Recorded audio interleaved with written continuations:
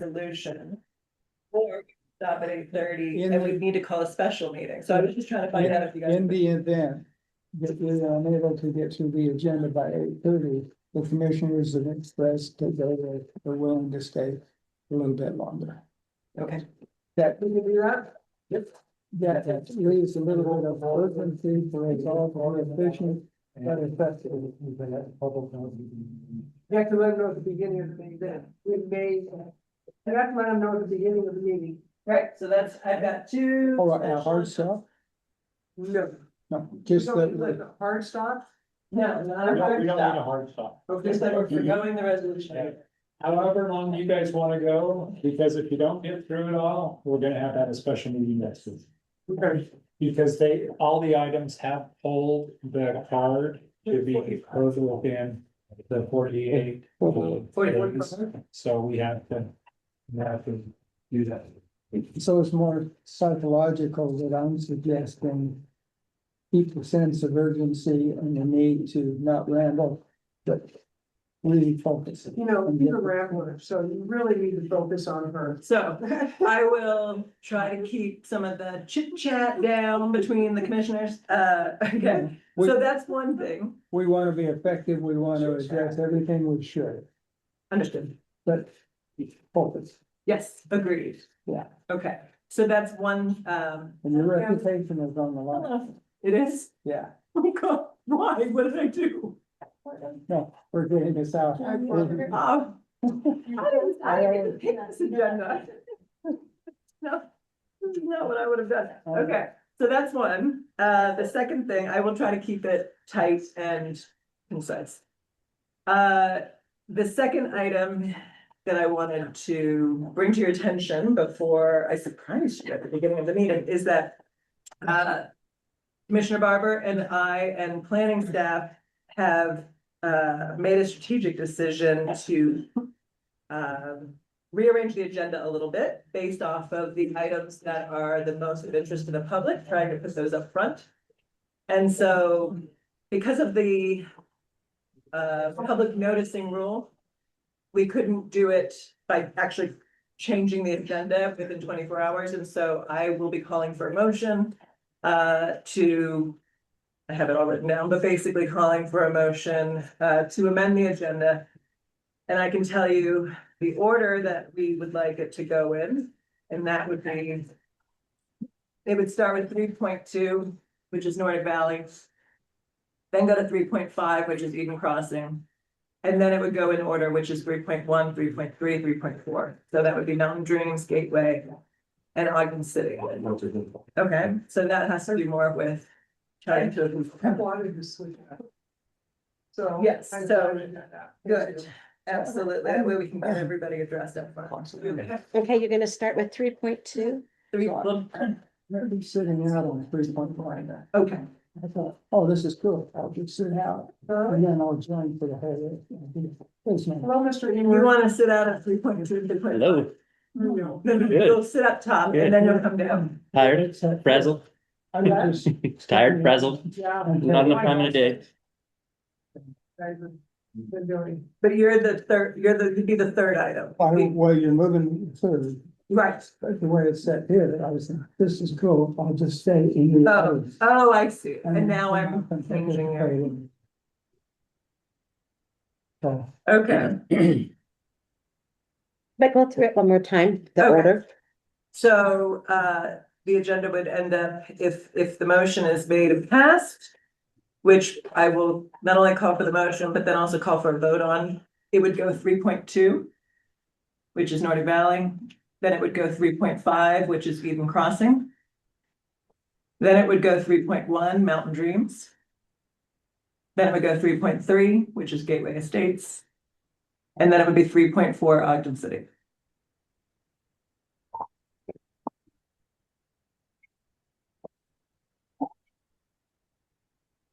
So, and again, that has to do with trying to make sure that we get through all the public comment and all the public hearing in a timely manner. And everybody gets to be voted. Okay. Hello, Stat, how are you? we're good. All right, well, It is. If I get my glasses. 4:36, so, we have quorum, we have the ability to have our pre-meeting. So. Questions for staff regarding. The CUPs or the legislative items? Would you like us to do the legislative items first and then come back to the CUPs if we have time? There's questions. I mean, did anyone have any questions on the CUPs? I thought they were pretty. I just had one question on the Osprey Ranch subdivision. I drove up there last night to take a look, so I can see where they want to build the building. And I understand that they'll be pumping the sewage up to that building. Where will it go from there? So from there, it will go, well, whose project is that, yours, Tammy? The Osprey Ranch is specific to this conditional use permit. It was the sewer lift.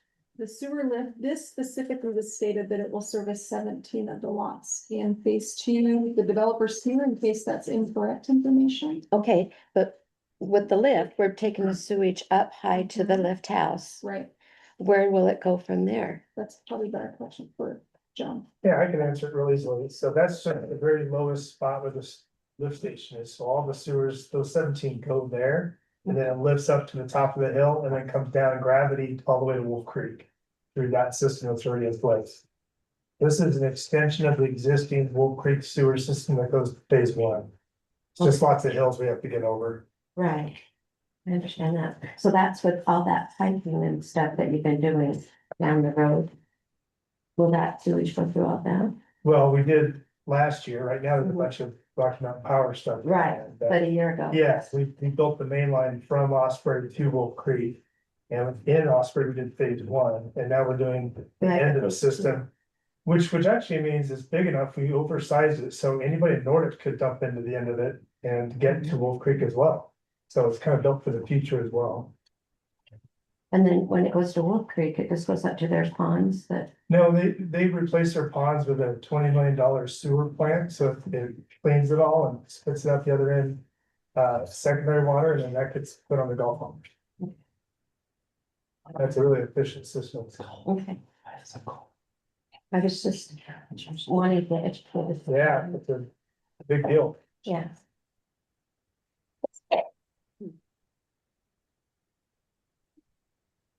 Any other questions about the CUPs?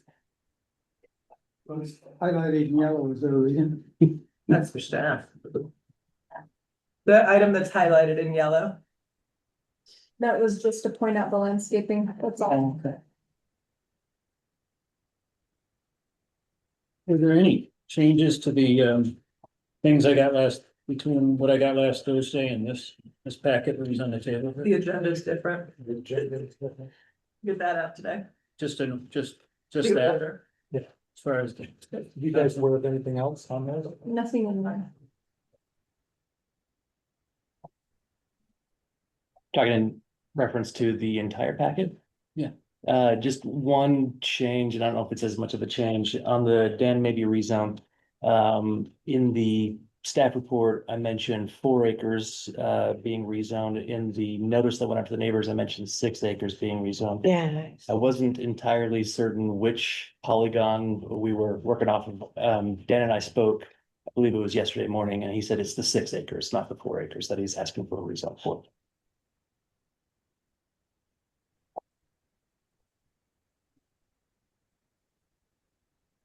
Okay, so that's 3.2, and it's 6 acres. And those 6 acres, are they gonna be down lower, below the resort? Yeah, kind of. So the 6 acres, the resort is here, well, on the mountain side is up in here.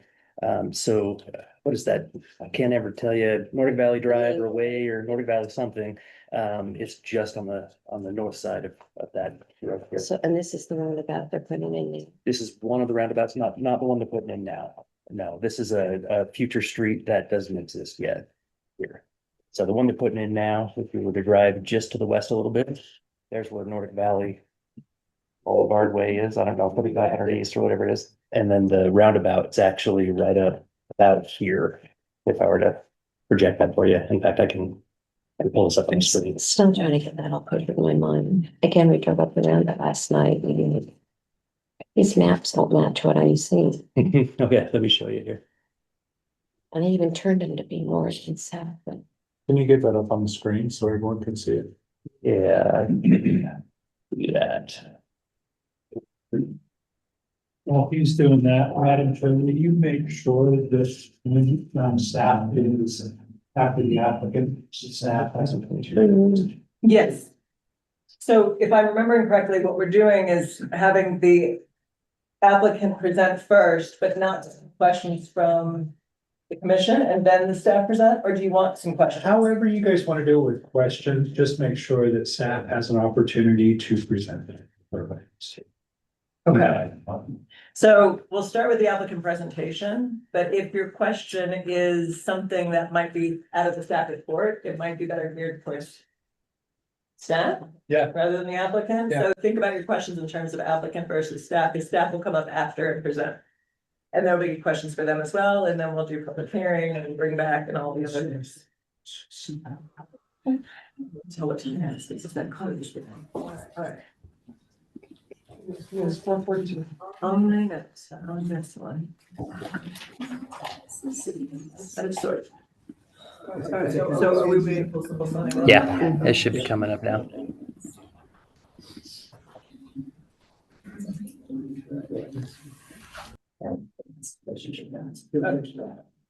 There we go. okay, so, So the property we're talking about is right here. okay, so what's this right here? Albion, I think. Okay. Let's get some labels on there. So here's where the red barn was. But I think it's a dog. I hope it's a The dog. golf course is right here. Golf course, yep, Okay, good. So if you were to drive down that we're road, down this road, then the property is There's- right in. these are the 1 acre lots that already exist. These are the property, this is the property here that they are looking to get. But they're working on this here now and this over here, right? Let me make sure, so right now. I the mean, work it's a that they're mess up doing- there. Yeah, how they're it is gonna a mess. street. The work they're doing is right up here on the hillside. Hmm? Yeah. That's the subdivision, and then the roundabout is right here. Okay, so the subdivision, the roundabout is down here. Right here. Okay, at the oddball corner, yeah, before, that makes more sense to me. Because everyone kept saying the roundabout was up here. There is another roundabout that will be going in right here. So, Okay, so they're gonna be putting in, they're building this roundabout right now. And then as part of their development, they'll be building a roundabout here. And a roundabout here, and that roundabout is the entry to this gentleman's property Okay. that wants the 6 acres. that wants a 6 acre rezone. Okay, then what is going on? So here's the barn.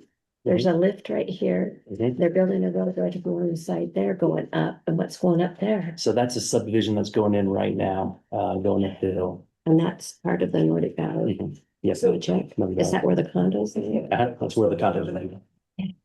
Yeah, you got it. Open discussion. Well, you know, I Okay. lived on that mountain. I had been over there for a day or two and when we walked over there, we went over last night. And I'm like, oh my Or we gosh, were discussing. there's no The parking Mabey for project skiing. that was happening. Yeah. Yeah, lots of changes. No, Yeah, so the Mabey project. And what's happening? I can't hear you from everything. So the question was, where exactly are we in the Nordic Valley area? Okay. And so I just kind of walked through on the map of what we were looking at here. This is the Mabey property here. If we're to zoom out a little bit, you've got the Nordic Valley resort, ski resort, which is here, the golf course, which will have that development is there. With a handful of roundabouts, one roundabout here, one roundabout there. The one that's being installed right now is there. And then we have another one right there. Does at that. Nordic Valley- Section. At that. Nordic Valley on this land here? Not yet, no. None of this. Mm-mm. I shouldn't say yet. I'm not aware of them trying to purchase it or anything. So. Any other questions on any of that? Or anything else? When we discussed it in the workshop, it was 10 homes, right? The drawing I think that would be what I'm looking to clarify. Yeah, so Yeah. when we discussed it, our discussion was that they could fit as small as 3,000 square foot lots with as many as four plexes, as many as 4 dwelling units on each one of those lots. So I didn't pull analysis on exactly how many units they could fit in there. I think we're looking in the higher 20s if we're looking at the linear street length that they have in there. When did that happen? I mean, I remember, and it's got, right next to the one with all the 20 and. Yeah, I think what we talked about in the workshop, which I thought was 10 single family homes. so that's one of the proposals that he has, is the possibility of doing 10 single family homes. Right. But if it's rezoned to the form-based zone, that area is the small lot residential. On the street regulating plan that's been adopted. Right. And that small lot residential would potentially allow 3,000 square foot lots with as many as 4 homes on there. Throw that one Right. back over here. So. I understand that it's capable. What's he asking for? Just the form-based zone. Not committing to whether it's 10 homes or. Yeah, he's given 3 options, like 3 possibilities, but he's not asking for any conditions or stipulations. He's not asking for a development agreement. It's just saying, I just want the zone and want to be able to develop under the zone. Yeah.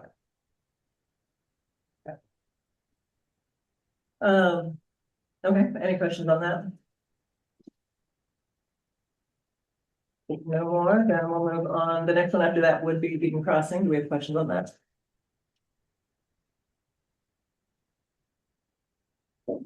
Next one after that would be Mountain Dreams.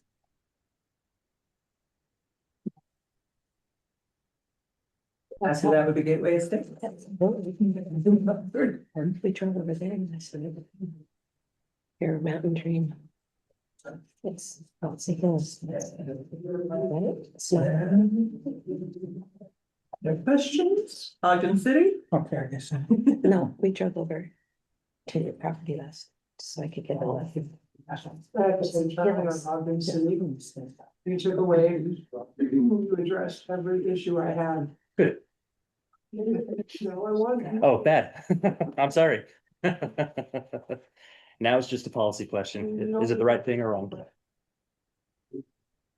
They wanted to enter your agreement.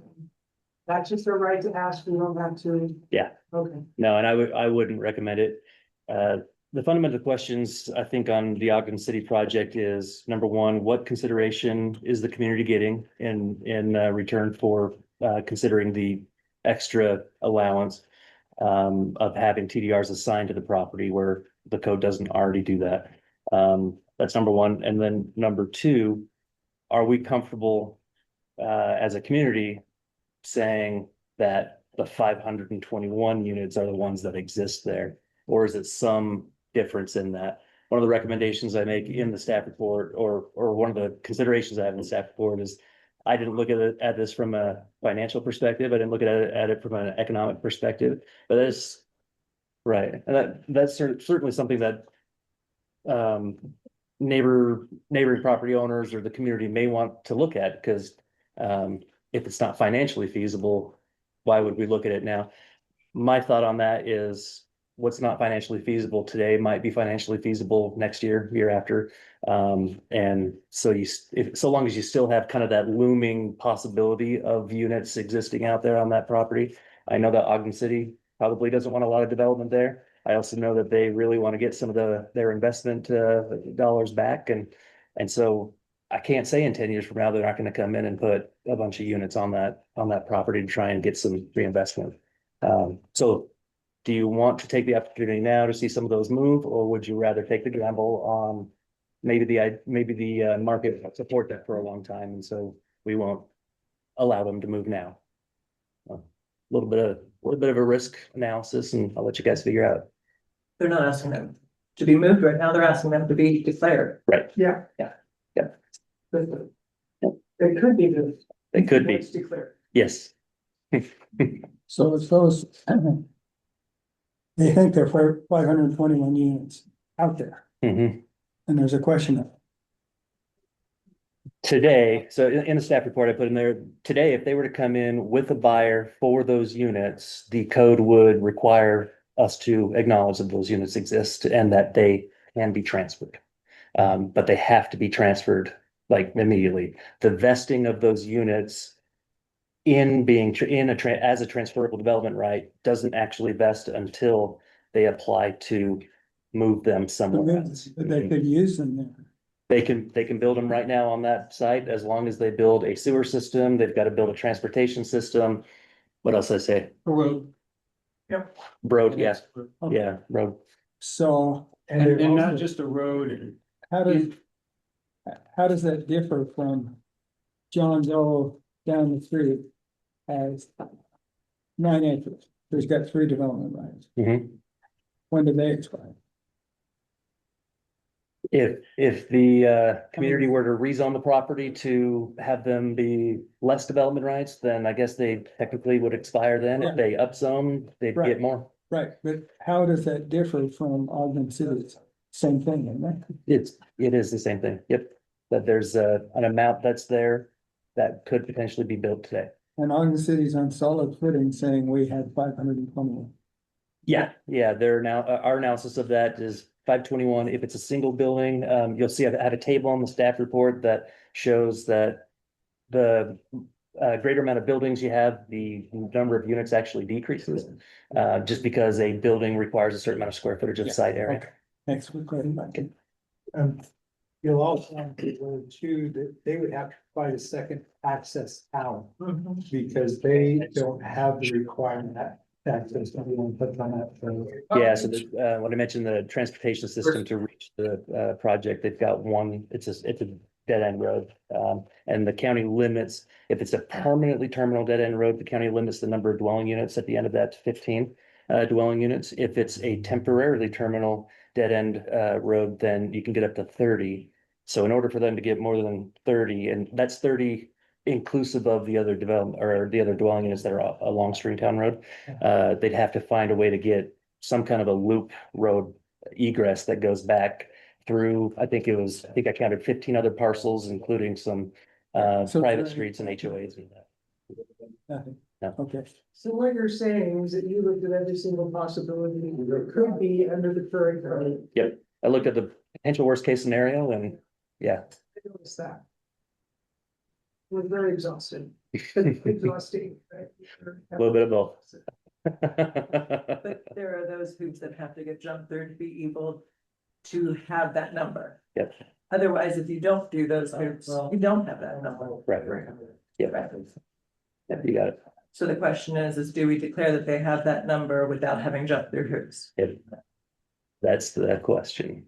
That's how I see it. And the bigger question is, do you declare that now, even though the code doesn't contemplate people or landowners declaring in advance of an actual transaction? Both the code and the general plan talk about transactions at a point in time versus making declarations And well in saving it. advance based on hypotheticals. Yeah, and that's actually, Commissioner Barber and I were emailing back and forth early today. It's a good consideration. As we were looking at the form-based zone and the transferable development right program built into the form-based zone, we did address that specific question. Should we be allowing the banking of units on properties that are external in other places? And when we say banking, vesting those units in those properties so that the zoning could never be changed out from under them. And the idea that we landed on, or the final direction that we landed on with that was, no, let's not get involved in that side of things. What we're gonna do instead is make sure there's an opportunity for when they file to transfer, so they have a willing buyer and a willing seller. When they file to make that transfer, that's when that vesting is instead. You know, I understand that it's a little more complicated than first mistake. However, if I were to buy a piece of property and say, knew all those stipulations were in place, that I could get to that if I wanted to, but I didn't have a plan at that moment. I would probably buy it based on what I could do, not what I could, not all what I could do, not just what I could do at that moment, because my means change. Yep. And I think that would probably be true for anybody that looks at something as an investment. Yep, that's typically how an appraiser would look at it as well. Yeah. So I think we have to be really careful not to punish somebody because they can't do something. So is there, if you said, okay, we're gonna vest these 521 today. They still can't build it unless they have the second access and all that stuff, right? On that property, but On if you vest them today on that property and they choose to sell them to a location that has access, has sewer, has all that stuff, then all those units could be transferred. So the question is if they were to pay for sewer to go in, if they were to pay for that second access to go in, put all that money in to prove that those units could exist on that property, it's a question of return on investment. And that's why I didn't look at it from an economic perspective, because I don't know that we should be in the business of You never put. looking at returns. You're just never gonna build one. If you get, So is this an unintended consequence of the general plan? Transfer development? No, I think it's a very specific intended consequence to not allow things like this to happen. Because the transfer of development rights is in the general plan for very specific purposes, not to Sure. maximize building out the valley to the last possible unit. That's not why that's in there. Yeah. It's in there for giving some opportunity to maneuver in a very tight set of circumstances. And I think we have to remain very aware of that. Yep. Madam Chair, we may want to get Yes. going so we can start on time.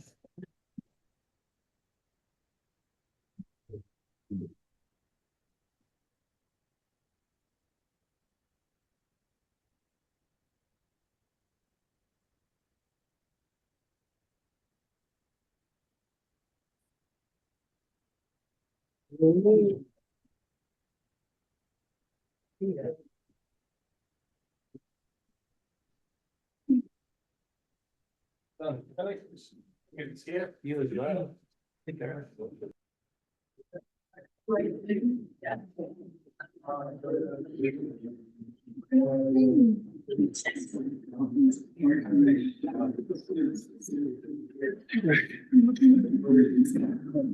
Presentation.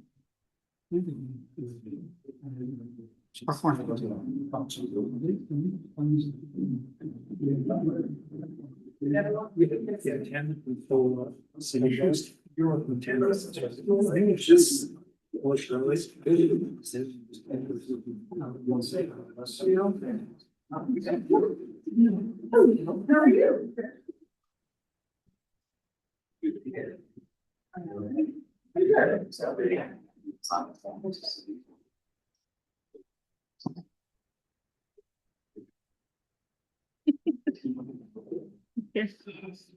Where he's involved with it.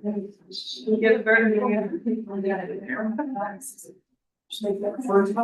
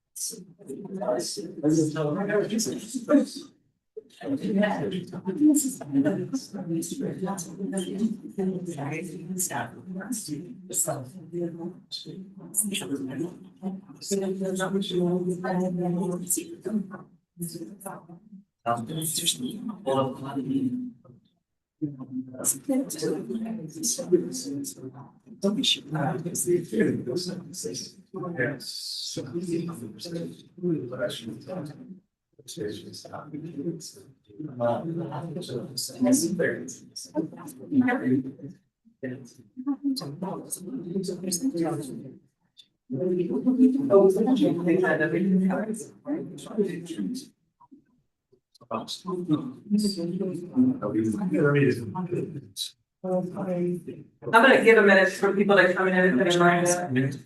You're not doing it right now.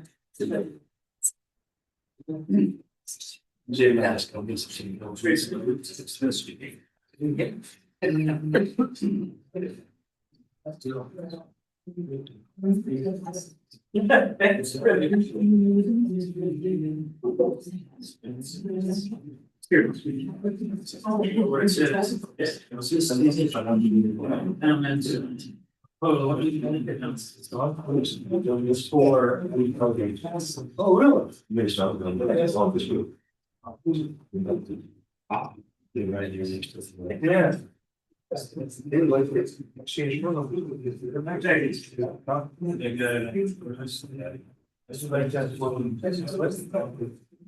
really?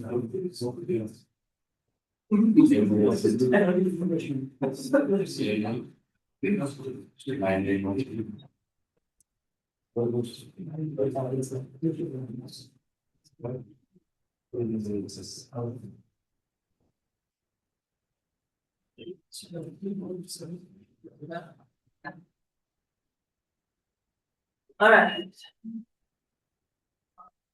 All right, we're gonna go ahead and welcome everybody for the September 23rd, 2025 Ogden Valley Planning Commission. We're gonna start with the Pledge of Allegiance.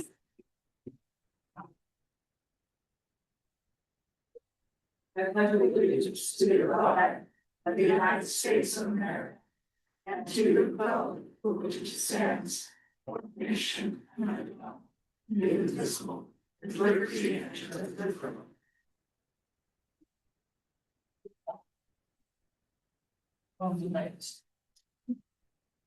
All right, so with the roll call for attendance, we have everyone in attendance this evening. So we have Commissioner Frower, Commissioner Warbert, we have Commissioner Wambler, Commissioner Gross, Commissioner Morgan, Commissioner Barber, and Commissioner Burton. Does anyone have any conflicts of interest or ex parte communication to announce before tonight's agenda? On item 3.1, I will recuse myself. Thank you. The Commissioner Burton will recuse from 3.4. All right, two announcements this evening, or one announcement actually, is that we have quite a few items under the public meeting and public hearing, and so the planning commission has gone ahead and decided that we'd like to suspend the 8:30 rule of order to make sure that we can get to everybody. Both to respect the fact that we have members of the audience that will wish to speak, respect the applicant so that we can thoroughly deliberate and fully understand the questions that are required to make a judicious motion and vote.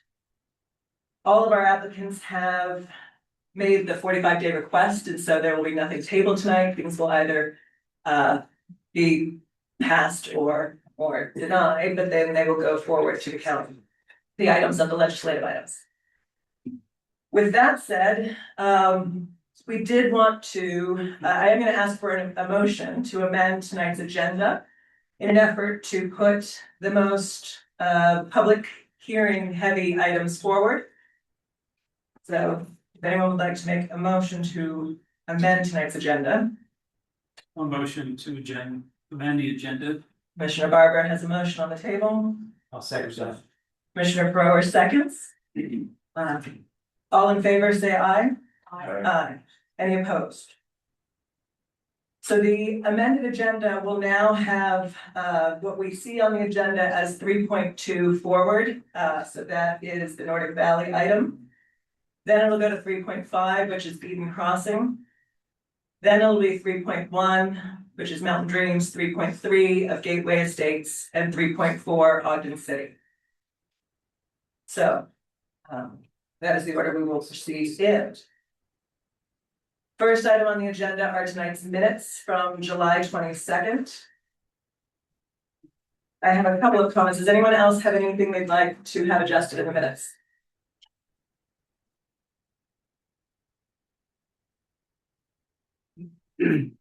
Just for the sake of cleaning things up on page 4, and Marta, I'll give you a hard copy of all of these. But on page 4, changing Tad to Chad. At the bottom of the page. The second to final paragraph would be Gary Fulmer.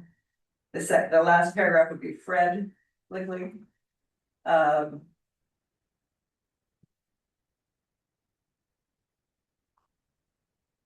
Those are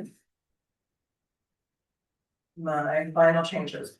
So I'll have those over to Marta. All right, so if there are no other changes being made, then we will go ahead and approve the minutes for July 22nd. Next up on the agenda are consent items 2.1 CUP 2025-11. A request for approval of a conditional use permit for a sewer lift station. A public utility substation to service 17 lots in Osprey Ranch Subdivision Phase 2, located at approximately 1940 North Shamy Way, Eden, Utah, 84310. If there is no discussion to be had, we will go ahead and call for a motion. Motion to approve. I'm wishing that we. All right, so Commissioner Gross, motions for approval. Second. Commissioner Barber seconds. All in favor, say aye. Aye. Any opposed? CUP 2025-11 is forwarded with approval. Next item is 2.2 CUP 2025-12, a request for approval of a well pump house to serve the Cobabe Ranch and Eden Crossing developments through the Ogden Valley Mutual Water Company. If there is no discussion to be had on this matter, I will go ahead and call for a motion to approve. Motion to approve. Commissioner Barber has a motion on the table. Sorry. Second from Commissioner Morgan. All in favor, say aye. Aye. Any opposed? CUP 2025-12 moves forward with approval. All right. The main event. So now we have our legislative items on our agenda. Director Gerber, would you like to inform everybody how legislative items are conducted? Thank you, Madam Chair. On this item, you will be making a recommendation to the county commission. That's all you will be doing is making recommendations. One thing that's very important, public hearing with a motion, and you close the public hearing with a motion. It's important to make sure that you get the public comments on legislative items.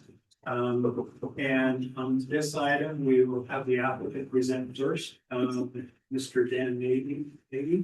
And then after that, I'd like you to get comments from staff on the staff report, how it is complying and not complying with the general plan. And we'll proceed with that.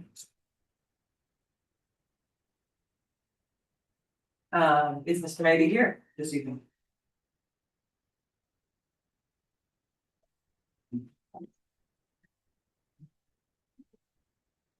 Yes, Did you call the name? yeah, Mr. Dan Mabey, Yeah, I was talking to my neighbors who came to oppose me. why don't you come on down and tell us all about your project? So they said it's gonna be a peaceful operation. It's really very good. Sorry about that. My name is Dan Mabey, and first of all, I'd like to voice my appreciation for the task you all have. Excuse me. In front of you. Can you hear me better that way? Yes, thank you. These are always situations where you're darned if you do and darned if you don't. I've sat on your side of the desk, so I appreciate and understand the challenges that you face.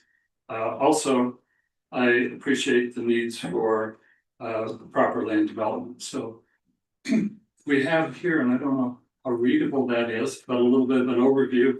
I typically don't go from notes, but I'll try to follow along that a little bit.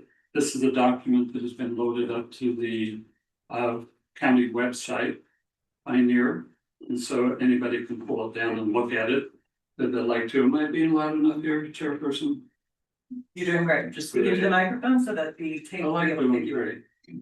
So basically, I'm requesting a zoning map amendment for two parcels that I have. Parcel number 5 and number 6. In which are currently in a FV3. to a form-based FB status. The properties are an existing subdivision, Asgard Heights subdivision, which you can see on, well, not on this, but the documents that I believe the county has that shows where these are related to the subdivision. This was a subdivision that was completed a couple of years ago.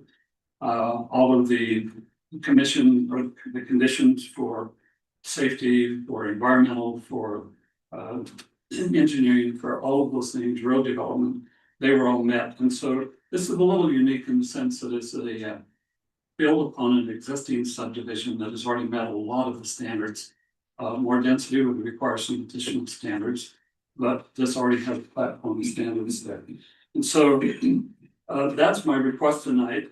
It's based on a number of things. It's consistent with the general plan. Utah Code 17-27A requires rezoning to align with the adopted general plans, which Ogden Valley has. The Ogden Valley General Plan 2016 was adopted.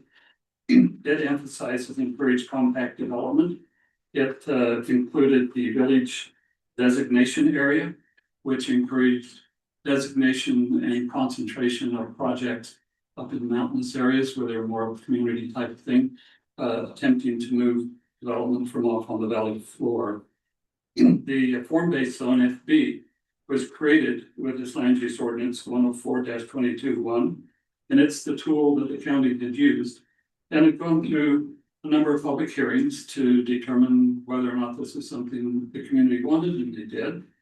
It's also in consistence with the Nordic Valley Street Regulation Plan, which have been approved, and it prescribes some of the densities that are associated with the roadmap in the future. And as the county attempted to design how they wanted this valley to be developed.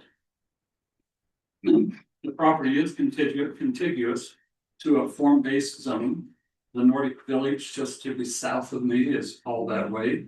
So it's not a checkerboard proposition, not asking for anything separate from that. It's not spot zoning. It's just a continuation of what that form-based zone and the plan initially anticipated as it encouraged developers to expand into those areas and bring higher concentration. I do have the TDRs, the water shares, or the gas, the fiber are all available to this project. Much of that is already on site. It's a transition in lot sizes. I probably should be telling you next slide, but you're doing a great job up there. It's a transition. We have much higher densities to the south. We have higher density still than currently is allowed to the east. And we have a lesser density to the north. So this does do some transition there. It's in compliance, as I mentioned, with the planning road network. It aligns with the future circulation plans for the Ogden Valley. It ties into that planned road system. Not everybody's happy about that. Nobody wants another road going past their home or into their neighborhood. And most folks really don't want to have any more properties developed in the area. The infrastructure and subdivision standards already are in place on existing subdivisions. So as mentioned, this may require some additional requirements, but all the base functions are there. It would be in compliance with the night sky ordinances and the other ordinances like that necessary to keep the character we want in the valley. The other thing this does, and this is where I switch from your side of the table to my side of the table, is we have an acute shortage in housing in Utah. The governor has talked about that a lot. The legislature has talked about that. They've expedited the development process. We have a substantial shortfall in housing for our kids, our family members, and people from outside of the state who want to move in. We're a very attractive place. And so there is an obligation for people who are doing development to try to provide lots that are affordable, that can fit in the community. So I think this advances the public interest. It supports a compact development pattern. It preserves more open space in the valley wide. It reduces sprawl where infrastructure and subdivisions approval already exists. And why this is a proper fit, I think, is it goes to the master plan that says we want to have concentration not on the Valley Forest, but up into these villages. And not only do we want it, we want to encourage that to happen. And so in closing, and I can talk in more detail and answer any questions, I'd be glad to. It's consistent with the general plan, Utah Code 1727. It's compatible with the surrounding neighborhoods, LUC 102-5-5B. It's supported by existing infrastructure and services, LUC 102-5. It protects the environmental resources, once again, Land Use Code 102. And it's aligned with the purpose of the form-based zone, the reason why that was created. And so I'm not asking for anything new. I'm not asking for any special consideration. I'm just complying with the master plan that the county had envisioned and encouraged folks like myself to follow. So based on that, I would appreciate your positive consideration and approval of my request, which then would go to the county commissioners. And they would get to decide. I have worked closely with the planning and zoning staff. I think they've got a very comprehensive review of this. So Charlie probably can add a number of details to this as well in the process. But thank you again. Your job is not easy. Mine's not a really easy either. But it's a great valley. We enjoy it, appreciate it. This will be the scene for, hopefully we'll see some activity from the Olympics here and showcase this valley. Maybe not everybody wants to see that happen, but I was actively engaged in recruiting the Olympics for 2002 in Salt Lake City. I helped with the Sydney Olympics and Lugano Olympics, and I was with Frank when we did the bid in Budapest to get the Olympics here. Done right, it can be a great opportunity for Utah. So thank you. I'll be glad to answer any questions now or at a later point. I'm sure I've got a lot of neighbors here that are not excited about this, but I have some who are excited about this. So there are some letters, and I guess there are and is opposition in all things, but I have had a chance to talk with a number of the neighbors and certainly willing to listen to their concerns and interests. Chairperson, anything further I can provide for you? If you'll stay for just 1 second, does anyone have any specific questions for the applicant? We will have staff come up and present as well, but anything specific for Mr. Mabey to respond to?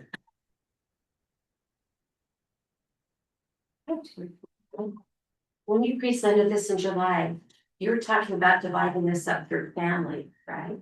Yes, ma'am. So now it's changed to become more of a subdivision community type of thing, not just for family. Well, that is for family. Yeah, would have to divide the lots, not move it before then. So we would have to go through a subdivision process, if I'm understanding your question. Well, so I'm curious as well, and maybe this will help with Commissioner Gross's question. In the times that we've discussed this in the past, it seemed relatively straightforward. On 6 acres, you were looking to rezone to form-based and you wanted to put 10 lots. 10, what I believed at the time was single-family homes. And it was presented as for your family. Whoever the audience is somewhat irrelevant, but 10 single-family homes on 6 acres. Within this packet, I'm seeing things that are entirely new that I've never heard before, and so I was wondering if you could help explain that to me. Yeah, if you're looking at the pictures, that's flip art. And so there may be a high rise or so in there, but actually what you had understood, what we talked about is still the same. Would be a 10 lot subdivision, if that, and it would be single family homes. Well, I don't know whether I would think it's the same. For 10 single family homes, one of these has, I mean, we're looking at 20. What is it? I counted 22 units? doors, 22 units on one of this drawing right here. Yeah, So so I was wondering if you could help us understand. they asked me to present several different options. What is your intention? My intention is the 10 lot subdivision. Yeah. So who asked you to do that? Just when we submitted, planning commission said, hey, give us some different options. So we're the planning commission, so you mean the planning staff? Yeah, and also the neighbors next door, the Nordic Valley development. Okay. We should, But yeah, I'm not interested in that approach. It's just one of the many that we submitted as possibilities. This whole process is a little interesting in the sense that it gets a bit of the cart before the horse. You're doing design work before you even know if you can do anything there. And so none of those are the way this would necessarily go. This would have to go back to a process where your input would be valuable. A number of lots, the size, configuration, planning staff will be valuable. The neighborhood will be valuable, all of that. So yeah, it's a little backwards in my opinion, but yeah. Commissioner, does that answer your question well? You're looking a little puzzled still. Yeah, no, so when I was looking through this and knowing what was said before, it was single family homes on each lot. Correct. But now we're looking at more of a doubled up, like a double homes or. That was one scenario, but not Or, what you what know. I'm interested in pursuing. And you're playing on the low cost housing, you know, understanding the low cost housing. I understand that for your family, which was nice to have. So I'm just trying to process it out. Throw the other one out if you would, okay? Because that's not the intention. That was just one of the design. But that all has to come back to the planning commission where that would be refined and that would be discussed. Sure, I just maybe have a little bit of an explanation that when something we're looking at form-based, he's saying all these things does not need to be done. Right. Not that they're going to be done. And so he's really kind of doing you a service to say, look, this is all different things I can do. But I have to come back and go through the process before I can do anything. I understand. So in the time I've sat on this commission, and that's the time that form-based has been around. I think it was adopted on my very first meeting. But what has happened in my experience is every time somebody's come in for form-based, they've presented their concept plan, what they're planning to do, and so we have a sense of what's happening. The form-based encompasses a large amount of options. All of that is true, but we still usually are presented with, here's what the plan is, here's the project. And I thought that in the previous meetings we've had with you, that has happened. And I had one idea of what we were doing, and then with this packet, I was very surprised, because it sounds like there are three options of things we might do. And I know once you're zoned to form-based, you could do all kinds of things, that's part of the zone. But I'm going off what you tell me your intent is, and until this packet, it was a different project, is the way I saw it. Yeah, my intent is the same as I communicated to you, and as Ms. Marborn indicated, you could go to a lot higher density allowed by that zone, but that's not the intent. So we have different looks and feels. The intent is that 10-acre single family home proposition. It could be much more, but that's not where I'm interested in going. And in any case, it has to come back to you folks for that review anyhow. So, and that's where the input is important to me. Okay. Does anyone have any more questions for the applicant? We can always call them back up, but we can have staff present as well. I have a question. Yes. The diagram on the screen right now, Yes, sir. is that the intent? Yes. Can I ask Director Grover a question? Will we limit? Hypothetically, if we approve this, can we say no more than 10 single family units on this property? You definitely can, and that's where the development agreement, you want to have those specificities identified in the development agreement, because once you approve the development agreement, they'll come back for subdivision, and if you haven't specified those things in the development agreement, then you're out. So this is the time you need to do that. Thank you. And I'm good with that. However, there may be a little different configuration of how those are, because I do have a stream that runs down through there. We're looking for open space on. And so we may want to address that differently. But yeah, that's where I'm at. Okay. Thank you. Thank you very much. If you'll, why don't you stay in the front row just in case? Front row. Just in case. All right, if we could have Mr. Ewert come up. Commissioners, Well, I've got a brief presentation and I brief this kind of unique brief. I think I got 5 slides for you.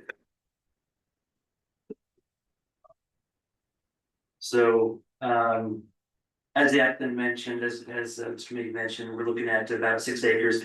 The notices, I just wanted to make a clarification, the notices that went out to the neighbors, that did mention the 6 acre rezone. The staff report mentions a 4 acre rezone. If the weird configuration of the subdivision that we just saw on the screen, that is about 4 acres, but the lots that are being affected they're about 6 acres. So there's where that discrepancy comes from. So this is the property up in the Nordic area. You're right here with frontage on Nordic Valley Road. The street regulating plan for the area shows a roundabout that Nordic Valley Ventures is required to install right here at this point. Whole purpose of that roundabout is to make sure that construction traffic and traffic coming to the resort had a really easy and efficient place to turn around so it doesn't enter into the neighboring neighborhood. They also have Nordic, the resort area does have a requirement in their development agreement of signage that directs people to use the roundabout to turn back around and head back out, so they're not going through. So the lines you see on the map, the dashed bright red line, that's the 6 acres. If you look at kind of the dull red line, that's the 4 acre piece. This is the Nordic Valley area street regulating plan that's been adopted and applied as rezones have come into the area. So far, we've only had 1 for the areas. This would make it 2. This project is directly contiguous with the other form-based rezone. Form-based, there are a variety of things that can happen. However, it's not infinite. There's a lot of misunderstanding of how the form-based zone works. The form-based zone is very much based on the street regulating plan. This is an excerpt of that street regulating plan right in front of you. And everything that Mr. Mabey owns is either on this bright yellow or this kind of darker yellowish orange line. The darker line is small lot residential and the brighter yellow line is medium lot residential. Small lot residential is as small as 3,000 square feet. Medium lot residential is as small as 8,000 square foot lots. And that's where the different scenarios come in that Mr. Mabey was talking about. We weren't asking him to propose more. We were asking him to show what the possibilities were actually if you didn't go with the development agreement. So just want to make sure we clarified that. You can still go with the development agreement. The applicant has not proposed one. But if you did want to make a recommendation, if you were inclined to recommend in favor, based on what we're looking at today, you could recommend that with the condition of the county commissioners enter into approval of this with the development agreement. And that development agreement can be as simple as, sure, we're good with this as long as it's no more than 10 single family lots or something. Can I pause you for a second? So what I'm hearing from you is that those 3 options, or however many options of the different configurations, was asked by you in the understanding that the applicant was not looking for a developer agreement, so you were looking for more clarity on potential projects? I just want to make sure you guys were shown what was possible under the zone, not shown something that was the pretty picture that doesn't happen in the end. Just want to make sure that there was some accuracy in the information. I guess my question is, the accuracy would be what the project is. So if the project, okay, I'm confused on why we would create a project that the applicant doesn't have any intention to build. When you rezone property to the zone, all the rights of that zone become available. Oh, I fully understand that, and it's one of the problems. But to have an applicant who apparently has a plan, I do understand. I think what I'm understanding now is that you wanted us to fully understand the depth of this decision because it could turn out to be something very different. I think that's. Well, let me rephrase a little bit. If you rezone property to the zone, you can't do conditional zoning unless you have a development. Right. And a development agreement has not been proposed by the applicant. So the applicant can propose a whole bunch of configurations. But what is allowed in the zone is allowed, and once the property is rezoned to the form-based zone, they have to come back with something completely different than what was approved, unless there's development agreement on it. So, in the absence of the development agreement, I want to make sure you saw all those different possibilities. Thank you. I appreciate that. Yeah. Question, these two drawings we have with what appear to be duplexes, is that consistent with the current street regulating plan? Yeah, small and residential, it does allow quite small lots and it allows up to 4 dwelling units on those lots. It is important to note that because if this form base does get approved, that kind of density has to come with transferable development, right? So when Mr. Mabey mentions that he's thinking there's possibility of keeping some of the open spaces more open and putting some of those units into these clustered areas, he would have to go out and negotiate the transfer of those development rights first before we could actually subdivide the property into that amount or even 10, whether it's 10 or 20 or whatever that may be. He has to get all of those units first. Does he have the development rights to do 10? No, not currently. 10 single family? Not currently. I think he's got development rights to do 2 if I did my math correctly. Really, just a question, just to clarify, form-based zoning is not referenced. Could you tell me what year form-based zoning, and I know now when it was approved, but when did it come into the active discussion and planning process? It actually came into the discussion at the time that we were working on the general plan. The word form-based doesn't show up right in the plan, but the concept of form-based. What about street regulating? That's not in there, right? No, the word street regulating plan is not in the I general know plan. clustering in villages that's discussed. Is that what you mean? Yeah, so not just clustering in villages, but it's actually the creation of these villages based on form and function. That's where you'll find the word form in there, but when you're looking at the form-based zone, it's just a tool. It's a hammer that builds a house, a tool in the toolbox, regardless of what we call it. We could call it the form and function zone if we wanted to. It's intended to. When did street regulating plans come to become an active dialogue? Street regulating plans, I don't think we started talking about those until we started talking in earnest about the form base. So we were looking at about I think when we started talking about form base in earnest, I think we started that in 2018, if I remember. 2018, 2019 timeframe, first adoption of form base area was in 2020, and then went on from there. Sure. When I speak to that just a little bit. Yes, we Well, like we to. definitely spoke about that. We actually took a trip up to Sun Valley. And looked at how they were organized, and it was definitely a form-based situation. And so we were talking about street regulations, but we talked about them as in complete streets. So the names have changed, like the concepts. Well, concepts. But the actual form-based code wasn't thought in until 2018. Yeah, we started talking about it about 2018. Yeah, it didn't get more refined and more honed in until about early. Other questions for Anna? If this was to stay as the Forest Valley zoning, can we still do those 10 homes, or the lots have to stay bigger? Lots have to stay bigger, 3 acres.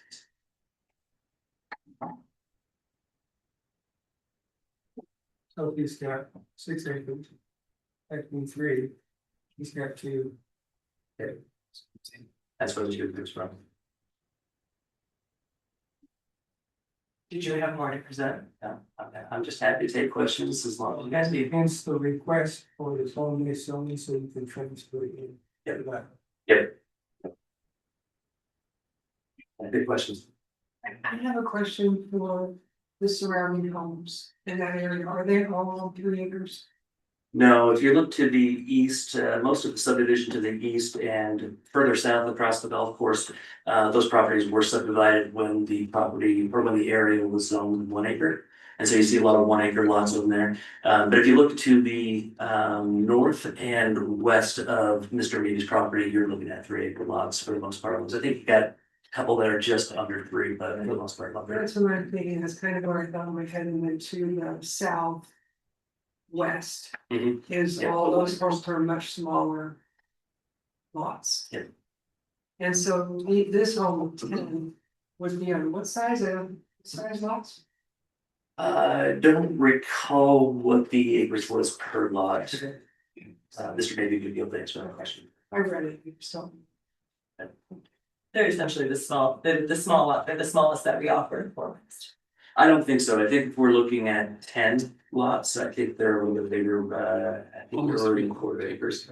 It's Almost 3/4. 3/4 of an acre, so it's almost right at 1 acre, very similar to what's in that neighborhood.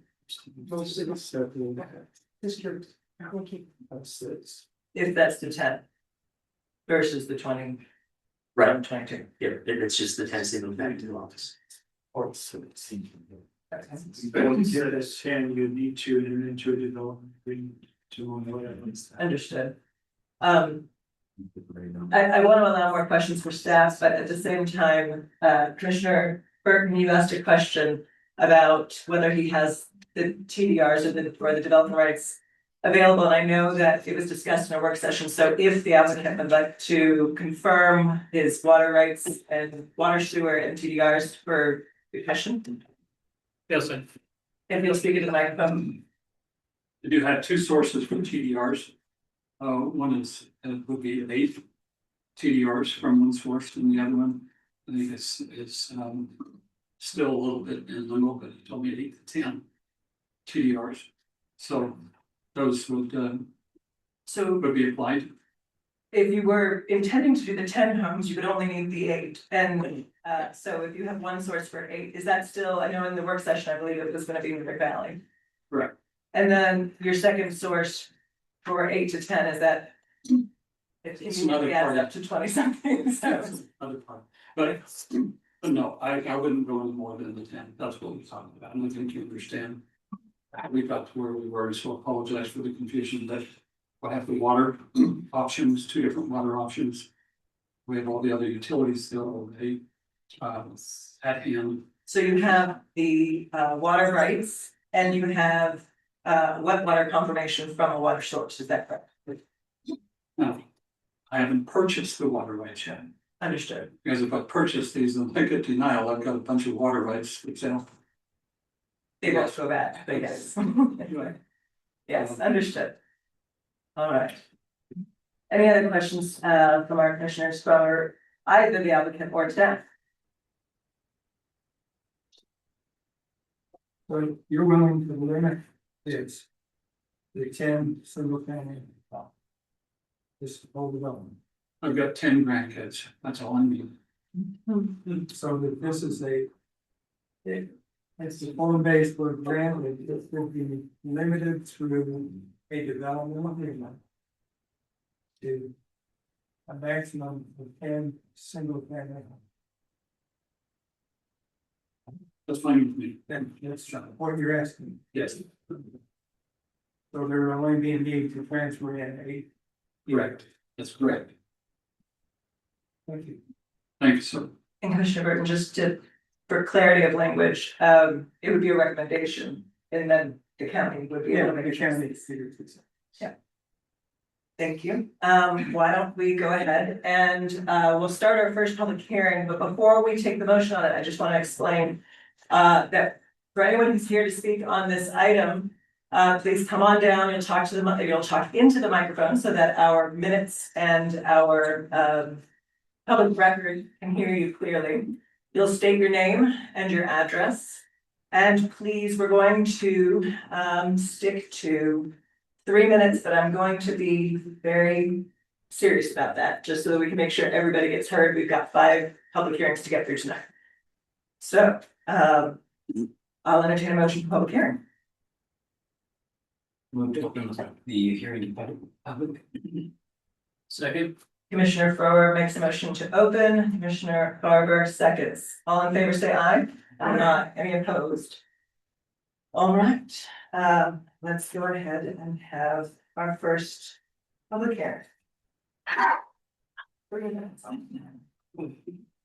Hello, my name is Sylvia Smith. My address is 2871 Abion.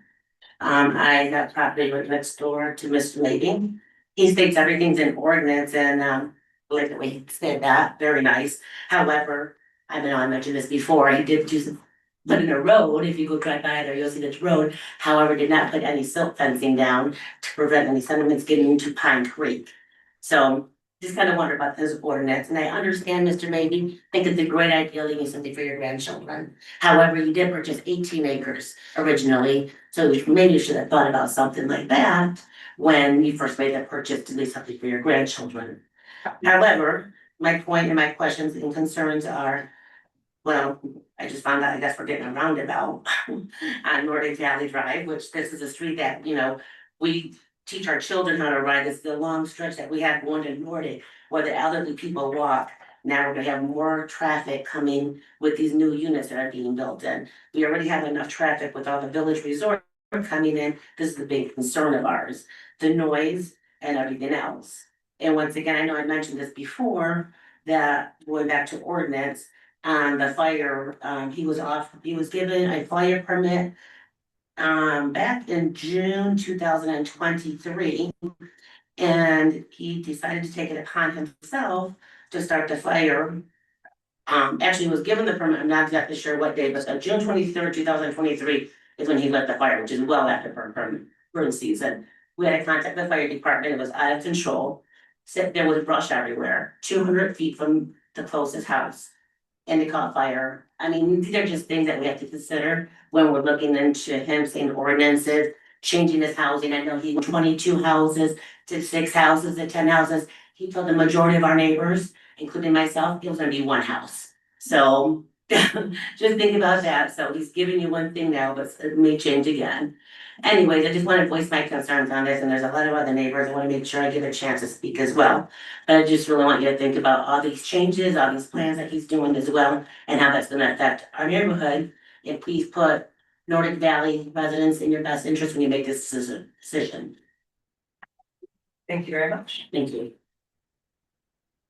And as we go forward, just a reminder, if somebody's already said something that you are planning to say, maybe use your time in a different way. Yes, Ms. Fulmer. And my name is Jan Fulmer, 3741 Red Hawk Circle in Eden. I'm sure that we all want to respect Mr. Mabey's property rights. However, I highly urge the commission not to approve the form-based zone. Mr. Mabey has said, yes, he does have TDRs. Yes, he does have a water commitment. I'm assuming he's got some sewer commitment also. However, if he wants to develop this property, scrap the form-based zone, because he may not proceed and someone else can come in and totally change it to whatever they want under the form-based zone.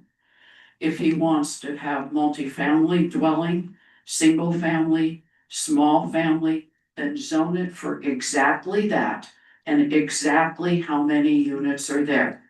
I also highly recommend that you get from Mr. Mabey written commitments for the water and sewage processing. When you look at the Nordic Valley area, you know, maybe Nordic Valley Water and Sewer is going to support him. Maybe it's the Nordic Valley Village, whatever it's called. But that area is extremely dense.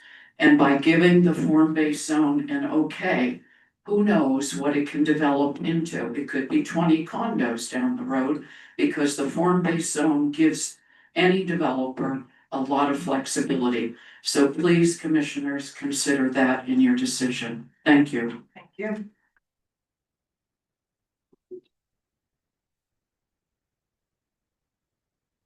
Good evening, commissioners. My name is Peggy Doolin Baker. I'm at 2619 North Nordic Valley Drive. I did submit my statement, but I would like to read through it and get it on the record. I'd like to begin by addressing the planner's narrative that this is in alignment with the general plan. The general plan states in multiple places that development should complement and not overwhelm or compete with the rural character of our valley. This request will overwhelm and compete with the character of our neighborhood, a neighborhood that's already under stress.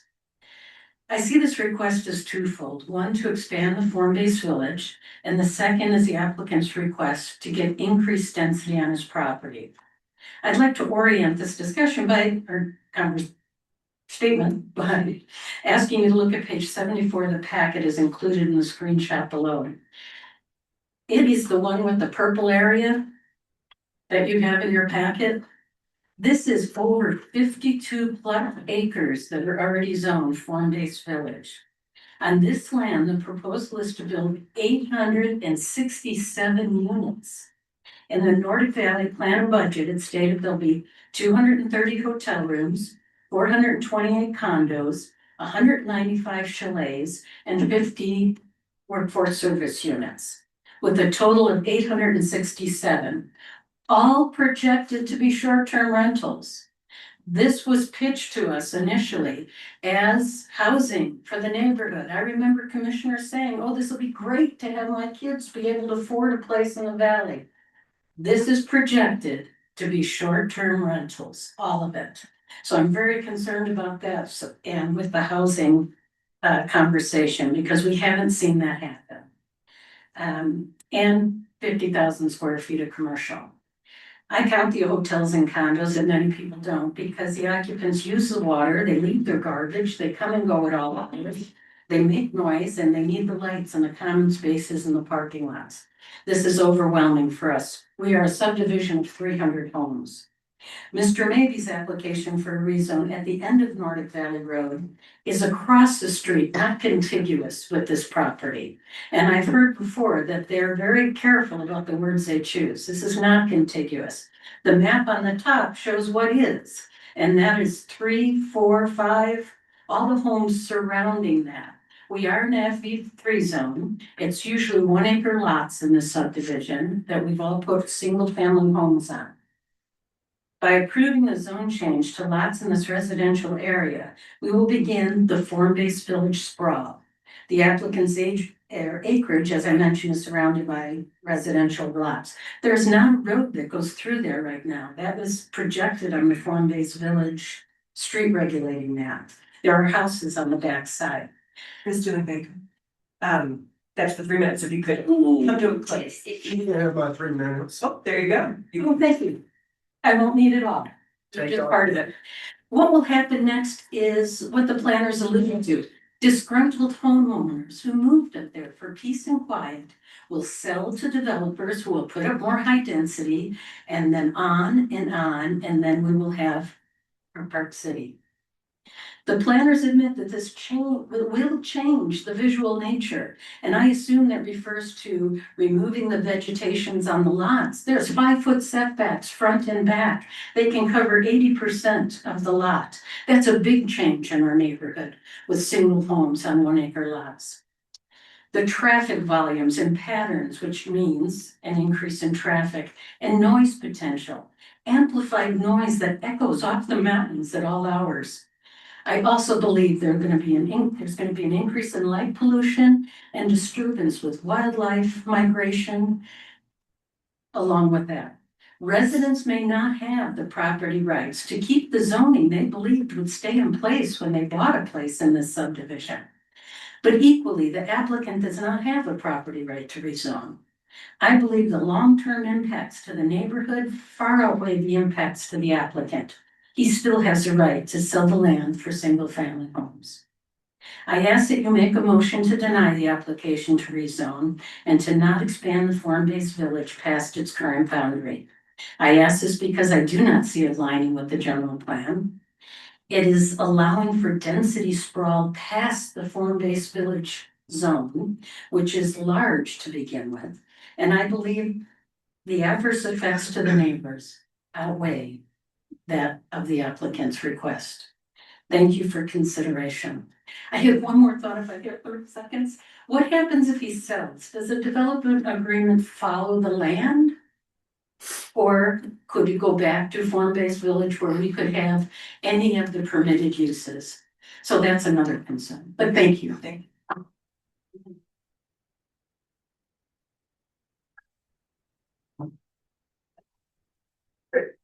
Hi, my name is Keith Smith with 2871 Avion. next to the property. I was not gonna speak today, but I'm here to dishonest.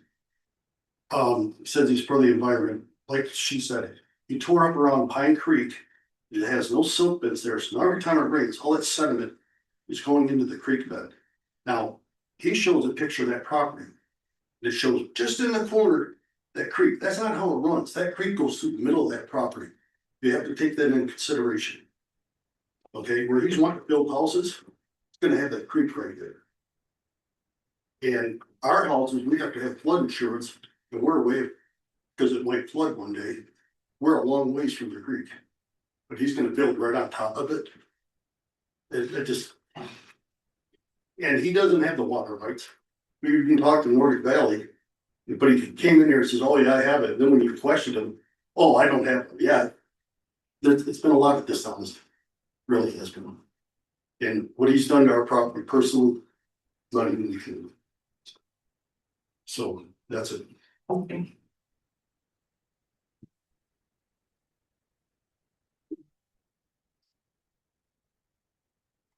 Good evening. My name is Marty Walker. I live at 3534 East Nordic Valley Road.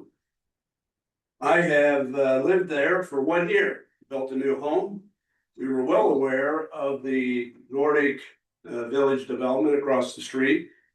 And I think it's quite unreasonable what they're building there, but it was already approved and they're moving forward. They're gonna have plenty of housing. I don't think we're gonna have a housing shortage. You need a home, buy one over there. I am on the north side of Nordic Valley Road.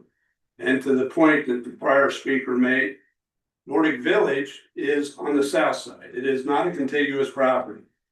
I'd ask the commission to think in terms of a bit of a line of demarcation, considered Nordic Valley Road, north and south.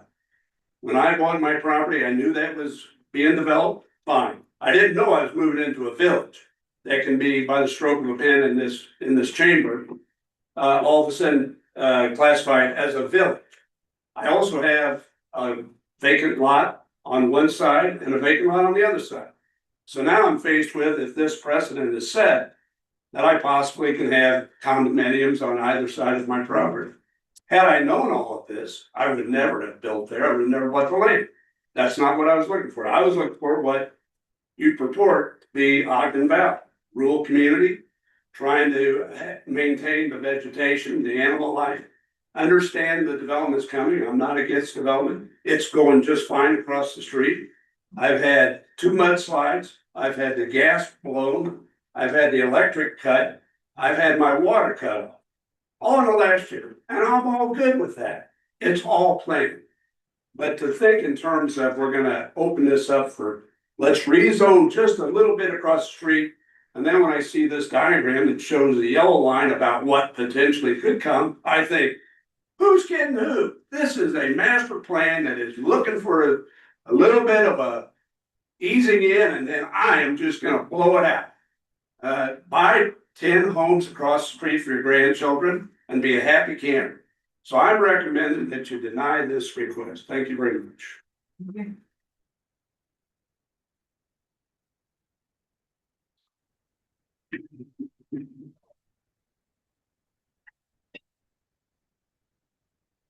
Well, I'm Tiffany Merrill. I'm at 3764 East Nordic Meadows Drive.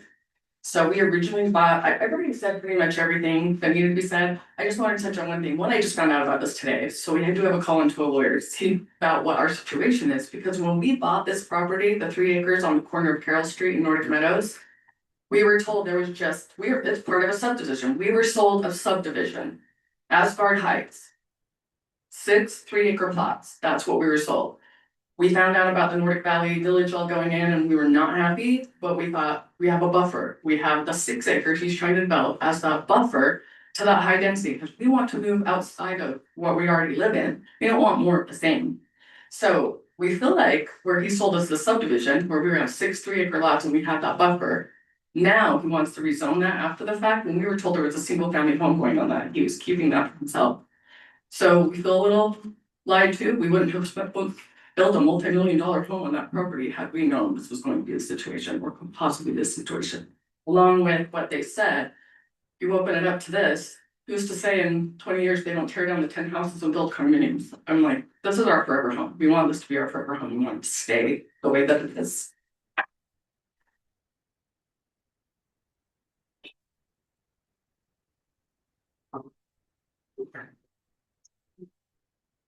Hi, my name is Jane Vosberg. I live at 2834 Nordic Valley Road. I have just, before I ask my question, just one point of clarification for this commission. They would check the minutes from the last meeting. I believe the suggested roundabout is indeed not being built by the Nordic Village Venture Association or team. From the last meeting, I could be wrong, but I would like to check that. It was suggested that that roundabout is in fact not going in. The one at Viking is by Viking, but not on halfway down Nordic Valley Road. That Mr. Mabey has suggested would be traffic easement for Asgard Heights. My question builds off a bit of from what Peggy Doolin Baker suggested around the form-based zoning being contiguous with the Nordic Valley form-based zoning. My question is really around the risk of more short-term rentals. I did do some investigation of this Weber County website today, and I see it's demarcated as red hashed lines for regions in the Nordic Valley area that are not allowed restricted to no short-term rentals, except in the Nordic Valley Ski Resort, which is purple coded. So I'm imagining this hasn't been updated yet to capture the Nordic Valley Village build out form-based zone, which will be, from my understanding, all short-term rentals, hotel rooms, etc. My question to this commission is, if in the future Mr. Mabey or any of his 10 grandchildren approach this commission or whoever's remit it is to request for approval of short-term rentals, will that be denied for Asgard Heights? Thank you.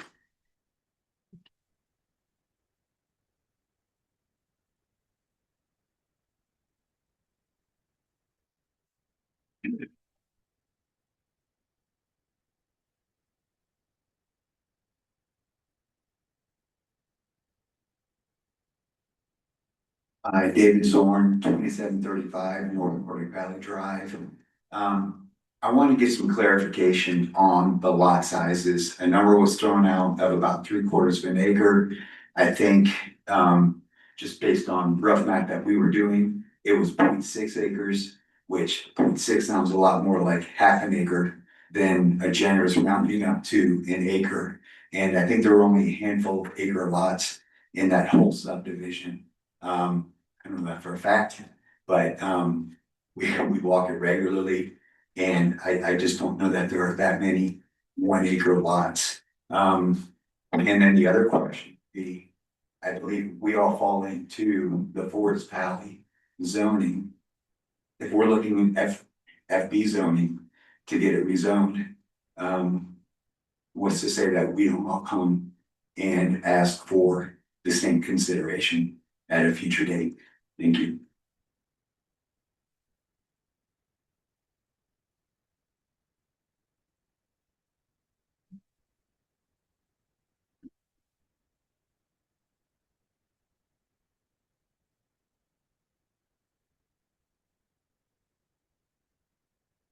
My name's David Merrill.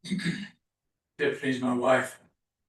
Our address is, again, I don't even know it because we're still building. But anyway. It is 30, sorry, I'm jumping around. 3764 East Nordic Middle Drive. We were sold on this property that the lots would stay either 3 or 6 acres. We'd have a choice to either buy 3 or 6. Never once did he say he wanted these 2 other lots for his family, but only 1 house per family. And we were adamant about it. And he never said, oh, this is gonna be a 10 or 20 or whatever. That you guys decide to go ahead and make this change to the code or to whatever. That's not how we were sold. Because if we would have known about that, we would have never bought this. We're pretty pissed off already about what's going on above us on Nordic, okay? But what's disturbing to me is what is up with all this high density housing, okay? That just brings problems. The valley that we have is very special, and it is because it is not crammed in there with a bunch of homes and condos or whatever. That's why we bought here. And then to have him come in, we found out about this today. Were you thinking about this when you sold these to us and you were keeping it to yourself? I think that's a flat out lie. And you allow this, whatever promises he makes, don't trust him. I'm not happy.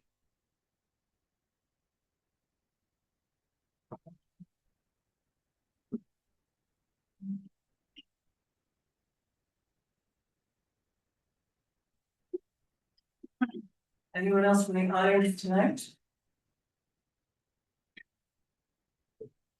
Hi, good afternoon. My name is Laura Zorn. I live at 2735 North Nordic Valley Drive. Some David spoke a few minutes ago.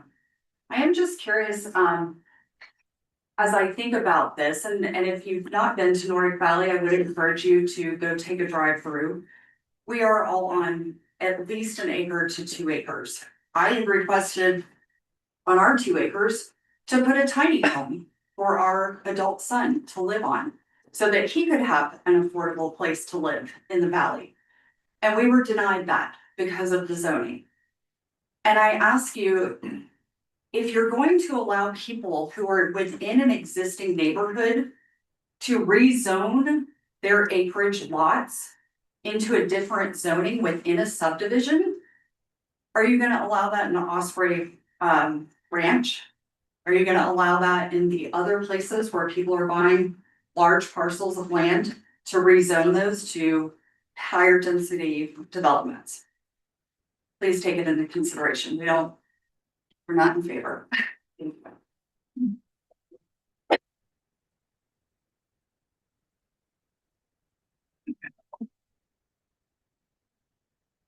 Anyone else in the audience?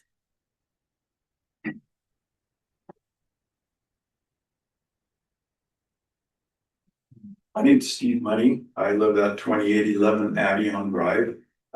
We purchased the 1 acre lot that we have that's FB3, only in the single acre.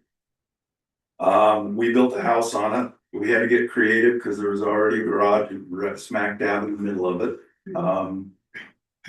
But I moved here from the Park City area and I've seen what's going on there. What blows my mind is that we approved up to 800 units a block away from me in a small, very quiet neighborhood. That's more than the canyons up in Park City. How is that even possible here? We don't even have a ski mountain, Nordic Valley, that will draw people in for that. I mean, it's beyond asinine. Now we're gonna allow somebody else to move right in the middle of us and split their 6 acres up to build 10 homes according to a current map. Already in the mornings, I have to sit in my hot tub so I can go work.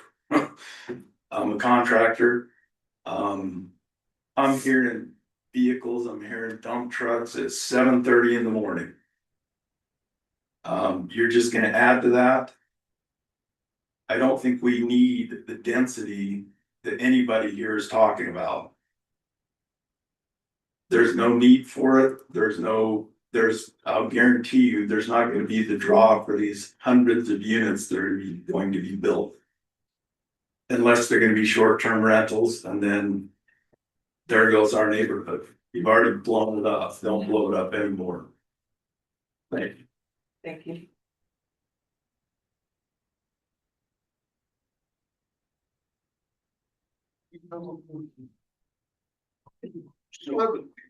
You still have a map of that 10 units he wants to put in with the cul-de-sac? We do, Where's the creek in there? we'll take a look. Okay, because it doesn't show it on there.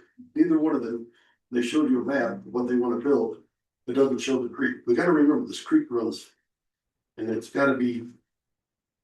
It's the dishonesty is ridiculous. Right? That's- Thank you.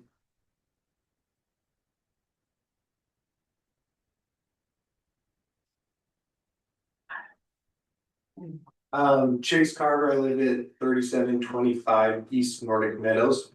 I just live directly north of this property, my backyard touches it, and I've talked with Dan, I do know him. A lot has already been said, my concern that I brought up to Dan was the water. Cause that whole area is really porous and springs pop up everywhere, especially on his property, which is directly behind my house. And I would just encourage you guys to think, if you put 10 homes on there, all covered with roofs and asphalt, where is all that water that's under the ground currently? And then that falls, where is it all gonna go? And I'm hoping not my backyard, in my house. Or is it going to go into the creek, and can it withstand the creek? I'm not an environmentalist, that's just something that I would want to make sure that is taken into consideration when this is being processed. Thank you.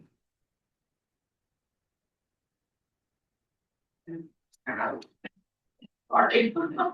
He just brought up a really good point, because we're building that house and we are at odds right now with the county about what to do with water. Because we're at the low level, it's all coming on our property, and we're responsible for making sure it doesn't go any farther.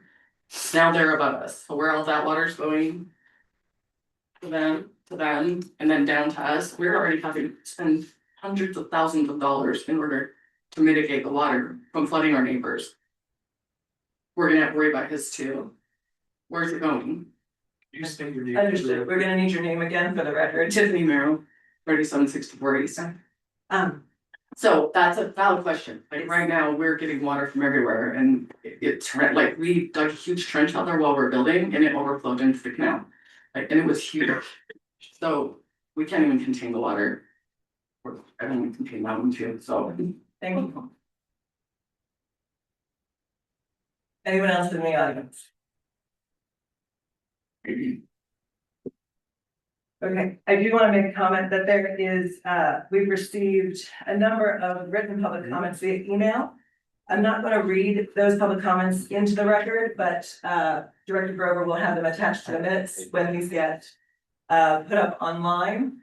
And I will just mention, however, that the comments were received by comments in the affirmative for the applicant were from Clyde Capital, who I believe is the owner of Nordic Valley.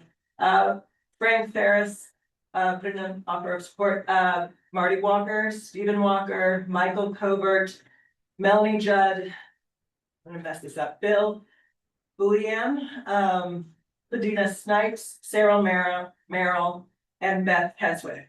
So we have those public comments that were sent via email to the planning office, and we'll get those attached to the minutes when they are uploaded. If there's no one else from the audience that would like to speak on this matter, I will hear a motion to close public comment. Motion to close public comment. Sorry. We have a motion from Commissioner Barber and a second from Commissioner Morgan. All in favor, say aye. Aye. All opposed. Motion passes. Alright, so discussion comes back to the commission. If there were two things brought up that I know I wanted to get clarification on from staff. Put Charlie on the spot here. Charlie, it was Mrs. Wolfsberg that mentioned about double checking on that roundabout. I do remember a work session where some discussion was about some changes to the road. Can you clarify? Yeah, I'm not aware of, I guess I'd have to pull up the minutes. I'm not aware of the conversation that this particular roundabout was not going in. We did have a conversation about how the roundabout that is being installed right now is not the particular roundabout that's outside this property. But the Nordic Valley venture folks, they have a requirement to put that roundabout in to mitigate traffic concerns going into the neighboring property. Can you pull up that street right map? Is that possible? Sure thing.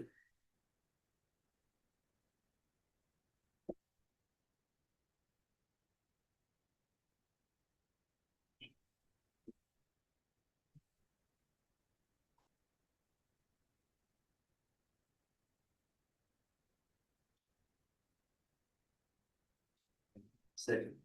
Put you on the spot.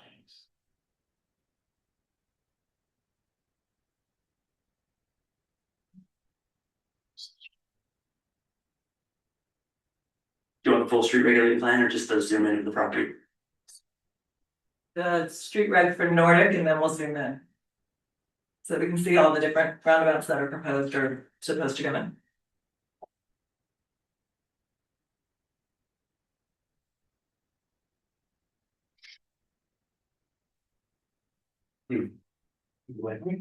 Try again.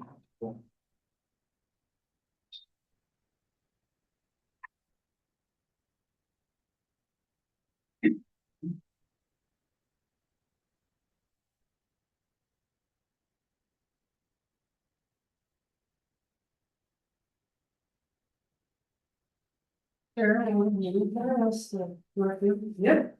Over. I cannot remember. But if we recommend to approve, and he is then approved by the county commission to have a zone base. Is a zone base run with the land or with the owner? I thought it was with the land. We're going with the land. It goes with the land, I said, okay, and then in that. When the plan is put forward after it's approved for zoning. Then it would be given a certain amount of time that it has to take place, correct? No, not necessarily, unless you had a development agreement, and typically development agreements have time limits. So if you're trying to lock it into the 10 units, then you'd want to have a development agreement, which would have a time limit associated with it. But if it's zoned a certain designation, that you implemented with no information specific. So it's really important in a motion, if it is recommended approval, that it has to be a development agreement. Request for development agreement and with only 10 houses. If you're wanting to limit it to the 10, you would need a DA for development. Okay, and we can request that. It would have to be fulfilled, but we can request that. You can, Okay. that's part of your motion, that's what you want. Charlie, assuming they're ready, because I have more questions. Feel free to keep going, trying to get back into the meeting. As difficult as it is to hear.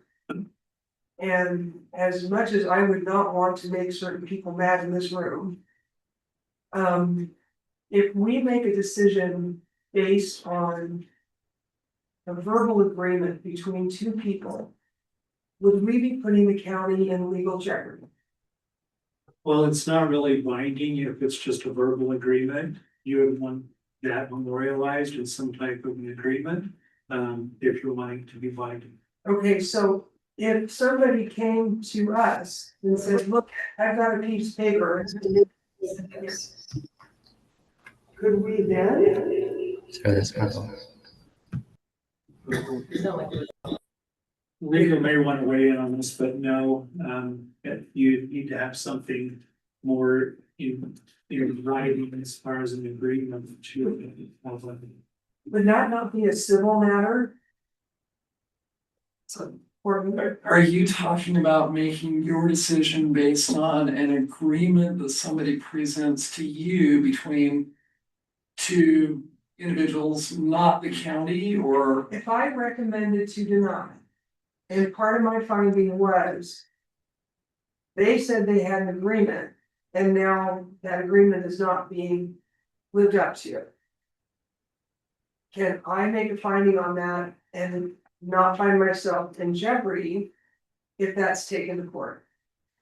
The question the court is going to look at is essentially, was there a reasonably debatable justification for making your decision in a case like this? And the courts do give a lot of deference to the decisions that the legislative body will ultimately make here, the county commission. If the findings that you make are not reasonably supported, then that could potentially lead to more likelihood of it being challenged successfully, but the general.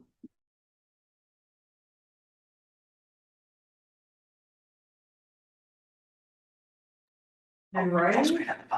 That's really a decision for you to make.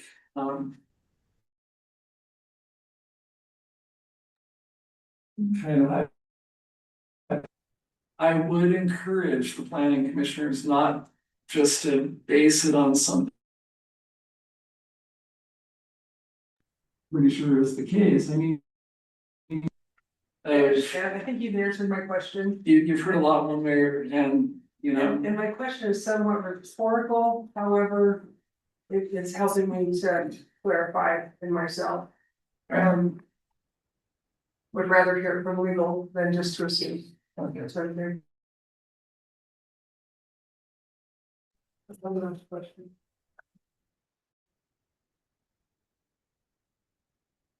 In this discussion, I am hearing a lot of blowback on the current situation, Nordic Valley. And how germane do we need to stay to the application that's in front of us? You would need to address this specific application. You're not addressing Nordic at this time. They're vested with what they were equipped under. Right, and I'm not hearing that people are asking us to change Nordic, obviously we can't do that. But look at, we've got this, why should we do this? And, you know, it's just too much. You could look at the compatibility of this in relationship to Nordic and base some of your decision against or for it, based upon that. There was nothing noticed for Nordic as part of this recommendation. So very similar to the Board of Adjustments, looking at saying, is this compatible with the neighborhood? Yeah, looking at the findings and that's been outlined in the staff report is what we'd want to base your decision on for or against it. Okay, and then one last thing. Water, sewer, fire, all of that.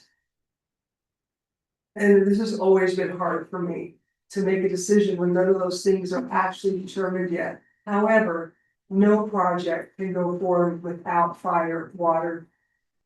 And so forth in place, and engineering in place, and looking at water and looking at these things. So even if we were to approve or recommend for approval, it's based on all those other departments doing their job correctly.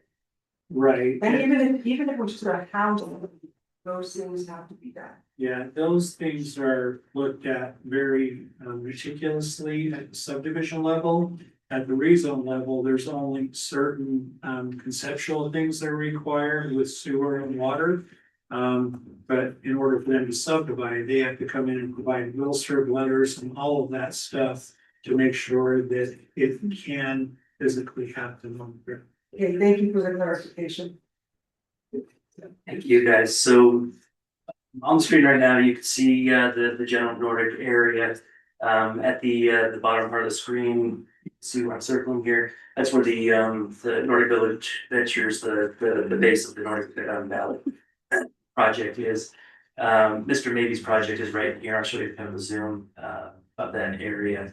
The roundabout that's being constructed now, or close to being in construction, I actually don't know if it started yet, is this one right here at this kind of funky intersection. There is another one that is proposed at Viking Drive. And then there is the one that's proposed right outside of Mr. Mabey's property here. And then there is a last one that's down on Highway 166 at that weird kind of Y in the road there, kind of a dangerous intersection. When you look at that kind of from a zoom in perspective on Mr. Mabey's property, still not as well zoomed in as I like it, but you see the intention was to have a roundabout there. Any questions about the roundabout? Okay. Harley, you have the map up there, so is that the stream cutting off the southeast corner? That is. Is that? That's where the stream is. Or does it come down in the middle of the property? Can't say this is survey level accurate, that's for sure, but Not accurate at all. it is, it's cut through a portion of the property. Any other questions about that? So you know, in the past, you've mentioned that these aren't fully survey accurate, that these are for your ease of They're drawings. mapping things out, right? So given that, and if we take our audience's comment that it's actually over, it might even go through the middle for all we know. How does that affect things with setback and all of that? So this particular stream, we've had some conversation with the Nordic Village folks about whether or not this stream is a year-round stream or an ephemeral stream. If it's a year-round stream, the setback from the center or the high water mark of the stream is 75 feet. If it's an ephemeral stream, then it's 50 feet. And so anything that Mr. Mabey builds will have to honor those setbacks, including if he plats the properties, he'll need to plat them in a way that he could fit buildings and still have those setbacks applicable.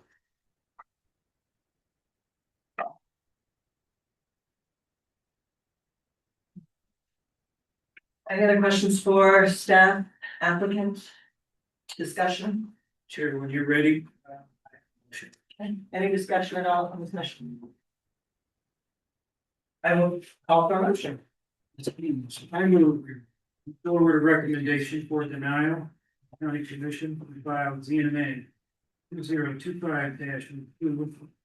An application for zoning map amendment to rezone approximately 6 acres in the Nordic Valley area from the Forest Valley at the 3 zone to the form-based zone. I do so with the following findings. Form-based zoning is not intended to wedge high-density development into existing single-family home subdivisions.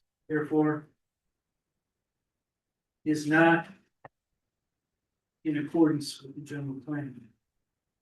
Additional finding is that this proposal is not supported by the general plan.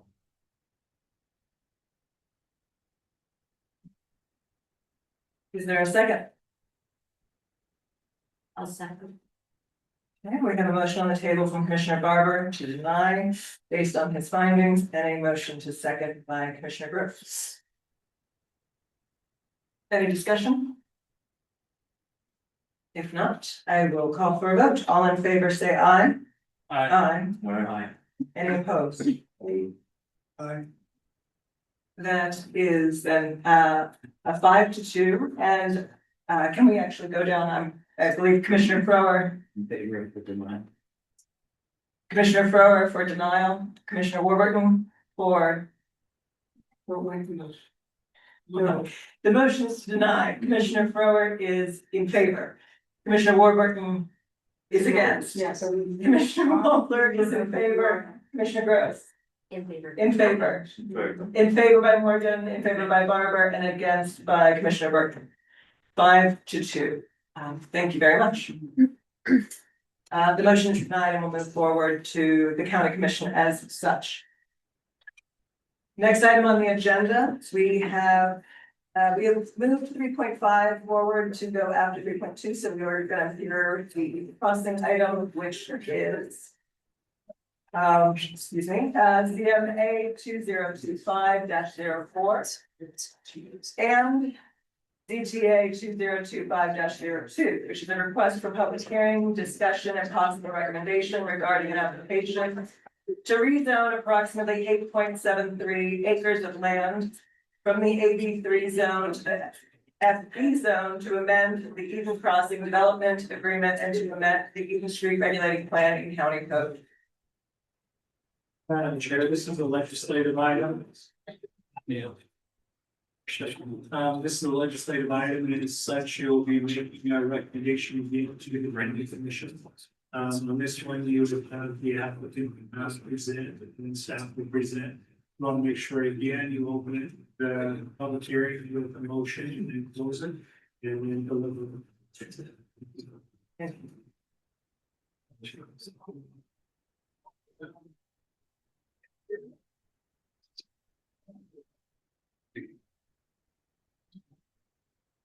Good evening, commissioners. I'm John Lewis, Huntsville, Utah. I had a couple, I think, helpful handouts for you guys.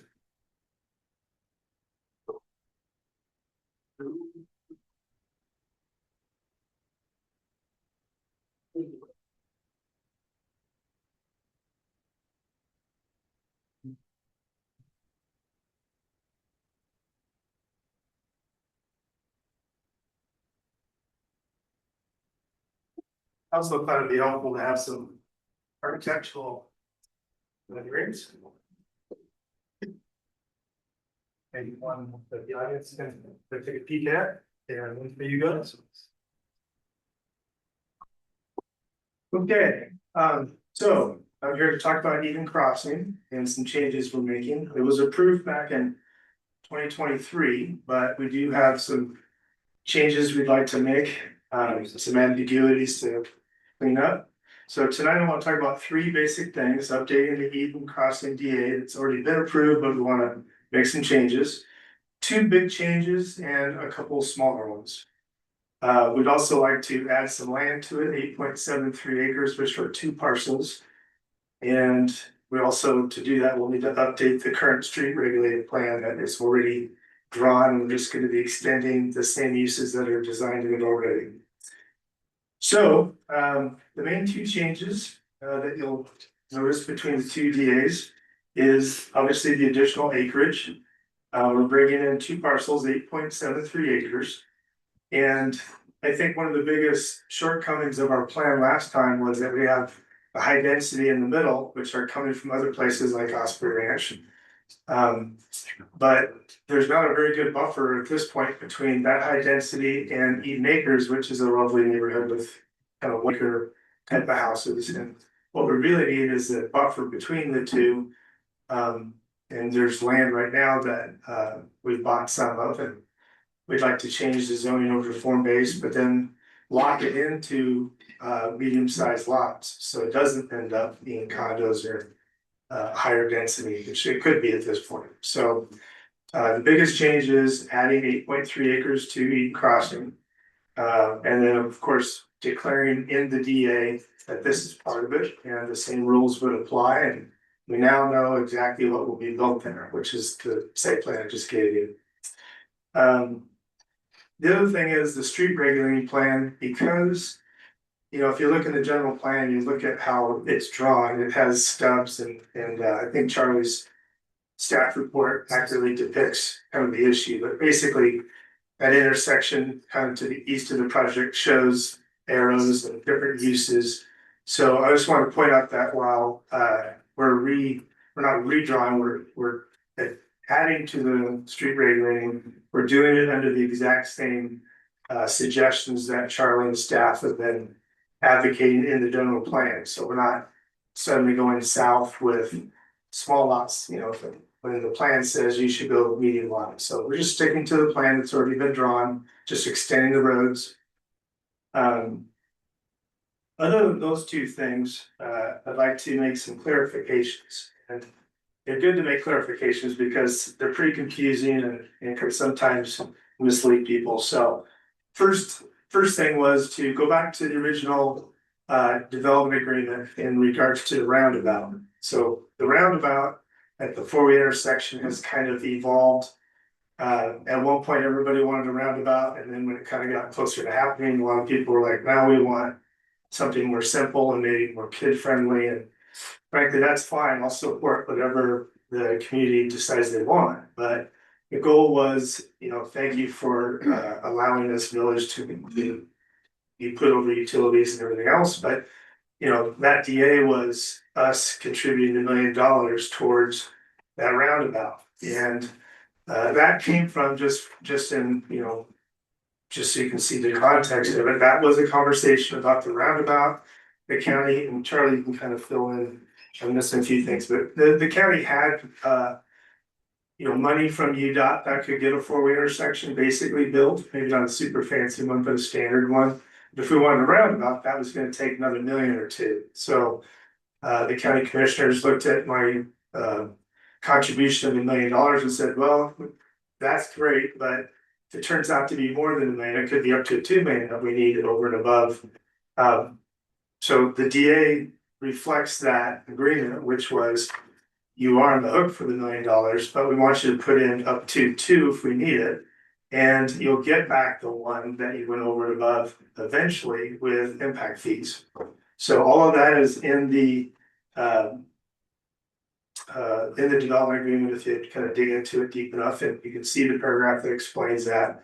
So in this new development agreement, because there's a new city coming, we decided to simplify it and just net it out that instead of going over two and coming back one, we're just gonna be in one.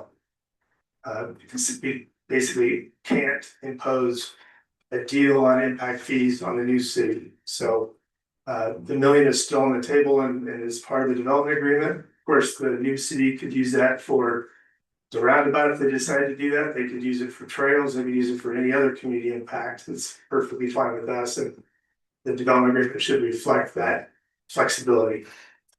The height is another clarification.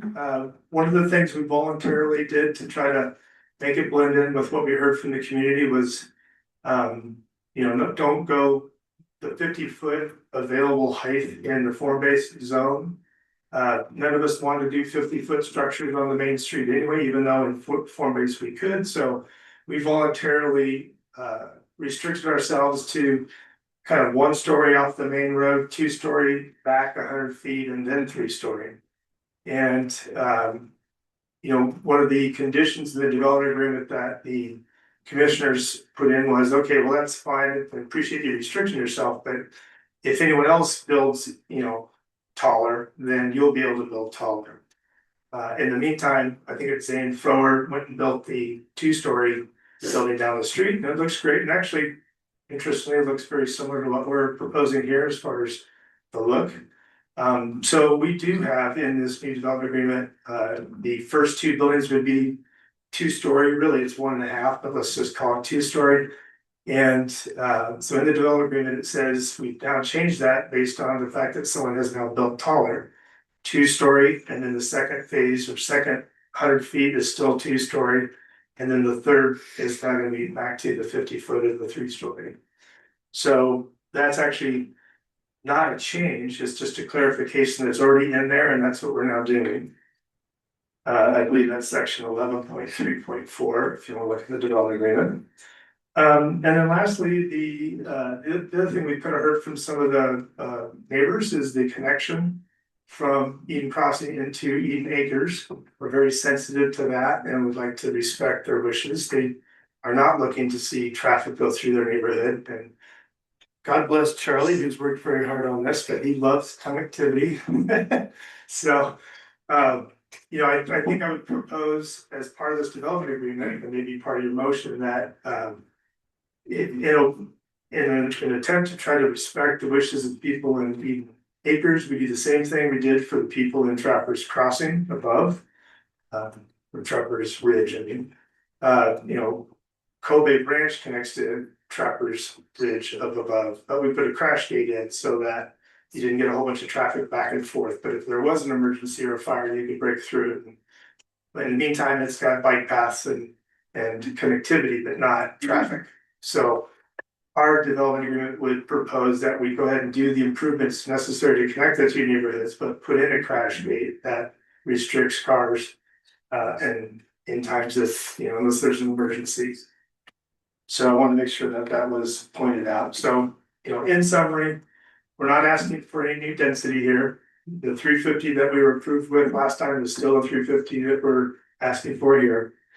There's no new nightly rentals. There's no, but basically that's it. Those are the things that you can count on.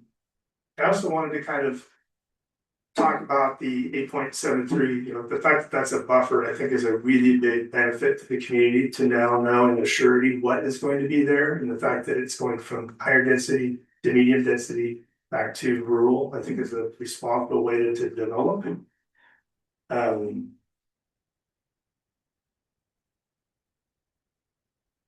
That's it. So, other than that, when we're all done with public comment, we'd like a chance to read if possible. So I think that's it. And I'm here for questions if you guys have some at this stage. So questions for the applicant? John, where's the roundabout you mentioned? I'm not seeing it on any, is it the one at the 4-way stop or is it up in Eden Crossing? Yeah, the 4-way that has been contemplated is the 4-way stop at the, and years and years ago, UDOT told the county, you have to put in a street light, now, and they just have been able to put it off and put it off. So, it wasn't this project that suddenly precipitated a streetlight or anything, but there is one that's gonna be coming, and the question is, what do you want? And we're not trying to be a part of that decision, we'll just support whatever the community decides.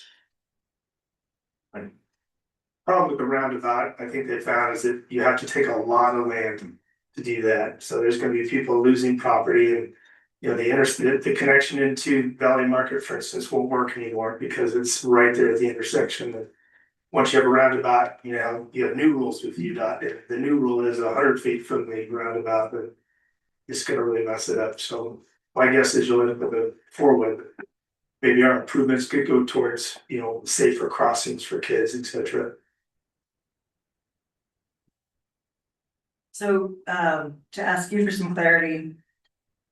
In the packet, the street map that you were proposing and Charlie wanted an amendment to, are you saying you're now agreeing to Charlie's but with a crash gate, is that correct?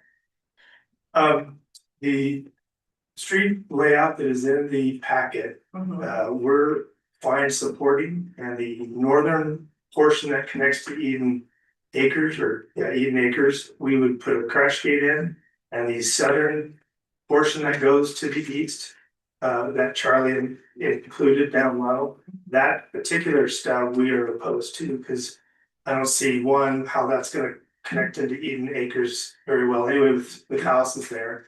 And I just would rather not do that if possible. I'm sure Eden Acres would rather not have another connection there. But, connectivity is important to the county, and I get that, so. Our proposal to you and to the community is to only do one connection and to put a crash gate on there. Okay. And then, for clarity as well, when I was listening to you speak, it sounded like you were saying, the offer in the new DA would be to contribute 1 million to the new city for their discretion, but in the packet, it talks about it going to trails. It's like 3 specific things. Right, yeah, it has to, it's an impact fee, either way, it's an impact. And you can use it, or the city can use it, as far as we're concerned, for anything they want. They'll be restricted by law by what they can do with it. I don't think they can actually put it in their checking account for first aid and, fees or whatever, but whatever they can use it for is fine with me. So it's still gonna be labeled an impact fee and subject to the restrictions of an impact fee rather than it just simply being an agreement to sweeten the pot by $1 million the city can decide if they want to do. To us, I mean, honestly, it is just the contribution, it's our contribution. I'll let Charlie speak to what the city or the county legally can do with it, because I'm not a lawyer. Okay. I'm just the guy who's gonna have to write the check. Right. Same amount to you. Yeah. And to clarify, so, and part of this is also just for the audience as well. Your current DA allows you 350 development rights. The addition of this 8.38 acres, when you say you're not adding density. Correct me if I'm wrong, but that's because your pot of 350 that you're allowed is still not totally being used and then going above.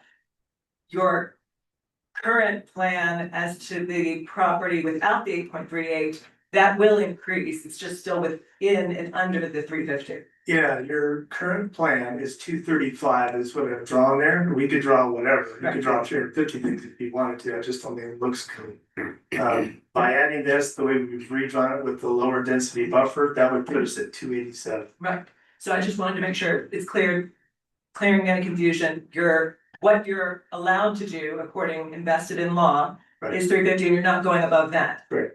Your current plans of buildings would be adjusted with this new property. Yes. Okay. Those are mine. Oh, sorry, you said no new short-term rentals, so you're not adding any short-term rentals to what you're currently allowed to do? Nope. Okay. Those are my questions. Anybody else for the applicant? We'll let you take a seat and we'll bring staff up. Thank you. Thank you.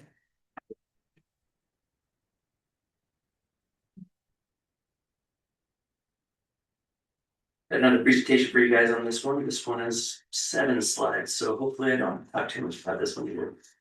Let's see what that on the screen for you.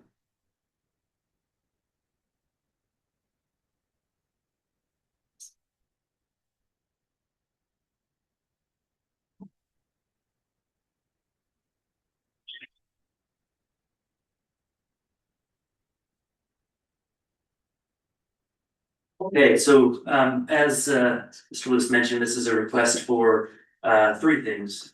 8.73 acres to go into the form-based zone.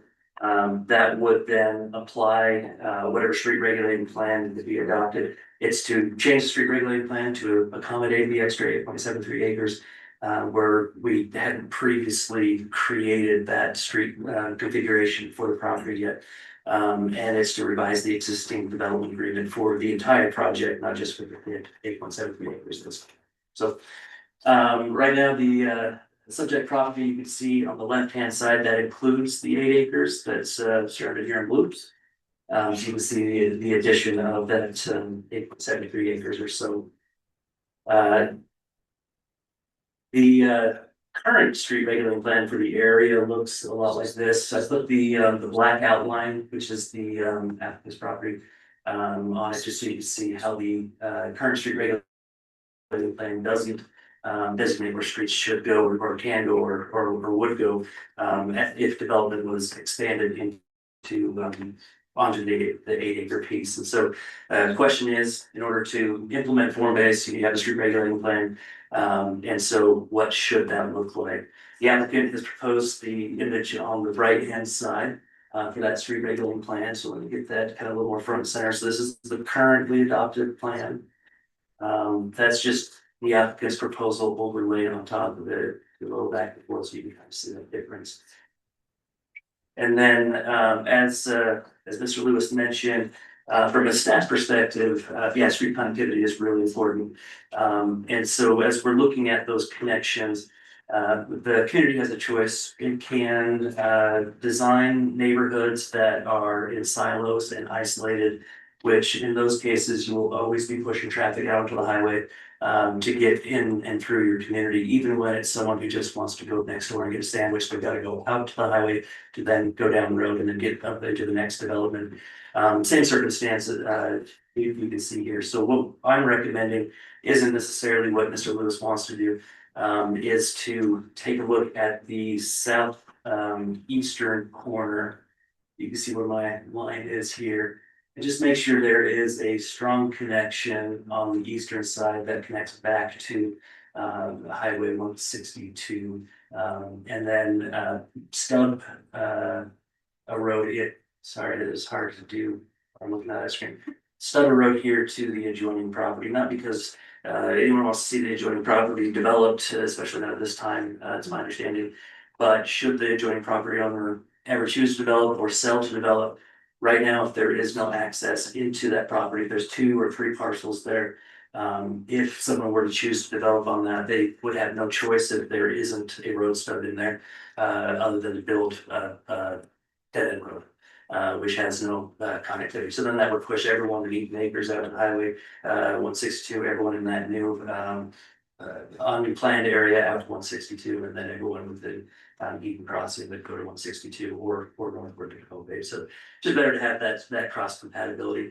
I had a little bit of an email exchange with someone who made a comment. I forwarded that to you guys a few hours ago, but I don't know if you've seen it. Interesting concern coming from a few different folks in Eaton Crossing. I think Mr. Lewis is honed in on the concern about having that connection. The biggest concern being the same concern that we heard in Cobabe. The concern that people from Cobabe are going to use the connection to go up through Wolf Creek to get up to Nordic and use that as their new primary route up to Highway 158. It's really a question of path of least resistance. Will no one ever use this connection to go through Eden Acre subdivision? I can't say that. You'll probably have some people doing that to head over to the park, but the path of least resistance, especially if you have this connection here stubbed into the highway, path of least resistance for the entire Eden Crossing development would be to head down Highway 162 to head out towards Old Town or towards Huntsville. It'd be very unlikely that people would be motivated to go north and then east to go through Eden Crossing. Long story short, the idea behind this is to actually give Eden Crossing, Eden Acres development the opportunity to connect into this project, because it's more likely that they will use that connection to get to this project as opposed to people in this project going direction. Not a big connection, still a residential connection, and we want to make sure that it is observed and preserved as a residential connection, with, slow street speeds. Definitely don't want to make going through Eden Acres the path of least resistance, because that's the problem. So considerations, same considerations that we talked about with the last item. And then you've got you got three choices. You can recommend approval of all three of the requests. You could recommend approval with some changes. You could recommend denial. There's a fourth option. You could recommend approval of a little bit, one of the three, two of the three, and not three of the three items that are being requested. But my recommendation is if you're adding a rezone request, that you take a look at all three of them together. It really should be a package deal. Any questions for me? Charlie, could you walk us through these pages that you did, please? Yes, so that's in the staff report. I didn't get into that level of detail in the presentation. I guess walk us through these and you've got some red comments and really focus on those, please. Okay, can do.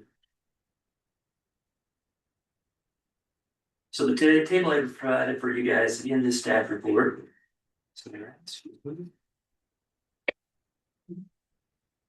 Is intended to help guys see what the differences are and hone in for yourselves on whether or not you're concerned about those differences.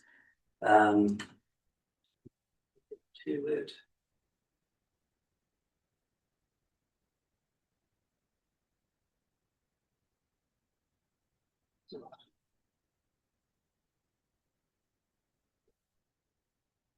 Some of these are really inconsequential. Others of them are maybe a little more consequential. When we were designing the form-based code, there are little details, little nuances of architecture, little nuances of design that really go into creating a great community. Sorry.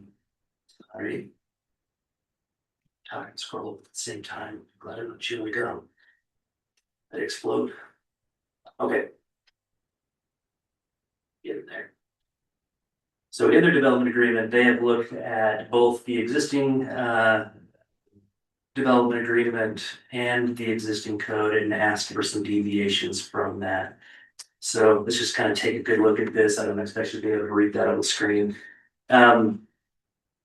There are a variety of different differences. So one of the things with the red text, so construction management, one of the things in the existing development agreement says they're requiring construction, storage, staging to be out of sight, daily dust control, and quiet time between 7 p.m. and 7 a.m. There are three things there. The first thing, storage and staging out of sight. The existing development agreement doesn't say from where. Out of sight from an airplane, out of sight from the neighbors, out of sight from the street. So they're requesting that that be removed or honed in a little bit more. As far as dust control, that's already governed by Division of Air Quality. It's also a component of submittal for SWIP plans. As far as noise goes, the county doesn't have a noise ordinance, so that's why we thought about that in the existing development agreement. Quiet time between 7 p.m. and 7 a.m. As the new city comes online, hopefully the new city is adopting a municipal noise ordinance that usually comes with being a city. And so they're suggesting that that not be applicable to the development agreement so that whatever noise standards are in place by the city can prevail on that. So that's one of them, and another one, let's see.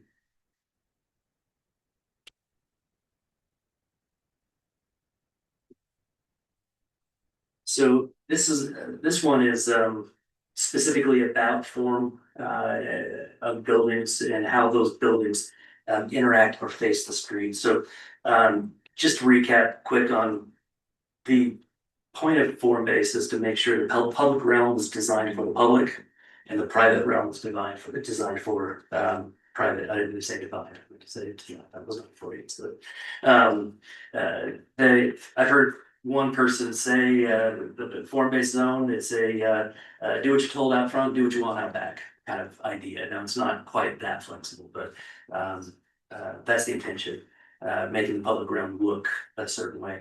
one of the requests is to not apply some of the stricter standards regarding window and door openings on street facing facades and alley facing facades.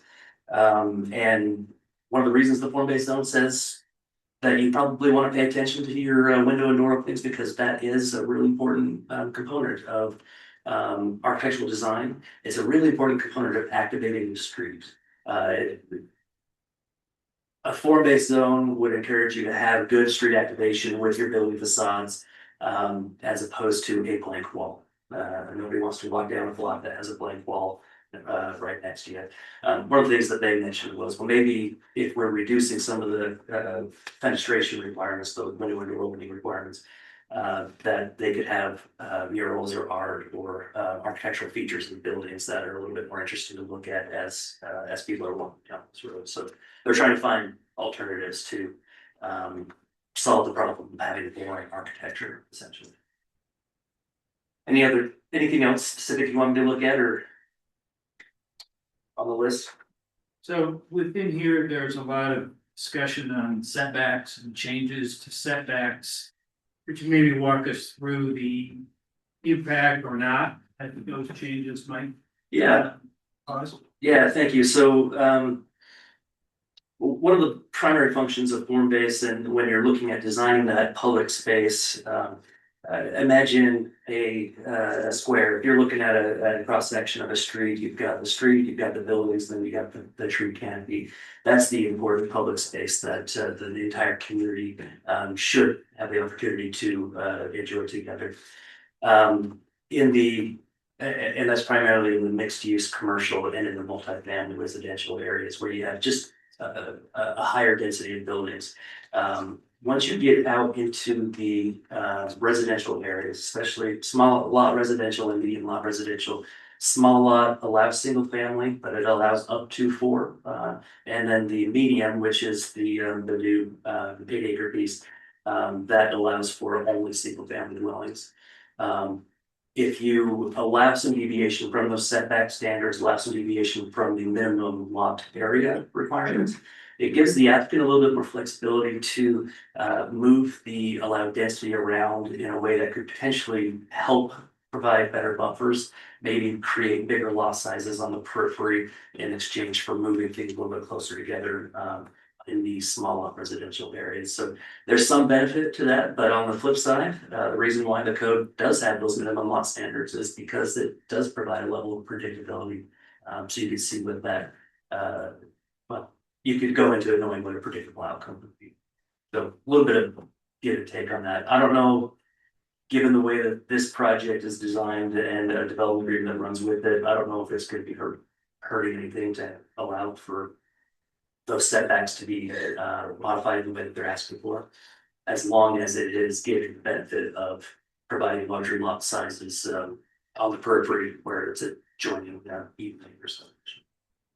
And do you believe that adjusting or having some of these setbacks reduced makes a difference in if clearing or storing snow in front of doors, sidewalks, driveways, those types of things? It does. In fact, it's probably important to note that in Western Weaver County, with some of the higher density rezones that are going on out there, we've already adjusted the residential zones out there, both form-based and otherwise, to require minimum setbacks for single-family dwellings, no less than 15 feet. So we dropped it from 30 feet to 15 feet, giving you've got smaller front yards. But you're right, it gives you a little bit less area to put, snow storage. It makes buildings feel a little bit closer together. There's both pros and cons to that. Changes your ability to get certain sizes of buildings in. Your motivation to build smaller buildings goes away as you're allowed to build bigger areas.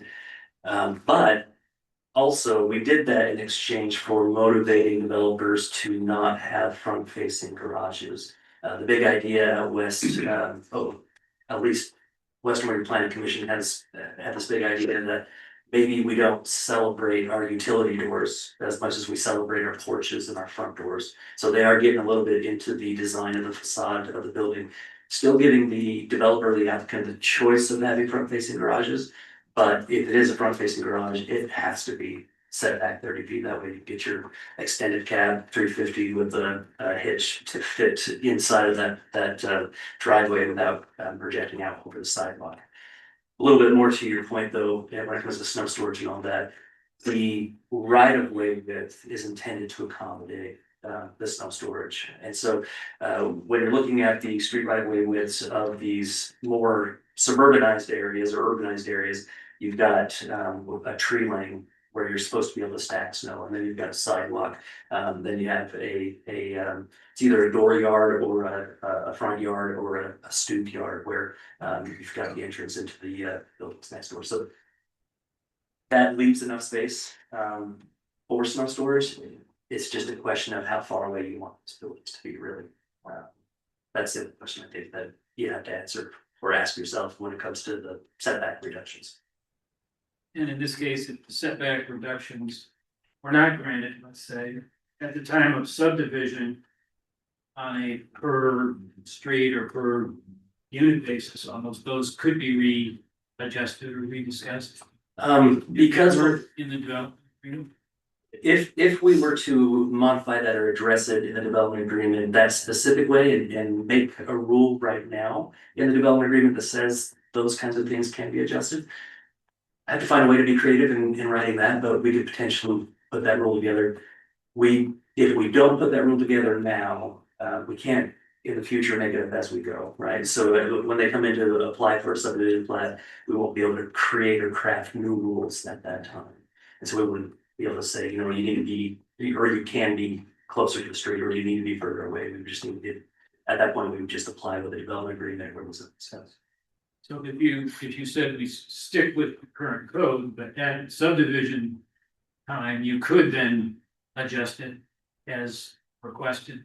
If it worked in a particular way, in a positive way. Yeah, we probably want to put some objective standards on that, or assign an administrator or the planning commissioner or whoever it is, a little bit of authority to define exactly what objective standards they would be held to. But that's something certainly we could look at and talk to the applicant and see if we can come to some common ground. Other questions? Sorry to make you jump back over to the street, but if you could pull that back up, your actual presentation you were doing. Well, The staff recommendation or? yeah, the staff recommendation. Okay. That has also what is in the applicant's request. Which, can you point out where he mentioned the crash gate? Yeah, so this cul-de-sac right here is in Eden Acres right now. Okay. Can you see that? Oh, yeah. Please. The subdivision that's here was put together with the requirement for a street extension to go through there. Prior to this subdivision going in, this street stubbed to the original property line. Meaning the stub means that it's assumed that will be a connection that goes to the adjacent property. So when Eden Acres was developed and designed originally, I don't know if it was the planning commission or the developer or somebody else said, you need to make a connection for a through street to go in here. Mr. Lewis is proposing to put that crash gate right there, which I actually think is a really good compromise, because that could come down when the city wants to come down, when the community has support for it. So it's not written in the DA that it remains for emergencies only, the city could protect it, or? It's not specified or addressed in the DA right now. So that'd be them putting it up at their own will and the city deciding that afterwards. It will be a street dedicated to the public. So it will be a public right of way, so the street will be able to set rules on what happens with gates or access or non-access. Okay. Thank you. If you were to ask me, and you may or may not be, I'd say get the connections at the cost or the expense of the applicant.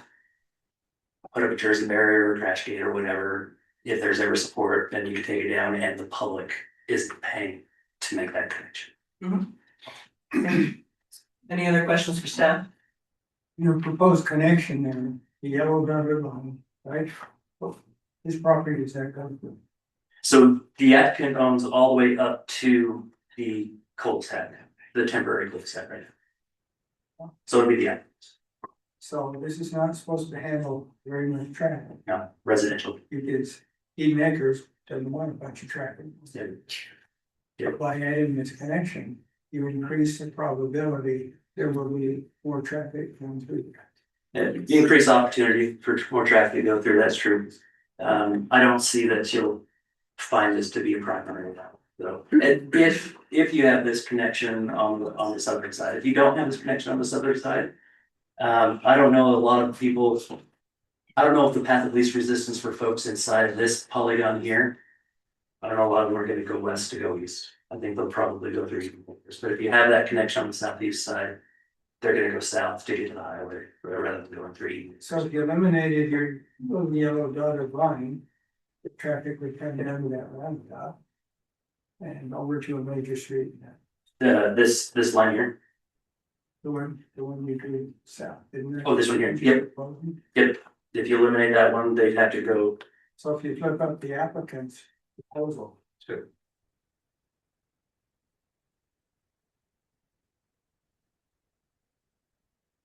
And the yellow, all you're doing is connecting the yellow down to the highway, is that right? Well, yeah, so I'm definitely recommending this connection happen. Also recommending stubbing to this property. This one's a little bit less important. It's a question of what happens with this property over the next 20 to 50 years. But yes, the staff's recommendation primarily is to make that connection. And that connection's the short connection, but it's also almost as short if you go over to the west and connect on an existing connection. And you don't have like lots of connections on your major collector, right? Yeah, this road's not a UDOT road, this is a county road, but yeah, I hear what you're saying. Any other questions or? So this is mainly to enhance traffic going from Eden Acres to the south. This connection here? No. This connection here. Goes. So. Up your yellow line on that. The first thing he says is we'll make this a connection. Are we talking about where the mouse is right now? Okay, go to your yellow line on the east. We're talking about. I can't see your person. Can you see it on the screen in front of you? Is that on? Oh, not great. Now my cursor is moving. Okay. Are you talking about this one? Move it.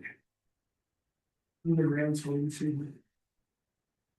See right here? I need a. Yeah. I need a pointer or something. Right here, right here. Yeah, so it goes south.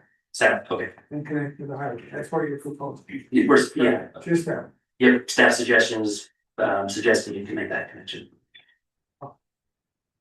So anybody in Eden Acres wanting to go south. Could go through your new connection. Eden Acres, the existing subdivision. Yeah. Yeah. And he wants to go south, they're going west. If the gate wasn't.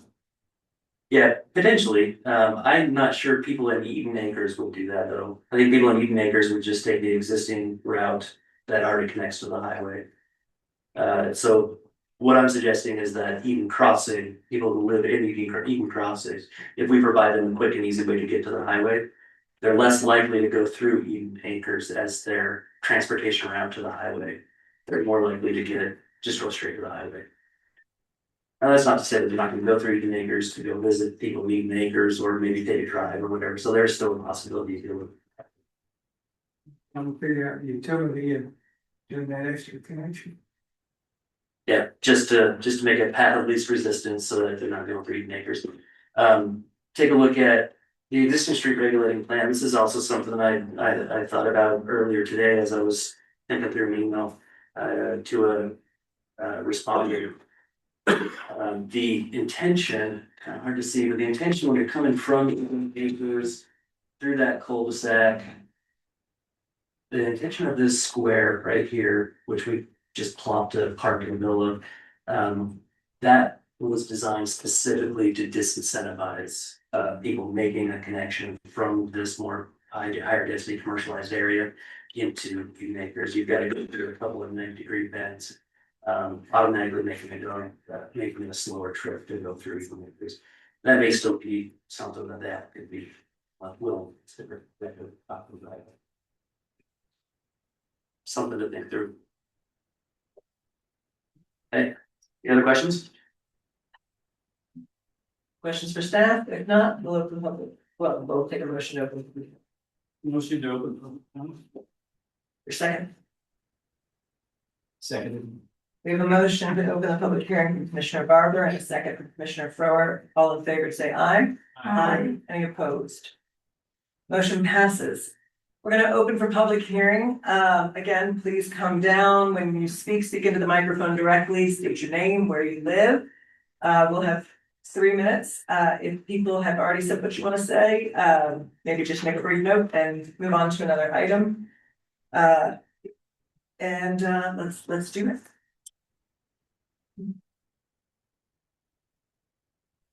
Troy Brunker, 5268 East, Highway 166. The staff suggestion of the road on the south end, which is next to my property, I don't think is a good idea. For a few reasons, because there's an irrigation ditch there now that's been existing forever with easements. And they're gonna be impacting that. And then where it stubs towards the east and hits the properties, that's my property. And then it has to go through several properties to get into Eden irrigation or Eden acres. To do that, so that I think that south portion needs to be changed. Shouldn't go right where it is. It's too much. Thank you.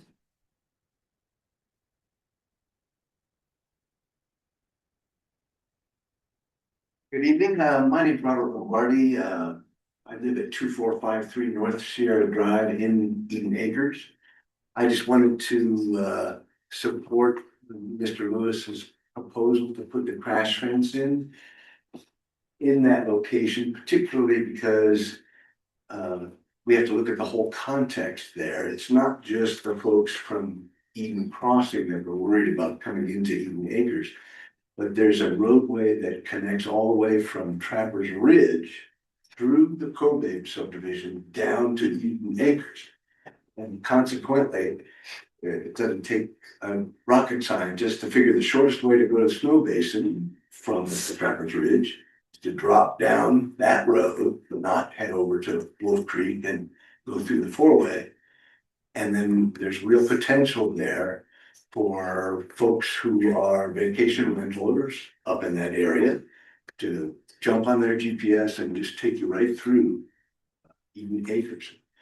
I don't have to reiterate that Eden Acres is a very family-friendly community, that kids play in the streets, all the normal things that you have in a nice quiet community. And I think that it's a reasonable compromise that he's come up with in terms of putting in the improvements, but blocking it off, leaving it up to the community to decide later on. So, thank you.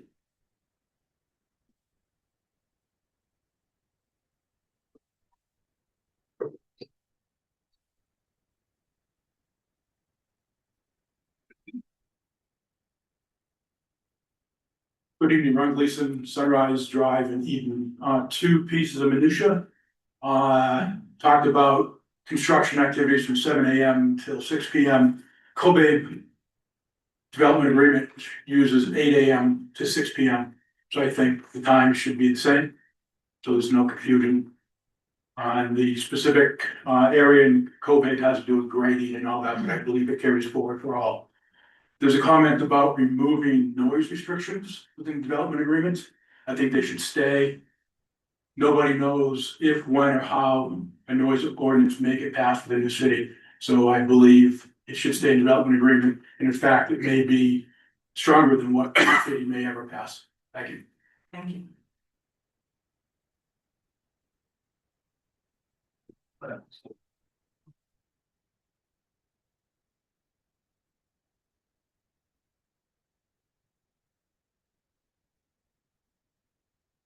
Good evening, Roy Lombardi, 2453 North Sierra Drive in Eden, which is also in Eden Acres. I wanted to address the connection with proposed crash gate. And feel that that's a good compromise, but my main reason, or the main points I wanted to bring up was we are going to be right next to a resort area. And it is not the same combination of residents as are currently in 8 acres. And having that connection is not really the connection that should happen between those two neighborhoods. It's okay to have an isolated neighborhood when there's no real connection between the two types of residents. The 8 acres will have single families. Are they gonna be allowed short-term rentals? Eden Acres doesn't allow it. We have no short-term rental provision in our neighborhood. So potentially, those 8 acres, even though they're single families, can be short-term rentals. Because there was no mention that the short-term rental would not move over with. If they're not moving with, it probably needs to say that. You know, we moved here from an area that had a big short-term rental plan.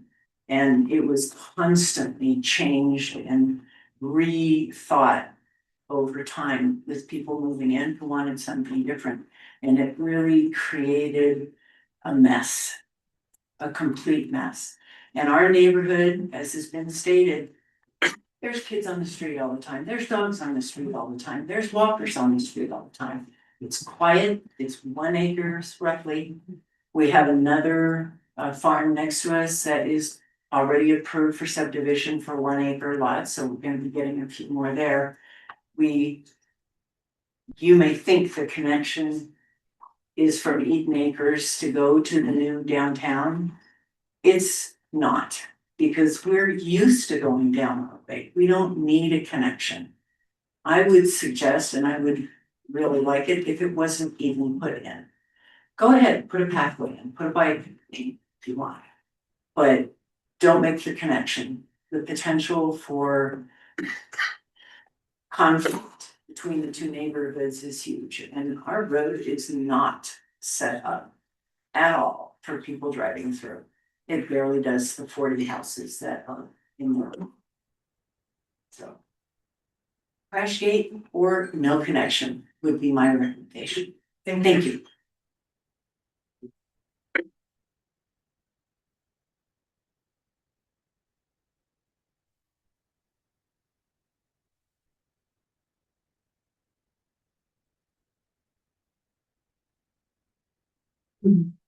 My name is Jan Fulmer, 3741 Red Hawk Circle in Eden.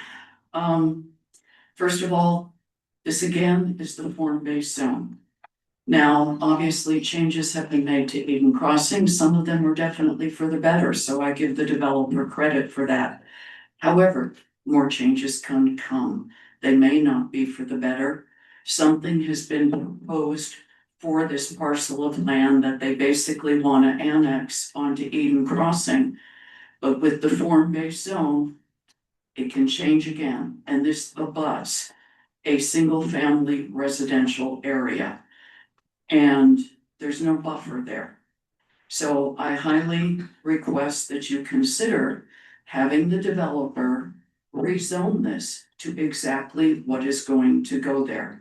And that does not leave leeway for what can change in the future, and it can. The other thing I'd like to say is that we go back to 2011 and 2012. We had a community meeting. There were about 350 people that attended that community meeting. And it was about the Wolf Creek bankruptcy and now what's going to happen. There were major developers there, and I've got to tell you, there were some wonderful plans that were proposed. One of those plans was up by the Wolf Creek Golf Course driving range, which was going to go away, but then there would be a community center, an Olympic-sized pool, and a small strip mall with a restaurant, a brewery, a coffee shop. It never happened. And now there's something totally different that has been proposed for that area. But more importantly, this is the first time I have seen the Morgan Weber County Health Department chime in on a development review.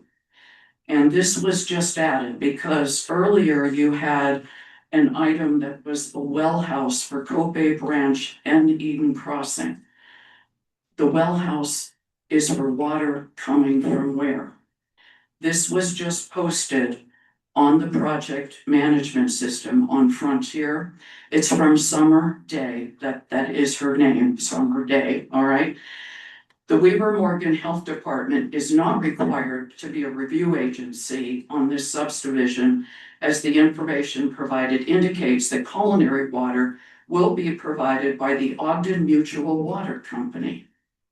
Please be aware, at this time, this water company has not been given final approval through the Utah Division of Drinking Water. No connection to the culinary water system may be allowed until a formal approval letter from the Division of Drinking Water has been issued. Sewer connection should be made to Wolf Creek Water and Sewer Improvement District, but that can't happen unless you have the water. Sewage just doesn't go there by itself, it needs the water. A will serve letter from both suppliers should be required as part of the review process. Please consider that. All of the experimental wells that have been drilled have not been approved. Thank you very much.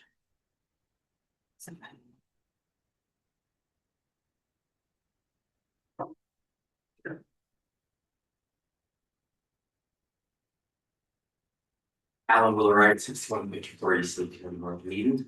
Just one question. I jogged through that area, and crash barrier, I'm really unfamiliar with exactly what it is. I was just trying to do some searches online. Seen some bad examples of Jersey barriers. That's not a crash barrier.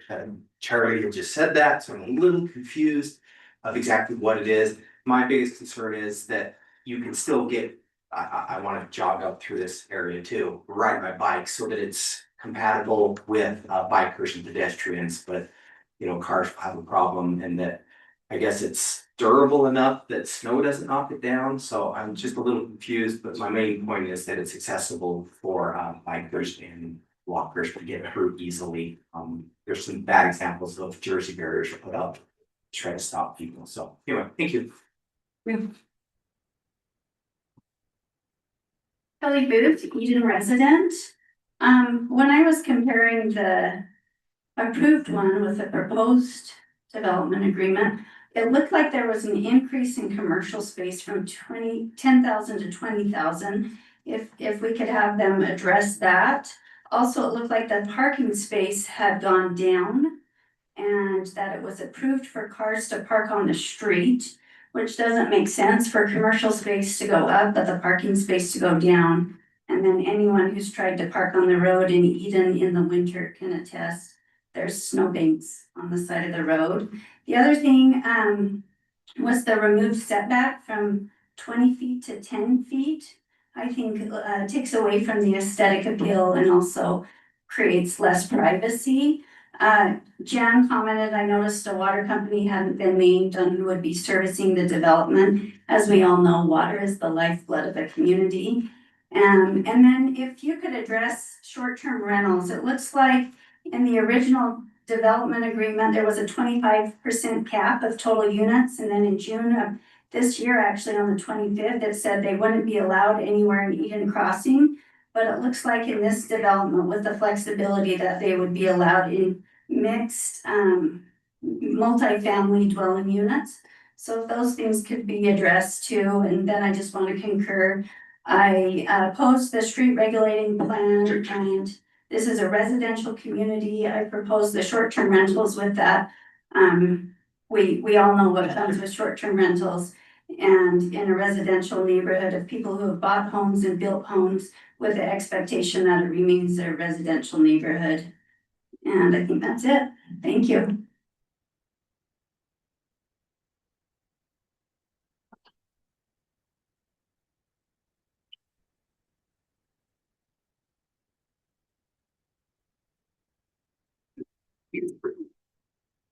Tina Allred, PO Box 64, Eaton, Utah.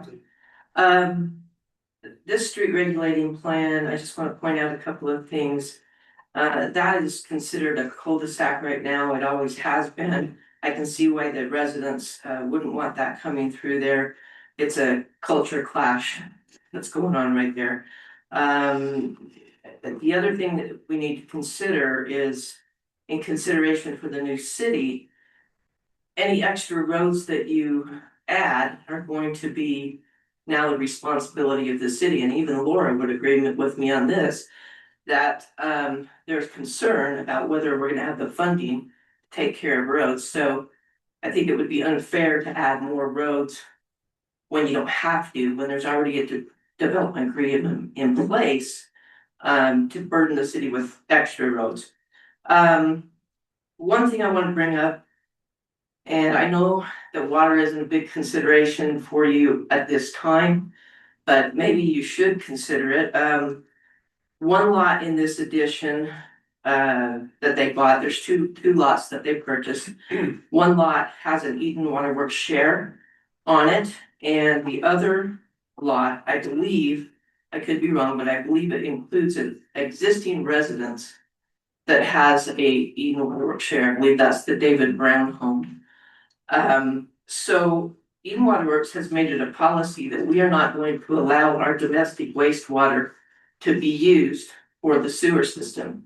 I'm assuming that these additional units they would put in there would be connecting to the sewer system. So we're gonna have a problem there. They're saying that, well, they haven't said who their water company is, but Summer Day has weighed in on it, and there has been a new water company created called the Ogden Valley Mutual Water Company, which apparently hasn't been finalized yet. But it might be good for you to know that, as far as I know, there's only been 14 acre-feet of water approved for that new water company. The rest of it is in debate right now. There is a I probably should have said this, and I'm not speaking for the Eden Waterworks board, but I am the president of Eden Waterworks, and so there is an exchange application for 6 wells that are owned by affiliates of the developer, and those all have yet to be approved. And so right now, I know some of that water is being used up in the Nordic development for dust mitigation, that type of thing, which is their right to do with their 14 acre feet. But I just need you to know that there's a little bit of a non-transparency issue here. And it's interesting when you look at these drawings that are done by planning, it doesn't really show them in context to what's already there. So like I say, we've got a single family home that I guess they're gonna be tearing down, and then across the street, you've got single family homes, and then of course you've got the ones over there in Eden Acres. So, okay. Anyway, that's all I have for you, but just some things to consider that you may not have known about. Thank you.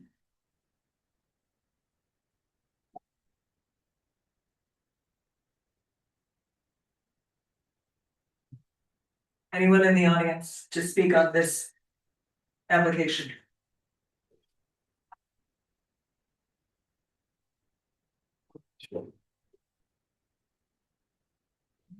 Peggy, excuse me, Peggy Dillenbaker, 2619 Nordic Valley Drive.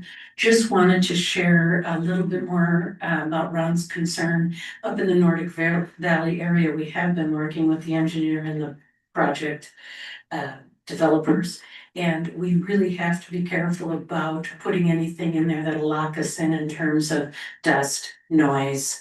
There is a code that we've been following for dust, noise, and the code states the times 7 to 6 on their code. So I agree with Ron. I think we should leave that up to the city to decide on what should happen there with those times. And also the no work on Sundays.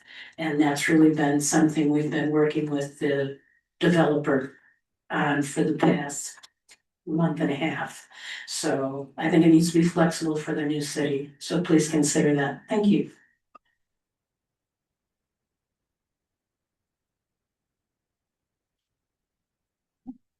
Anyone else from the audience? Okay, once again, we had some public comment that was sent electronically that Director Grover, when we have the minutes uploaded, you'll attach as well. Those would be from Nikki Wolthius, Kelly Booth, and Bill Julian. They were sent to the office. Thank you. If there's no other public comment from the audience, then I will call for a motion to end the public hearing. Motion to close the public hearing. Seconded. We have a motion to close the public hearing from Commissioner Barber and a second from Commissioner Thrower. All in favor, say aye. Aye. Any opposed? All right, motion passes. Discussion comes back to the Planning Commission. Any discussion or questions needed to be had? When we're ready for a motion, I have. I actually would like to invite staff to come back up and address a couple of concerns.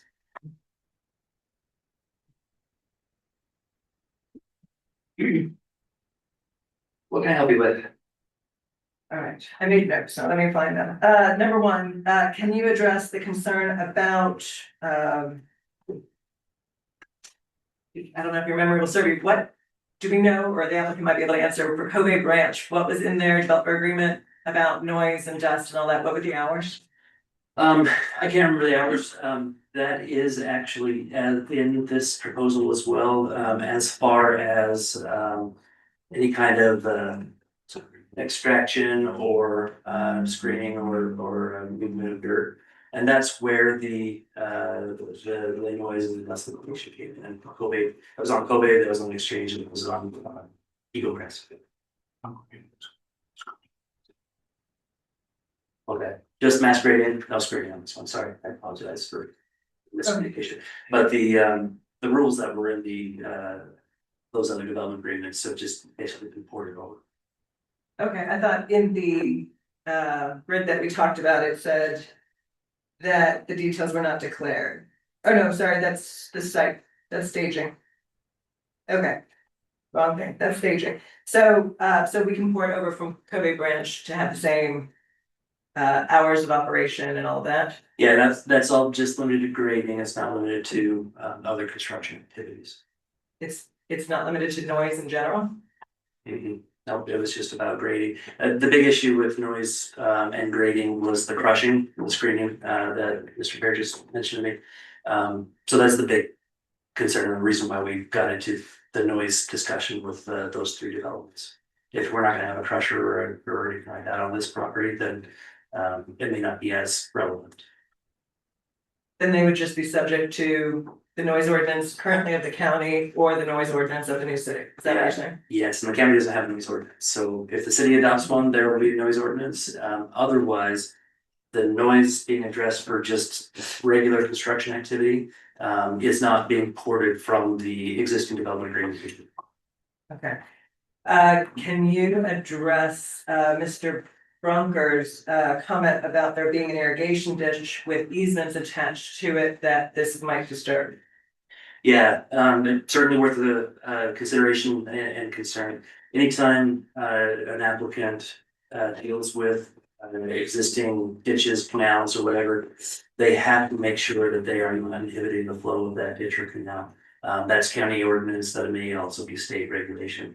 And so they can move the canal, they can adjust how and where it goes, but they can't change essentially the flow that goes through it and where it enters into the neighboring property. So, and again, all that kind of comes down to what rights exist for the canal, what easements exist with the canal, all that. If nothing changes and nothing moves around, they would have a very rigid or culvert to that extent, if that connection is required. Okay. Can you allay Mr. Wheelwright's fears about a crash gate? Yeah, when I said Jersey barrier, I didn't mean for that to be something I'm recommending. I would agree with him that those aren't very attractive and they're very immovable. If we did put a crash gate up, have them install the road, put a crash gate up, I think that could be the best of both worlds. It could be designed in a way that freely allows pedestrian and bicycling traffic. I have talked with the applicant about that specific thing, and they've said that they're happy to accommodate bicycle and pedestrian traffic coming back and forth, while still blocking vehicle traffic. So is that something that has to be described in a finding or not a finding, in a requirement that specifically allows for bike or pedestrian traffic? Would not a normal crash gate allow that anyway? Depends. So it needs to be specified. Yeah, I've seen them designed a few different ways, and also crash gate is a misnomer. Fire chief is very clear that they are not driving $1 million fire trucks through any gates. They just put a Knox box on it, which has a common code that the fire district has where they can get into it, get the key open the gate. So even if there is an emergency, they're probably not driving their very expensive machinery through the gate. Okay. I have a question. What are the divorce? Is a crash, I mean, is it just your preference because you like to make roads? Or is this for safety purposes? It's not a safety purpose, it's more just community well-being and longevity. Okay, so if it's not for safety and one community really doesn't want it, then. You don't have to require it. Okay. It's not mandatory. Can you address Ms. Booth's comments regarding commercial space going up, parking space going down? Yes. So the commercial area going up, what I think she's referring to in the development agreement is the existing form-based code doesn't allow any single commercial use or building to be greater than 10,000 square feet in a mixed-use commercial area. That is allowed to go larger in a vehicle-oriented commercial or in a government institution, but mixed use, the form-based zone, this was discussed by the planning commission, desire was to limit it to small commercial types of uses. The applicant has requested for that to be bumped up to 20,000 instead of 10,000 in the mixed use commercial area. And that's a footprint, not necessarily a total for parking. As far as parking going down, the amount of parking, I'm not sure there is anything here that would allow the amount of parking to go down.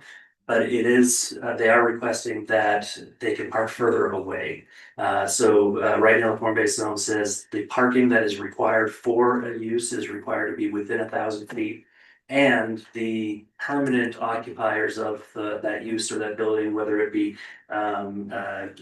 people who live in the building or people who work in the building, their parking area can't be on the street lest they take up the street parking that would otherwise be intended for patrons. The applicant is requesting for that to not be a requirement either, to allow parking on the street as well as parking within 3,000 feet to be contributed. Which street, but this is streets within that development? In that development, yeah. And we've talked about the concern about overflowing into adjacent developments, and that's not something that they would like to see happen for the sake of the community. They want to make sure they provide enough parking in time. And the removal of setback of 20%. In terms of feet, that's correct. All right, Mike, I have my own question of, can you address whether that $1 million is going specifically to impact fees, which is then constrained by parts sales? Good question. I would not recommend calling it an impact fee. I would recommend calling it what it is, which is a donation. It's consideration. It's them getting some good consideration from the county, while the county is getting good consideration from them. The way the agreement is written right now, it is limited to parks, rec, open space to serve the general area of this project. You may want to expand that. And I already talked to the applicant and he mentioned he's okay with it. You may want to expand that to parks, rec, open space and infrastructure or transportation, or whatever it is that you guys think is important. A new town hall. I don't know. Is it around that helpful? Okay, one more. And then can you please address, do they have water? There has been a letter that has been issued by this mutual water company. I just jumped on the project tracking webpage. I'm not finding where Jan mentioned that Summer has referenced something, but if indeed that water company has not been formally set up, articles of incorporation and all that under the rules of the state of Utah, it will have to be set up before any subdivision plat can be submitted. Charlie, that comment was actually uploaded under the Cobabe Ranch Subdivision. Oh, Cobabe. As a pre-application comment. Great. So that's actually a really good observation. So the Cobabe Ranch is going through pre-application for a subdivision. So the health department is weighing in right now saying, if we're using a will serve letter from the non-existing water company, we need to push the brakes and wait until we actually have a functioning water company to provide that will serve through. And when I say functioning, I don't mean they have to have all the improvements in. It doesn't have to be operational yet. There has to be a clear plan and construction drawings and all that, even potentially in escrow if they're going to start planning before the water is turned on. The county code is very clear that they have to have wet water or a financial guarantee that they will have wet water when they go to plan. And then this last question might be actually for Director Grover, but I understand that, the Ogden Valley Planning Commission is in charge of things that go on the land, things that go vertical, and not necessarily approving or figuring things out about water itself. That's within the water districts. But the question was raised about the property that was purchased having water shares. But my understanding from the whole form base is that this project would go on the new sewer that was put in by this exact applicant. Is there something there that we need to detangle or? Not at this stage of the game, that would be done at the subdivision level as for most things are required.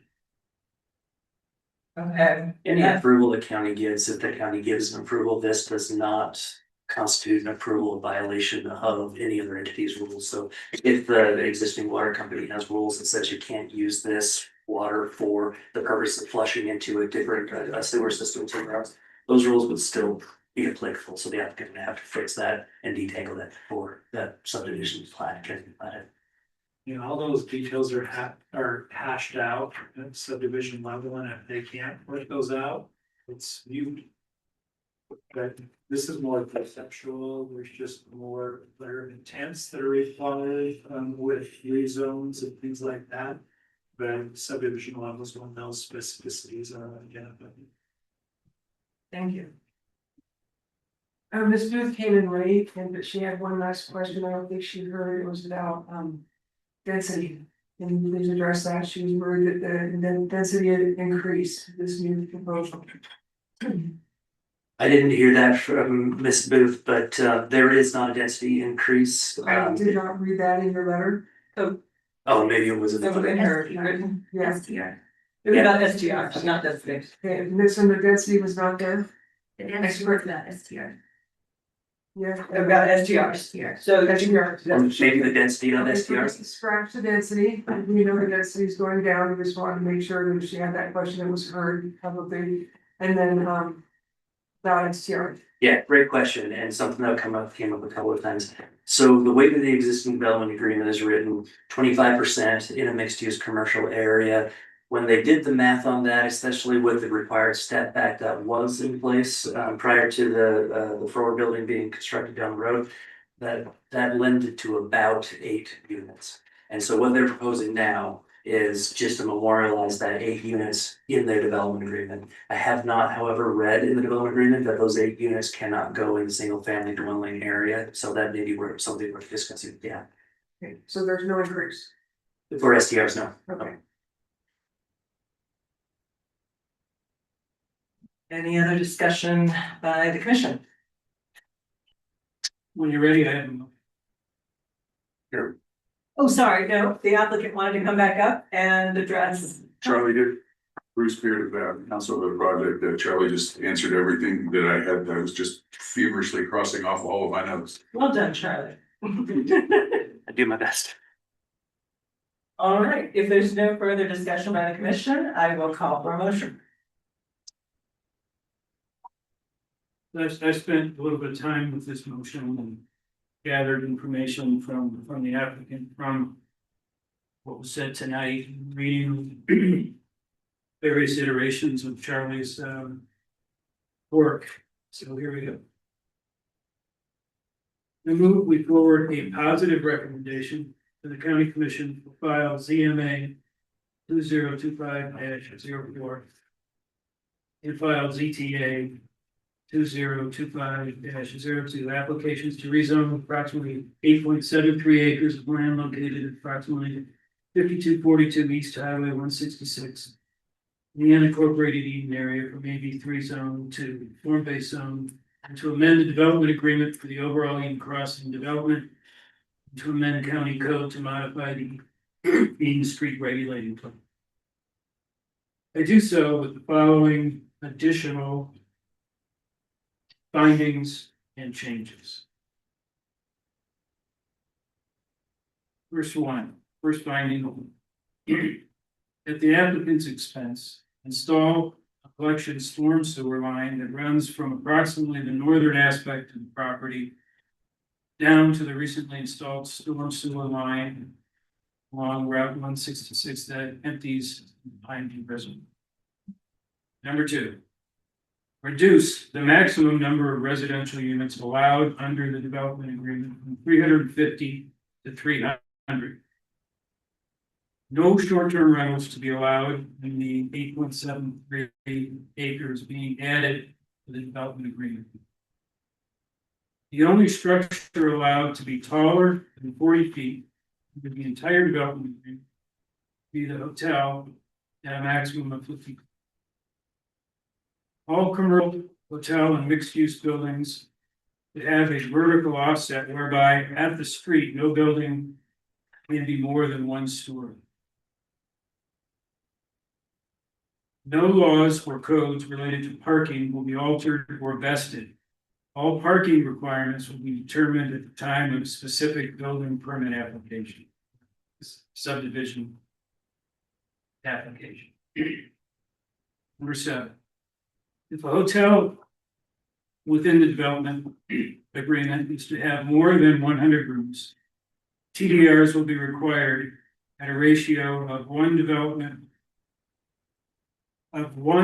TDR per 2 hotel rooms for the number of rooms beyond 100.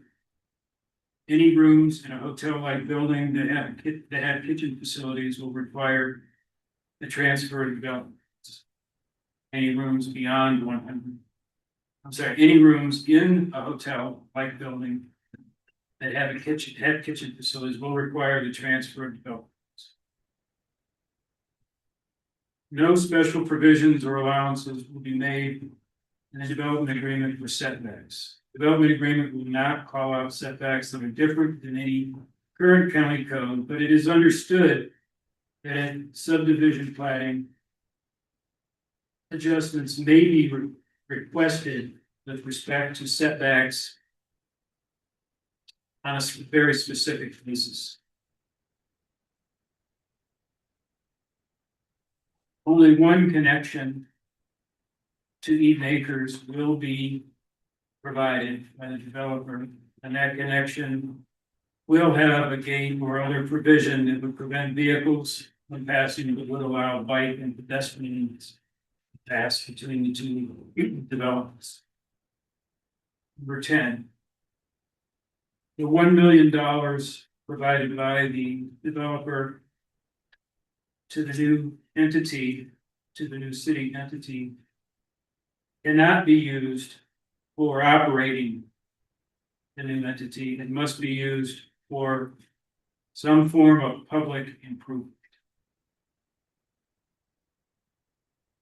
Number 11, and this is the same as this commission has put in three previous development agreements with this applicant, in that outside resources, use of outside resources such as building inspection will be administered per Utah state law, and there will be no special or different provisions between if the county is conducting those services or if the city is providing those services, which means that the city will not be penalized beyond what the county would be, but still must apply with Utah state law with respect to timing for inspections and other such services.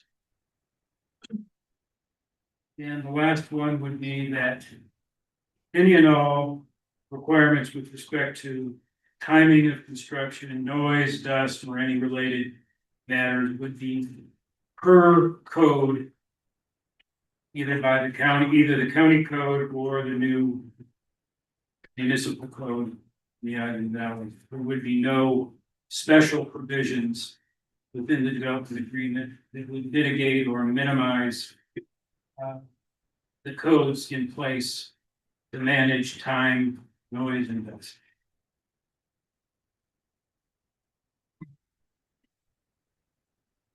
Okay, I've taken notes on all 12. All right,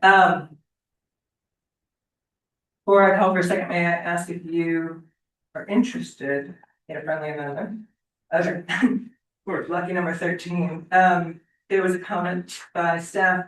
You might want to declare specifics on that storage and staging out of sight, whether that's from the road, from somewhere in particular, or do you want to leave it ambiguous? That didn't jump out at me as something to focus on, but certainly could be.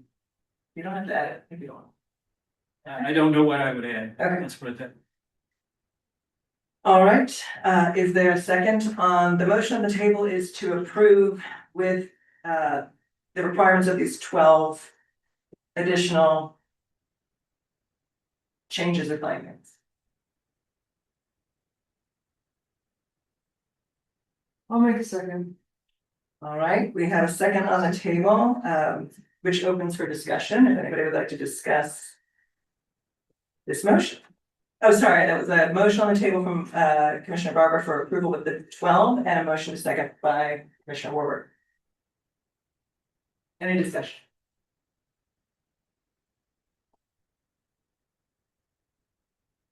If there's no discussion, we will call for a vote.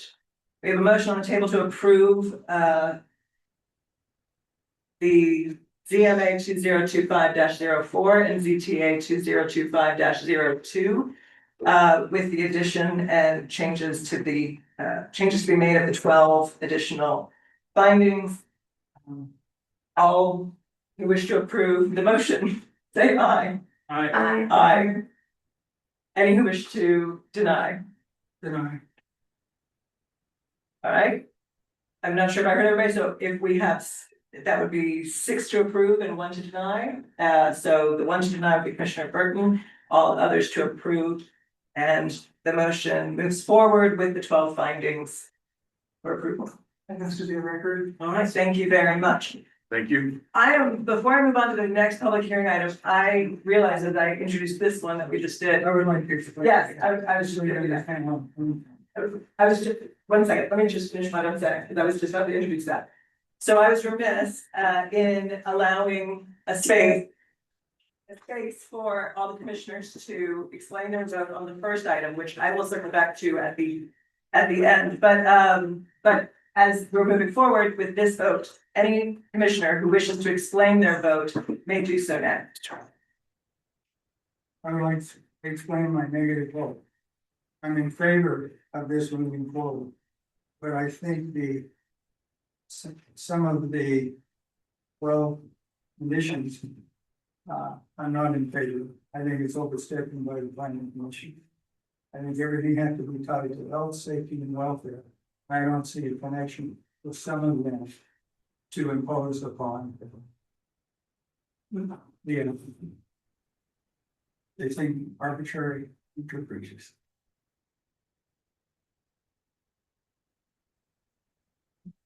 If anybody else wishes to explain their positive, otherwise we will move forward and we'll circle back to the first item under comments by. I have a request from a planning commissioner to take a quick 5-minute bio break.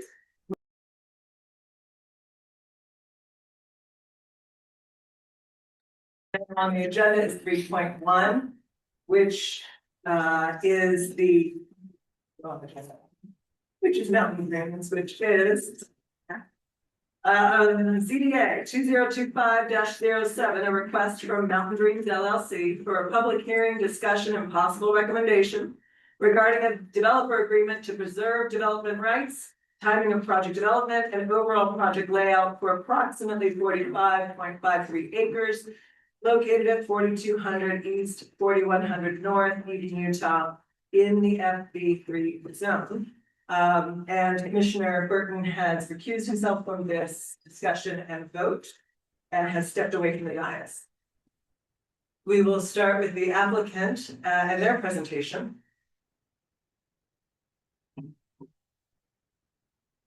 Good evening, Lacey Richards, representing the property at approximately 4200 East, 4100 South in Liberty. I will keep it brief. I can't be the only one who's getting a little bit hungry and tired of sitting in these super comfy chairs.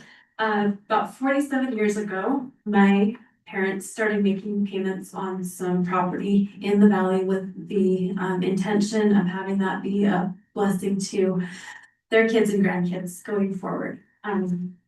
So that we could all, if we chose, raise our families there in the valley, just like we had the privilege of being raised.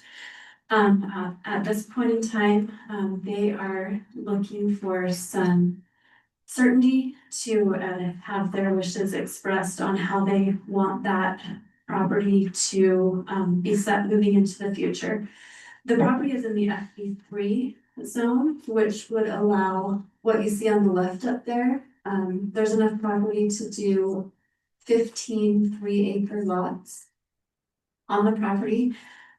We would like to do something a little different. We all have really fond memories of that property the way that it is with open space. It's been historically used for grazing over the past several decades. Come to find out that's not technically allowed in the FB zone, so sorry for all those cows that have been illegally eating over there for a long time. But we would like to preserve 22.5 acres of open space up on the north side of the property that's up adjacent to where the Sidewinder Trail is. And then move the lots up closer to the road. That makes more sense for several reasons. One of them is that just with the realities, the way things are right now, we want some options for grandkids who can't afford the development or taxes on larger parcels going into the future. There are not any current plans to develop any of these lots. My youngest nephew is 3, so it's going to be a little while before he's ready to build a house up here. But what we're looking for is just some certainty for both the county and for our family about what the plan is for this property. There are, so in case someone else, I know it's come up before, there are 6 of us kids and 27 grandkids, so we're not all going to fit on here, but hopefully all of those who want the opportunity to get there will be able to appreciate that really amazing gift from their grandparents. See this as really a simple agreement. It's a win-win. The benefits to the community are that 22.5 acres will have an open space preservation easement on it. We anticipate that it'll continue to be used in the way that it has been, which is just for grazing. It hasn't been used for anything more intensive than that. In the development agreement, we just asked that some of that be called out specifically since it isn't in the FB3 zone to allow those grazing and agricultural activities into the future. We're also providing some street connectivity to the parcel to the east there that does not have any current connectivity going into it. The land, we've already donated the land necessary for the 4100 North right of way improvements. And it will also provide, you know, I'm fairly confident that by the time this is all built out by grandkids, zoning will have changed in the area. My guess is it'll be something smaller than the 3 acres. We're not asking for more density than that. We just want some certainty. So it gives some certainty to the surrounding community, the neighbors as well, that this would be the plan going into the future. Again, it isn't something that would happen all at once. It would just be kind of a piecemeal as family members have the ability and the desire to be able to develop a lot to live there. The neighbors, so my brother lives right there in the area. He's spoken with the neighbors in the surrounding community. The ones he's spoken with, he reports are thrilled about the possibility of having the plan on the right instead of the plan on the left. The lot sizes there are conform with what's just across the street from there to the south. And they're actually larger than what you're gonna see eventually as you move to the east with what's approved over there. Just because this question has come up, a lot of people have asked, you know, are you sure you want to do something that doesn't look like a super great financial decision instead of holding on to it as, you know, an investment? This is valuable property. They've had numerous opportunities to sell it over the years for significant sums, but that's not the why behind all their years of sacrifice of having that continuous vision of it being for our family. Also, under that, we just like to acknowledge that, you know, if it were a profit thing, the larger lots would sell for significantly more than the small lots will be. But we feel like that open space is important for continuing not only what the general plan calls for, but what the valley that we grew up in and love feels like. So that's what we're asking for. We've submitted a development agreement. We feel like it's really a pretty simple win-win. Staff made a couple of red line suggestions. We're happy to agree to those. They were great suggestions that added to the clarity of the document. They were really simple, and I think there were about 4 of them was all that just made it so that it was more clear. So I'm open to any questions that the commission has. Thank you. Any questions for the applicant? Yes, lot number 2, that flag lot, how many acres is that? It is, let me look. It says like 22 here. It is because it includes the open space in the back. Oh, so it includes all that, okay, that, okay. Yep. So it would actually be about 25. Okay, so then you would have access to get to that open space from the lot. Yeah, so it'd be a total of 26.2 approximately acres for lot 2. Accessing lots 1, 3, 4, and 5, is that just off the road? Yeah, so lot 1 is existing, that comes off the road. That is one of the red lines that staff asked that we add to the development agreement to specify that each of those was limited to just one access off the road. I guess I hadn't thought about it, but I guess there's the potential that someone could want a really fancy driveway that loops in and all that. We just want one access for each lot. That's just fine. And because my eyes are upgraded, the size of the lots, 6 through 16. We asked for a minimum lot size of 20,000 square feet, which is conforms with what's across the street. General lot size is the smallest one, and again, this is conceptual. You know, we haven't gone out and surveyed these lot lines. The smallest one we're showing on here is just under 21,000 square feet. So about half an acre. Yep.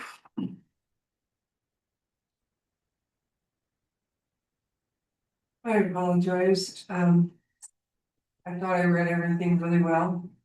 But apparently I didn't, because this looks like a cluster subdivision to me.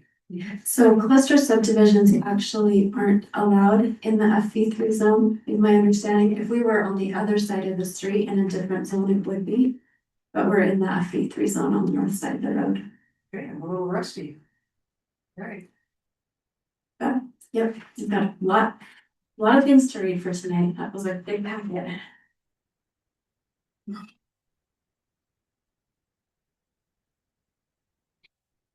Any other questions for the applicant? The lots are facing south, and then the open space would be to the north? Or is it from east to west? So on this drawing, do you have the concept plan where you can see it? The bottom of the page, the bottom of the paper is south. That's 4100 north running along the southern boundary there. And then the open space on the north, I think, is that called Legends, the neighborhood right up there on the northeast, and then like where the Sidewinder Trail is just immediately north.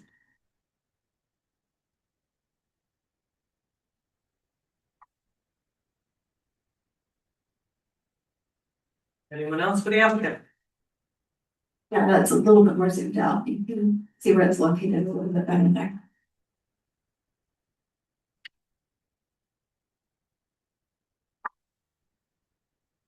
Okay. Thank If you. nobody has any questions, the applicant will bring staff up to present. Okay, Thank thanks. you very much.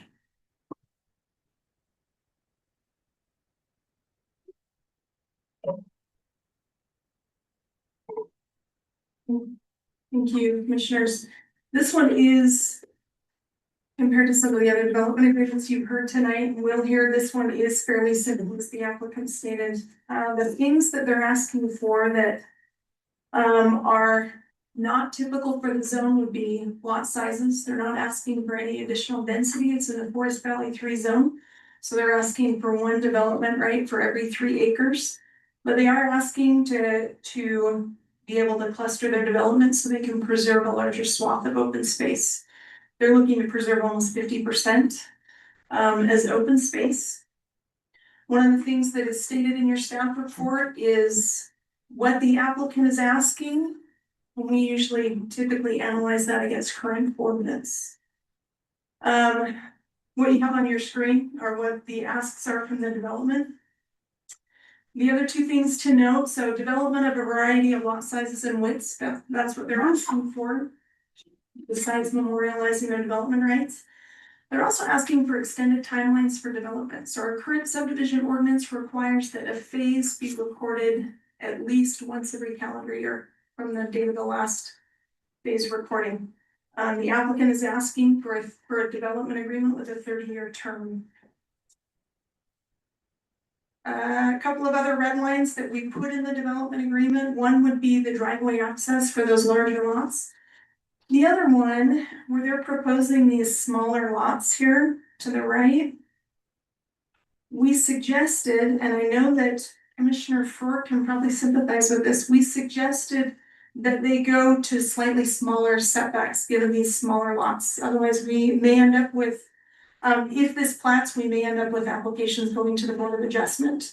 That may or may not happen, but we thought it made more sense to shrink the setbacks just a little bit and see those are outlined in the development agreement. What the developer is offering is 22 acres of contiguous open space. They're also offering, let me go back to the map here so you guys can see. This parcel right here, which is difficult to see possibly parcel boundaries, does not front on Fairways Drive. I'm assuming there may be an access easement and that's how they have access, but the developer with this application is proposing some connectivity here. They're proposing smaller lots that would blend in a little bit more with what is going to be developing to the east here. They also pointed out that given the extended timeline of the development, kind of preserves open space for a little bit longer. They felt, right, if you're only getting one of these every 2 years, you may be able to see open space for the next 20 years. Now, the development agreement that you have before you doesn't say you've got to have everything planted by a certain time. It just states that in 30 years, this thing expires. There may be some opportunity for that to renew. There may be a little bit of language in there. And that is pretty much it. That's what they're asking for, memorializing their development rights to vary their lot sizes and widths and preserving open space is what they're offering. Do you have any questions for me right now? Thank you, Tammy. Yeah.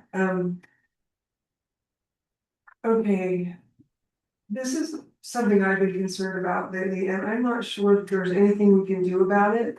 I love open space, love the idea of open space, but I kind of coined a term myself called rural blight.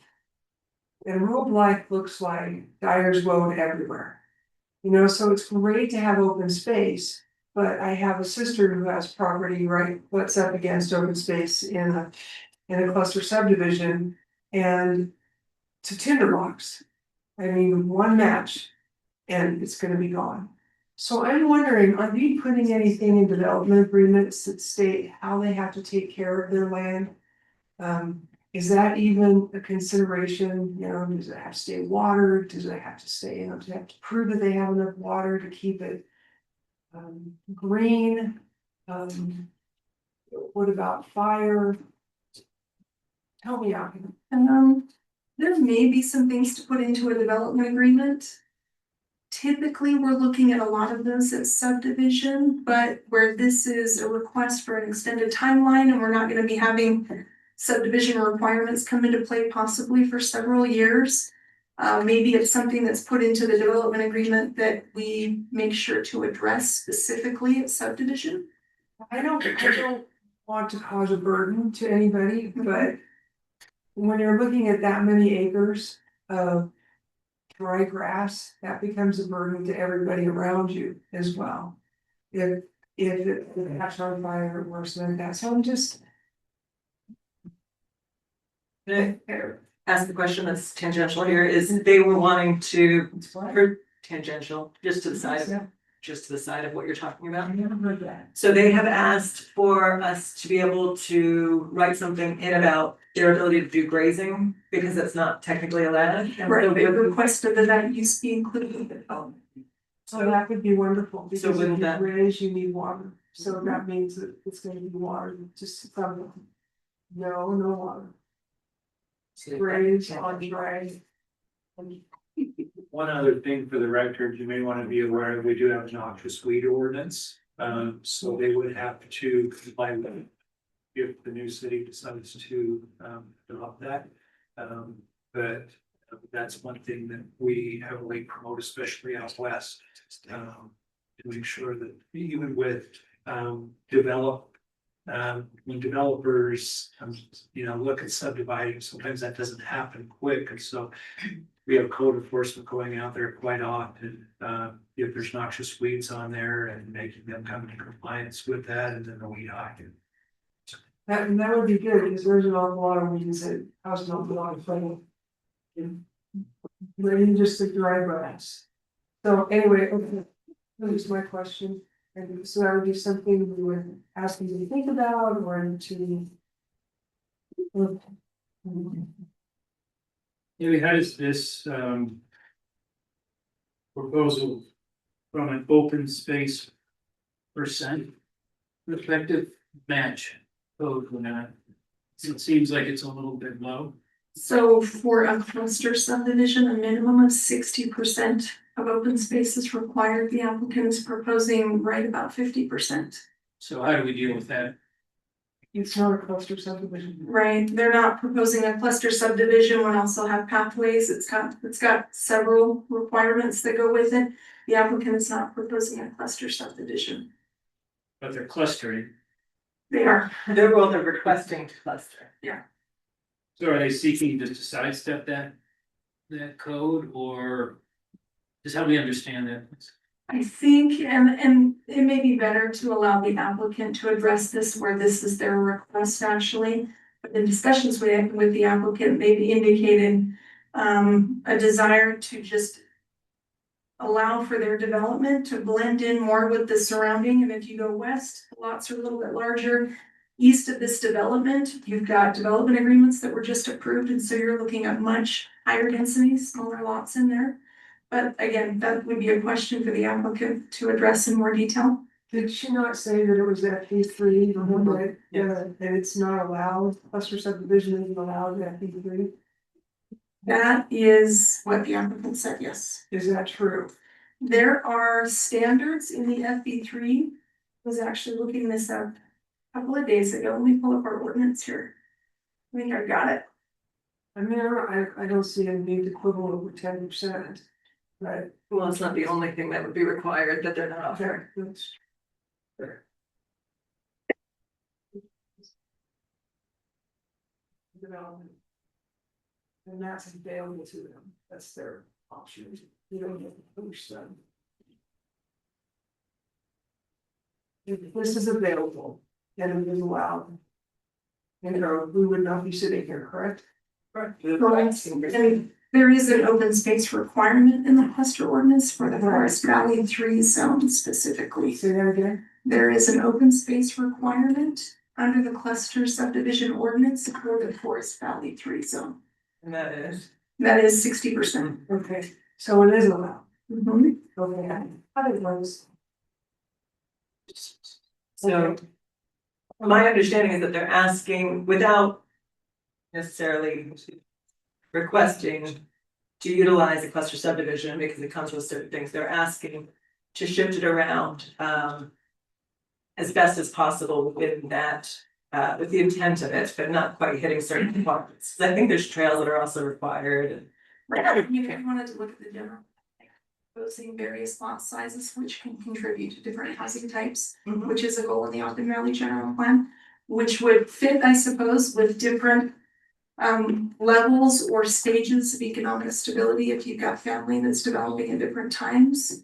I'm not advocating for the applicant, this is their application, I'm just kind of going through what may be looked at when this is considered. And I appreciate that. Yeah, thank you. Let's see. So I'm a little bit confused about this, the red line map that you have versus, because the shape doesn't fit their family subdivision map, and so I'm not entirely sure what I'm looking at with the red line map. So this parcel here, you guys see my cursor on the screen? This parcel here is actually phase one. The Mountain Dreams subdivision. That's lot one. This is owned by them. It's not included in their acreage count though. Just so you know, they have 45 acres outside of this parcel here. So heading away from 4100, that back half of that kind of notched out square is the open space easement. Correct. And so what is that rectangle on the side that you mentioned? You go forward here. So this open space goes across both parcels. The rectangle here, I would imagine, lies somewhere along here. Oh, I see. Again, it's a concept, it's not survey grade, and the developer may be able to give you a little more detail on that. So both redlined areas make up this area? Yes. Okay, gotcha. Mhm. All right. And this lot one here in the corner of that, right here, that is the one that you see on the map. That 4140. Yes. And so the open space will abut against the RE20 MPD master plan development. Correct. And as well as what community needs that to the south? This is vacant land, it's not. No, sorry, the one with 4325 north, just to the left of the RE20 MPD. Yep, up just a little bit. Right here. This looks like, I have to go to the map. Let me pull up geodesic on here, guys, hold on, sorry.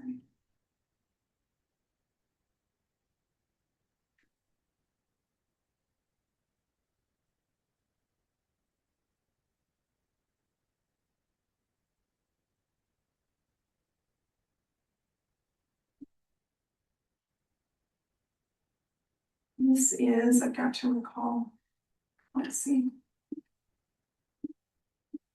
Sheep Creek Cluster Subdivision. Okay. Thank you. Yep.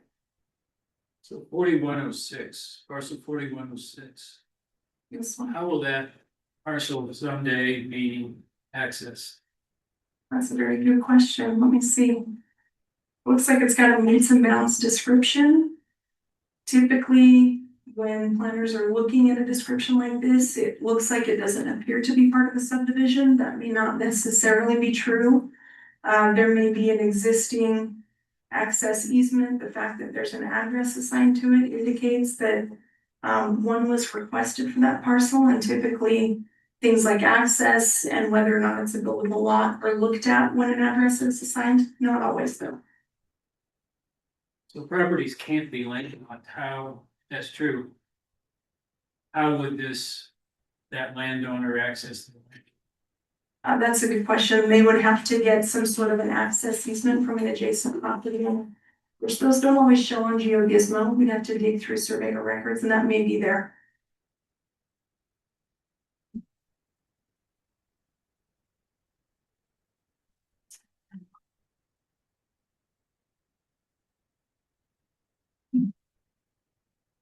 Any other questions for staff at this time? I guess I have just a general question, just because I'm kind of struggling with some of this a little bit. You know, in the state of Utah, when you buy a piece of land, you're not vested in the current laws and codes forever. Right? When the laws or codes change, you have to abide by whatever the change is for your piece of land, right? Right, with every new development application, correct? So here they're trying to circumvent that, and I understand why.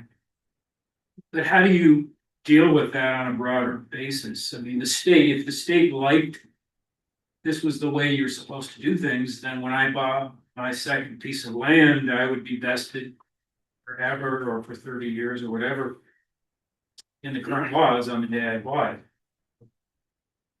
Some similar, but I'm not. I have to abide by the laws going forward, and the laws are subject to change, and that's intentional in the state of Utah.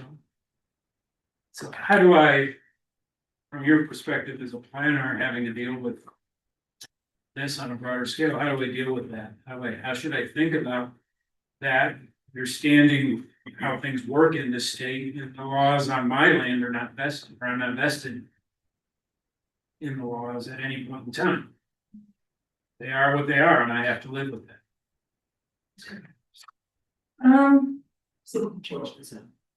Well, the first thing I would say is anybody can come in and make this request. No one's guaranteed an approval.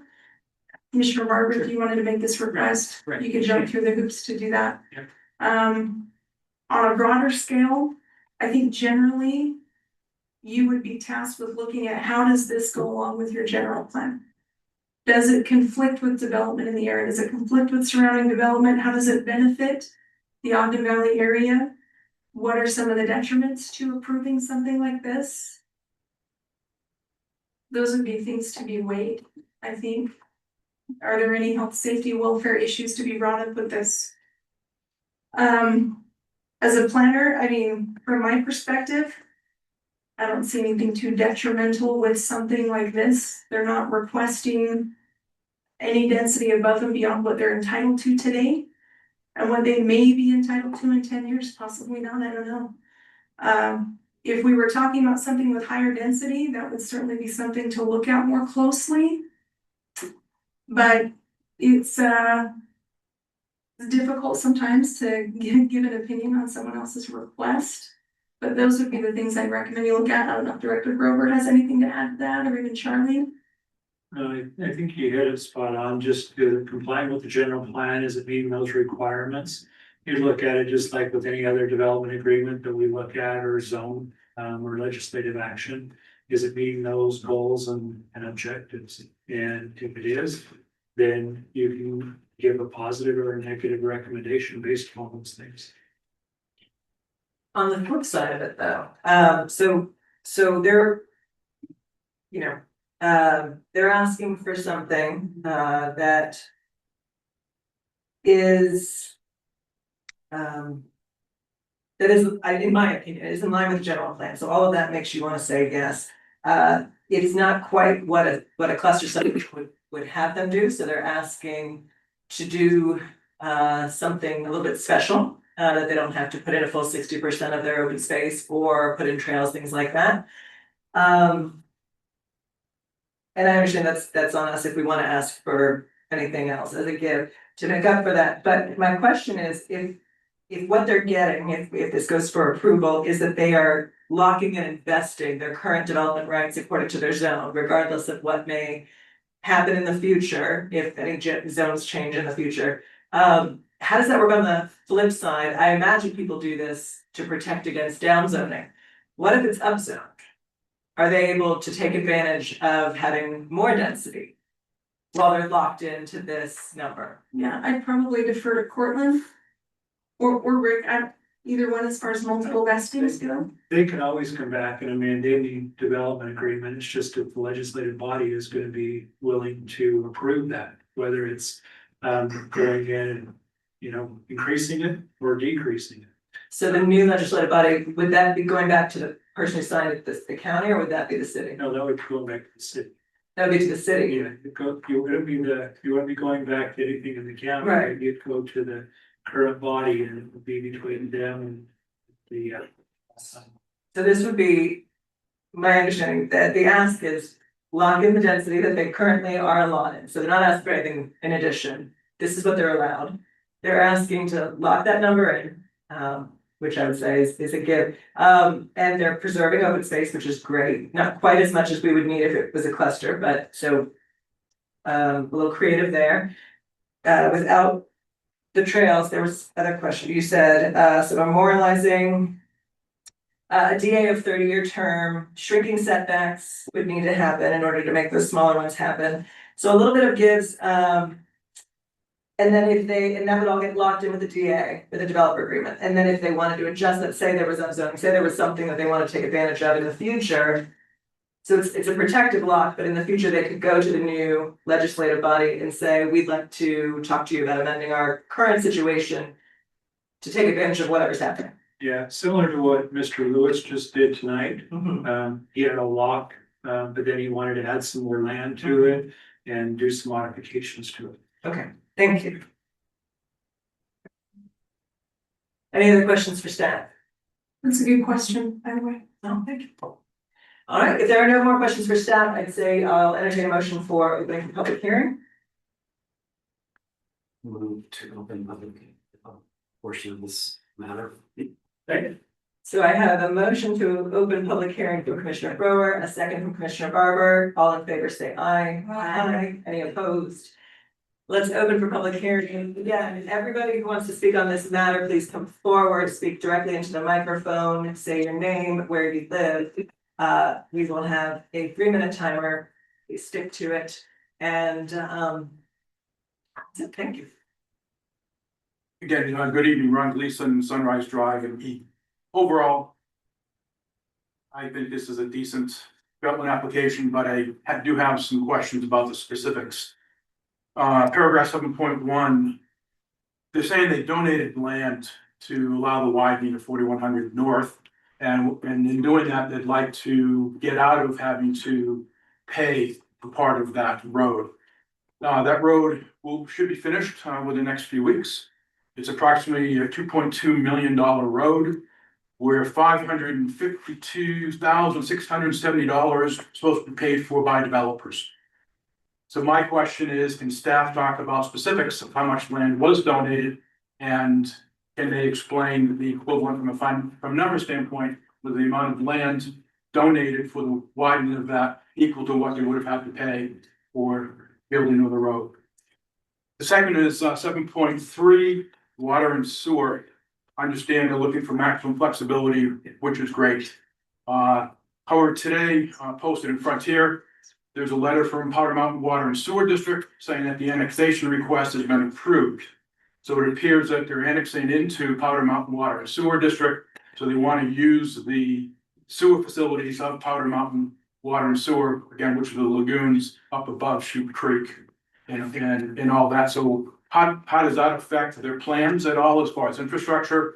And the fact that they do abut up to Chute Creek and all that, which is serviced by Liberty Pipeline, are they considering also looking to getting culinary water and something other than wells? And my other question was one that Commissioner Barber asked and all that about changes or vesting and all that. So those are the two specific questions I have. Thank you. Thank you.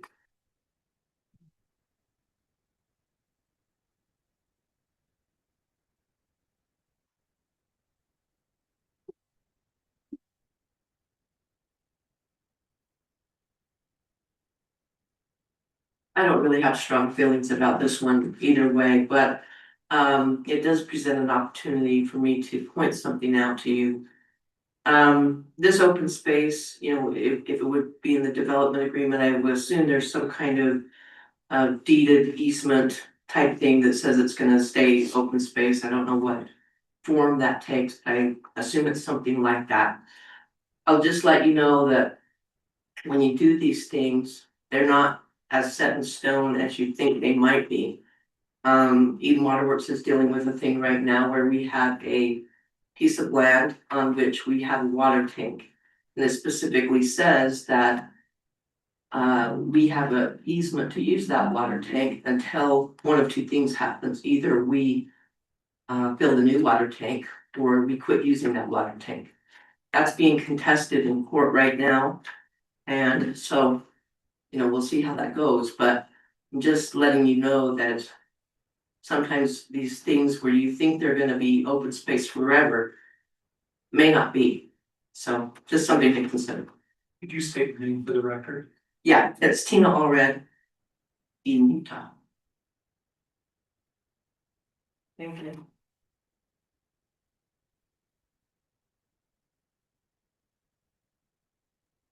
Any further comment from the audience? Thank you very much. I will take a motion to close public comment. Move to close. Second.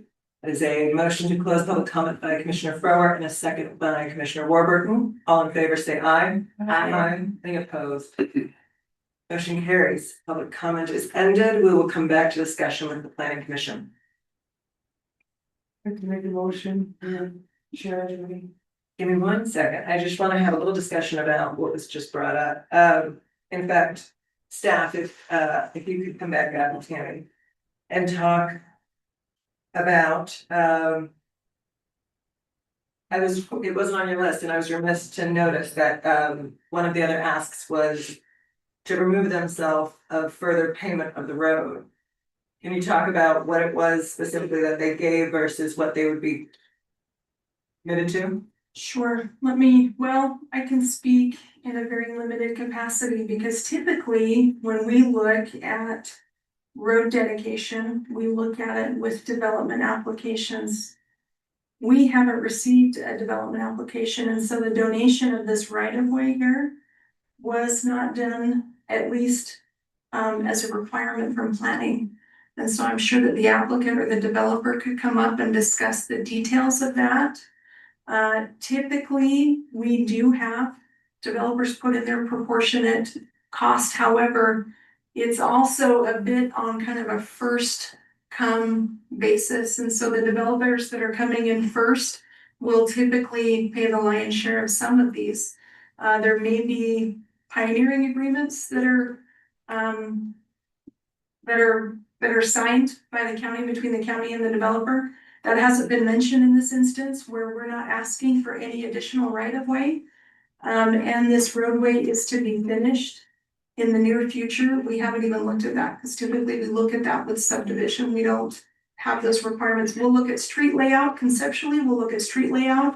We'll make sure that we have correct right of way widths, just so that nothing can deviate from that later on. But in this instance, we have the width that we need. I believe there's pathway going across the front of 4100 North. And so I can't speak a whole lot to that because we didn't run an application when that was required. So that might be a better question for Ms. Richards. If you stay for just a second, I'll bring it up after. And so with regard to an annexation with Powder Mountain Water Sewer, and the connection that, as we know from a recent meeting, I don't know, a couple months ago or so, where we talked about their situation up in Sheets Creek, how is that gonna affect the infrastructure here? We haven't looked at that. We don't look at that at this stage typically. We may touch on it. I will say, if the developer is proposing 20,000 square foot lots, they are not going to fit a well and a septic system on there. So those will be things that are certainly looked at when the first subdivision plat comes in, but not anything that we're looking at this stage. Okay. Especially where so many things are in place. We've got water districts forming and infrastructure being installed all the time right now. So especially with that smaller section, so they would need to, when it's, I don't know, at the time maybe of the subdivision or whatnot, they would need to have access to the sewer system of that amount.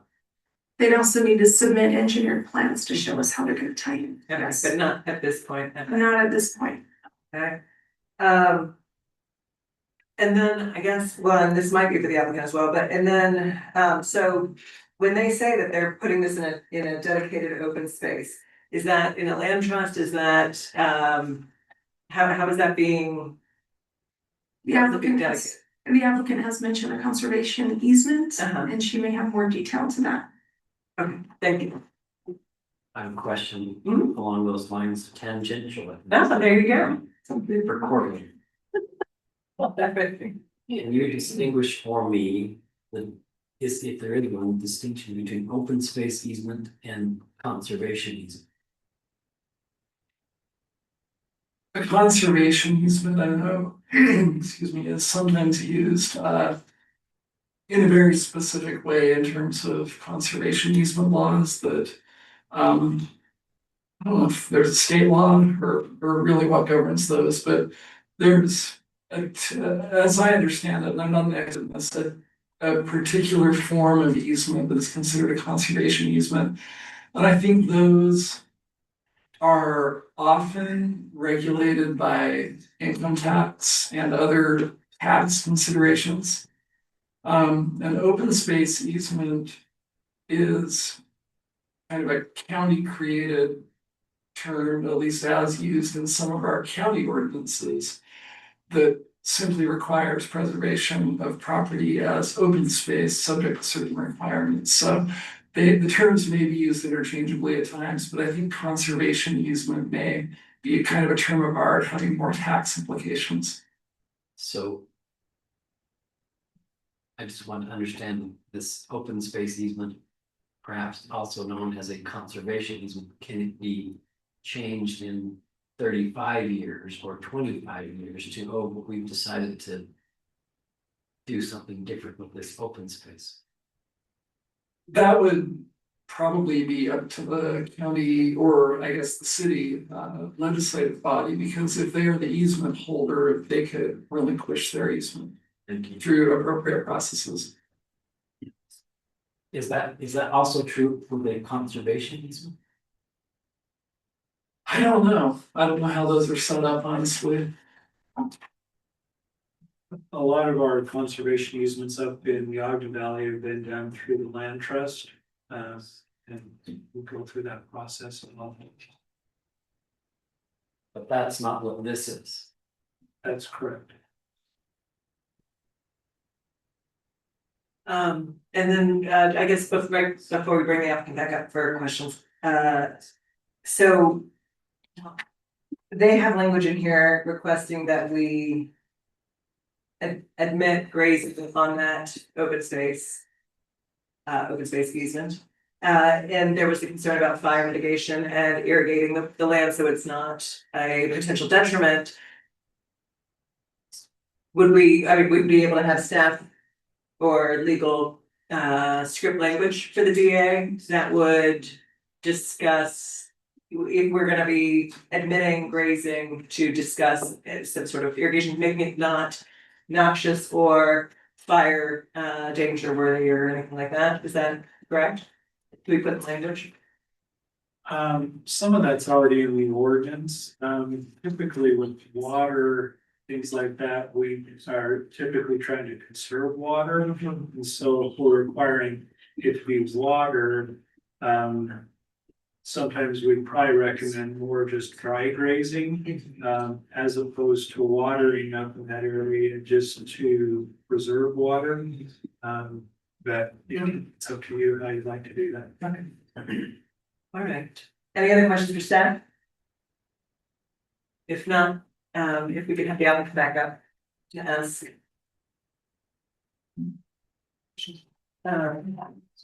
Questions for the applicant? Oh, right. If you could speak to the land that was donated for 4,100. Sure. Yeah, it was done a few years ago. When the grandkids come in and pull their building permits, they'll pay impact fees like everybody else does. I'm assuming 4,100 North is in the capital facilities plan. We actually don't have a capital facilities plan for this area. Okay, so yeah, they'll just pay their impact fees like everybody else who comes in after a road's already built. I think the difference would be that most people who come in and build on a road that's already built didn't have to donate this much land. How much land did you donate for the road? It was about 1.5 acres total. And this was done with the new connection and all of that? You donated 1 acre of your land? About 1.5 acres along the north side of the existing road in order to allow for what the county wanted to do for improvement. Okay. So that was done. We had the county staff just say they don't know about it. Well, is that what you said? Yeah. I said it wasn't done through a planning application. That doesn't mean that the applicant didn't work with the engineers or with the county commissioners to dedicate that. So who in the county did you work with? Which county office did you donate land to? Well, it's just the property of Weber County, but because the road's being built, the improvements are being constructed on it right now. Yeah, that would have been through the engineering division. Okay. As far as the grazing question, I can address that with Commissioner Wilbert, and if you'd like, it has been used for dry grazing. It's not currently irrigated, and I would offer that the grazing actually keeps down a lot of what otherwise could be overgrown, but for decades, my whole life, this has been just used for dry grazing. Goats. Not goats, especially cattle, I'm sure the goats would enjoy it. Oh. Madam Chair, do you mind if I make one more Yes, comment please. on 4100? Yes. Typically planning is involved with this. We have been involved to a certain extent, but we're trying to make that connection between 4100 and getting that over to Wolf Creek. And that's been an engineering project. They started with the bridge. We got funding for that through grants. And then we started with the road, and we've been working with different property owners. Engineering has been working with property owners along that way. And, you know, these individuals being one of those, but Eagles, John Lewis, those areas we work with them. And we say them, engineering. And they put land in and have to pay for the construction. They help with that, yes.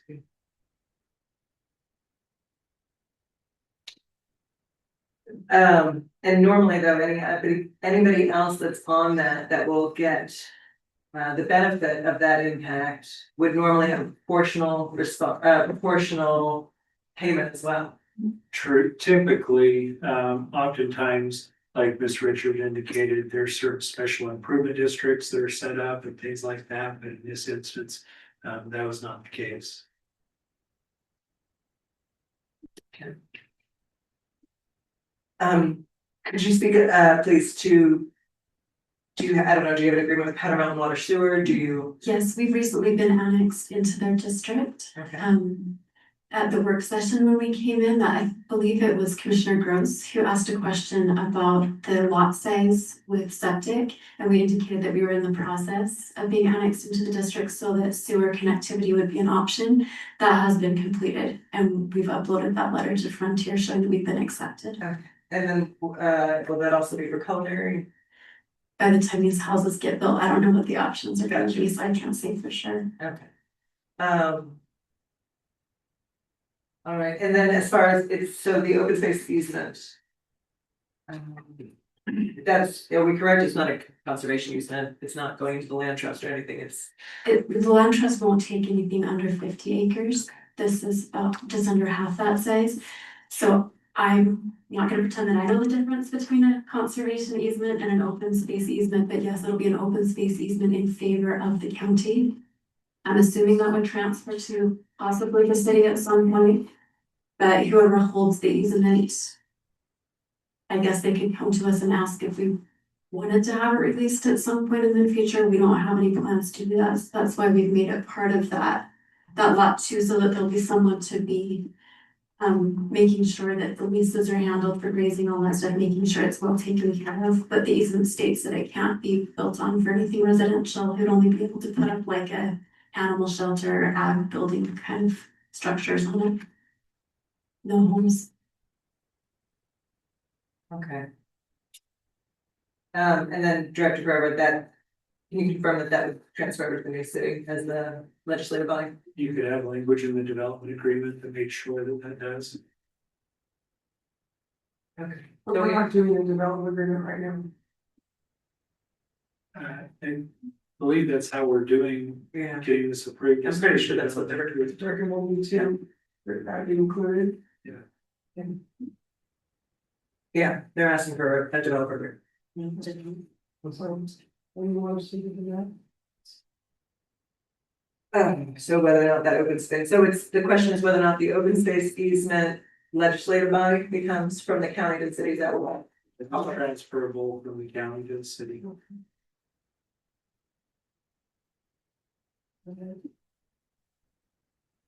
Okay, any other questions for the applicant? Thank you very much. Yeah, thank you for your consideration, and just in closing, I would just ask that you consider that we feel like this is really a win-win for both the county, the city, and for our family to be able to do something that is in compliance with the goals of the general plan, fits really well as a transition in the neighborhood, and also preserves a significant amount of open space for the future. Thank you. Thank you. All right, I will entertain a motion. I'd like to make a motion to move to recommend approval for ZBA 2025-07 to include an open space easement that's transferable to the new city. The dry grazing does take place, and then everything else as mentioned for the property 45.53 acres at 42 East, 4100 North, Eden, Utah, in the FE3 zone be approved to include the 30-year request. I'm open to friendly amendments. Any amendments or a second? I'll second it. All right, we have a motion to approve the specified findings or requirements and a second. Sorry, that was a motion to approve by Director Commissioner Warburton and a second by Commissioner Gross. Any discussion? I'll just say in advance, I'm gonna have to vote no on this, because I think if every landowner did this, then there'd be just a big mess. I think it's contrary to the way the state of Utah has chosen to manage zoning and other such matters. And I just think if this was the way it worked with every piece of property, there would just be a giant problem, intended and unintended, deal with. So in good conscience, I can't support this. I'd like to speak to my motion that I respectfully understand what Commissioner Barber is expressing and his worry and fear, and I think that there are so many options when it comes to planning, and that if someone has the option to do it on their land, they should be able to without worry or fear that somebody else might do it down the road. Other people will do this, not everybody will do this. Some people do form-based, not everybody will do form-based. It's just an option that these landowners have chosen to use. And as long as it's legal and within our zoning code, should be allowed to use it. Any further discussion with the motion on the table? If not, we have a motion on the table to approve with the specifications given. I will call for a vote. All in favor say aye. Aye. Any opposed? Opposed. We have 6 commissioners on the dais, so we had 5 in the affirmative and 1 opposed. The 1 opposed was Commissioner Barber. Commissioner Burton was recused for the record. All right, so the motion carries forward. Thank you very much. Thank you. And we will move on to our next agenda item, which is 3.3. ZDA 2024-02, a request for a public hearing, discussion, and possible recommendation regarding an application for a zoning development agreement for the Gateway Estates subdivision intended to vest the property in current zoning and development rights. The applicant will present first is Matt Lowe in the audience.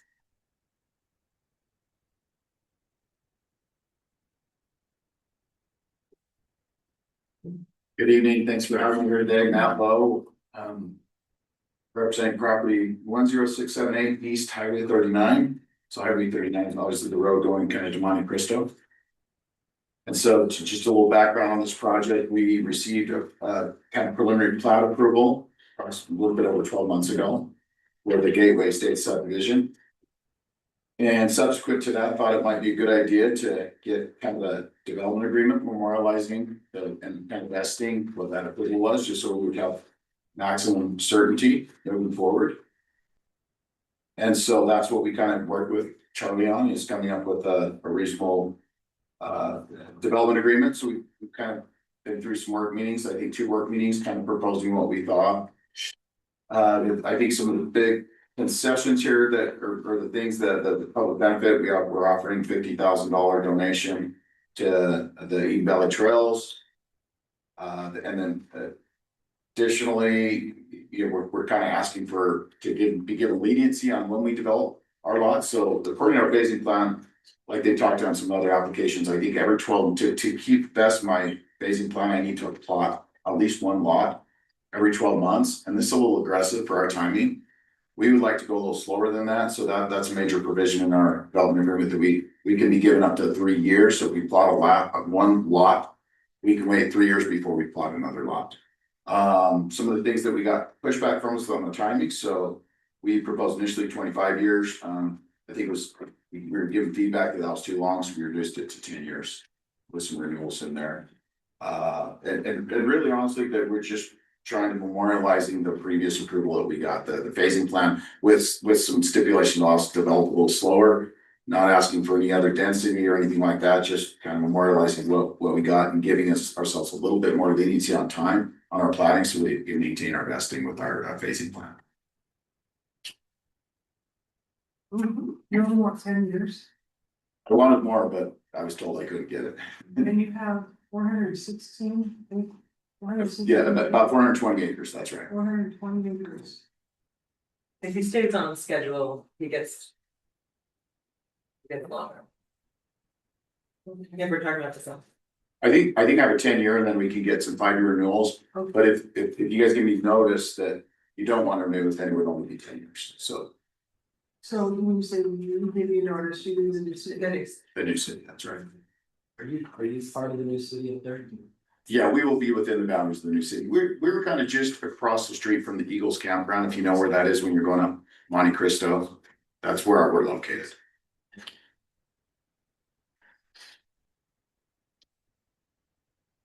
So.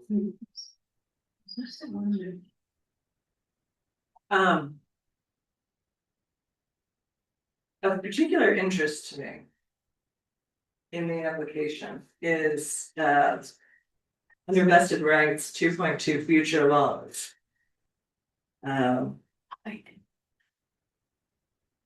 Which basically say that future laws will not apply. You know, you'll just be locked into everything that is today, and that's if I'm not mistaken, across the board, whether that is, zoning changes, which I understand, you have a developer agreement, but there's stuff in here, what is it, taxes or modifications there too, so long with the taxes. I lawfully opposed, and it's just interesting that basically it was carving out. You're being held to today and frozen in time, and that future laws won't apply to you. Well, I think that was part of the reason of the development agreement, is that we would know what the rules would be based on what the county, what the coordinates are to develop today, yeah. Well, I understand that in terms of a zone or things like that, it's when that branch is larger. That I think is curious. If you turn to. Okay. There's a section in here under vested rights, and so in section 2 and under 2.2, it talks about future laws.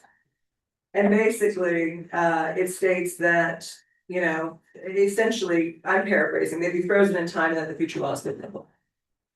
That's what it says. No, I'm restating in my. Well, I find it strange. But I'm waiting for someone to tell me that I'm not reading it correctly. Okay. Because I think I am. I mean, the intent, and maybe Cortland could talk to this, but the intent with this is we have our layout, we have a road configuration, we have our, kind of our grading, like our rural also kind of dictate some of our, the steepness of our roads, things that have to do with our layout and what we did that we've been approved. We like some certainty on that, so we know that we can build what we have approved for. So that's kind of what that's why we put that in. So where should we get guaranteed by having a development agreement that lasts 45 years? That's why I originally asked for them. It was, the feedback was that was too long, so it got reduced to 10.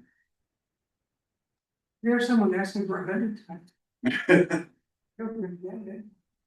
Who knows? Do we have, sorry, and I was remiss to not announce, we have Commissioner Burton back up on the dais for the record. So the full set are here for this application. Does anyone else have questions for the applicant? Because we do have staff to bring up for their presentation. So just to be clear, you did want more time, and that would negate the need for that language in your development agreement. You just will want time to be able to count on what you want to do, staying in place without the city coming along and just saying, we don't care about you. I know that's what everyone's worried about. Yes. You memorialize, everyone's using that terminology right now. Yeah, when I went to my attorney, and she said, I just want to be able to build this as we got our approval. And did not have the world change on us and then actually do something completely different. We put a lot of time, effort, and energy into our phasing, kind of our layout and all that, and that's what we want to be able to Well, build. then you'd have vested interests, vested rights, then we're denied. So court. Well, that was like work, just. But yeah, okay, I can very much understand. And honestly, just kind of the reason why we were interested in doing this, I believe we still have a really good vested right with our entitlement and everything else. I just went to my attorney, says, hey, if we do development agreement, then just make clear what the rules are. Say, hey, just want to be able to build what we presented and want to have some visibility on time frame. And so like initially we asked for 25 years and then I think staff said that was just too much. And so that's where we kind of landed on this. Thank you. I appreciate your consideration. Thank you. We could have staff.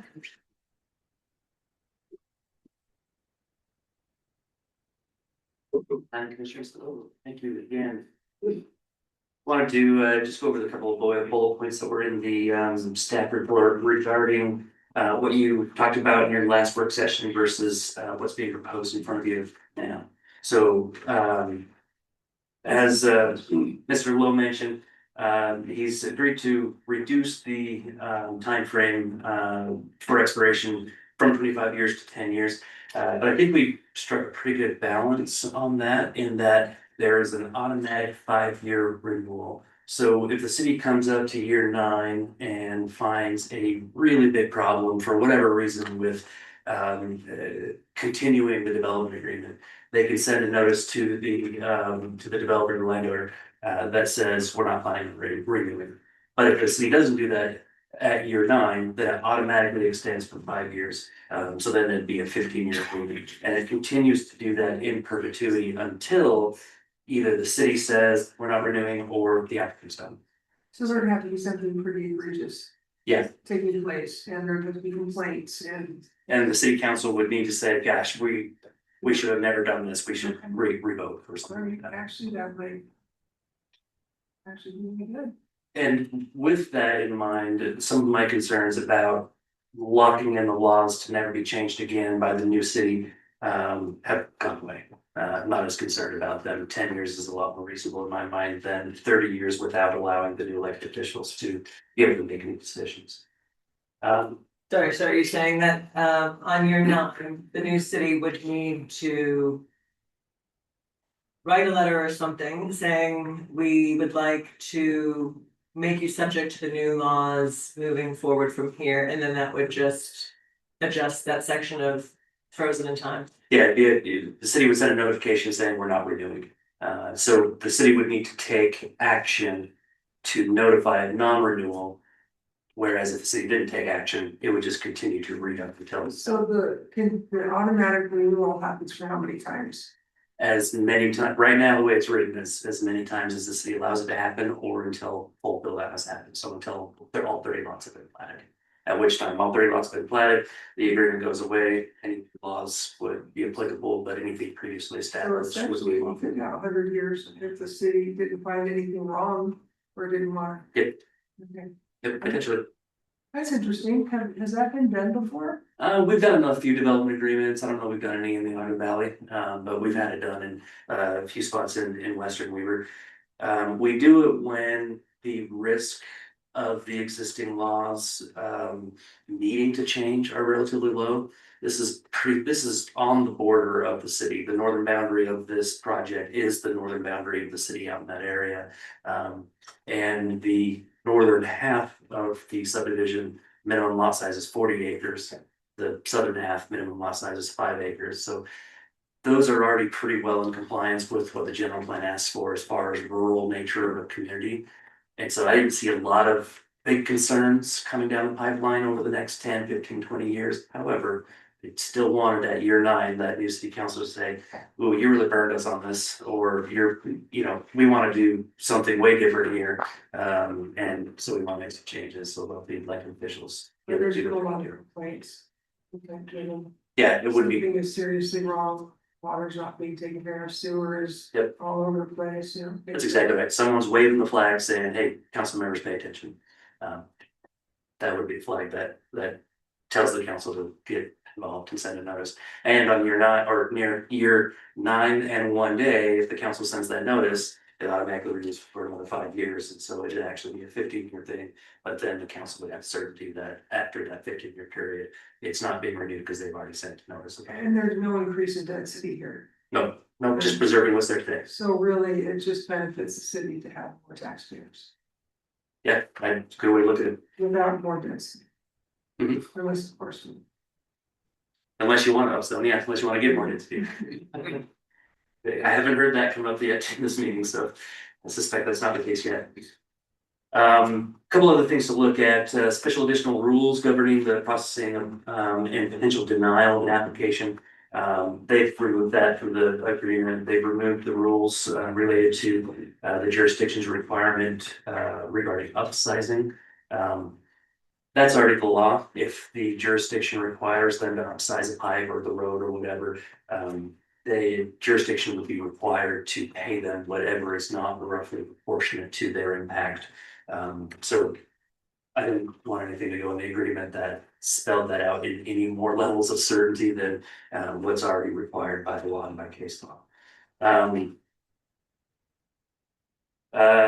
Rules related to jurisdiction provision of services at equal levels as others.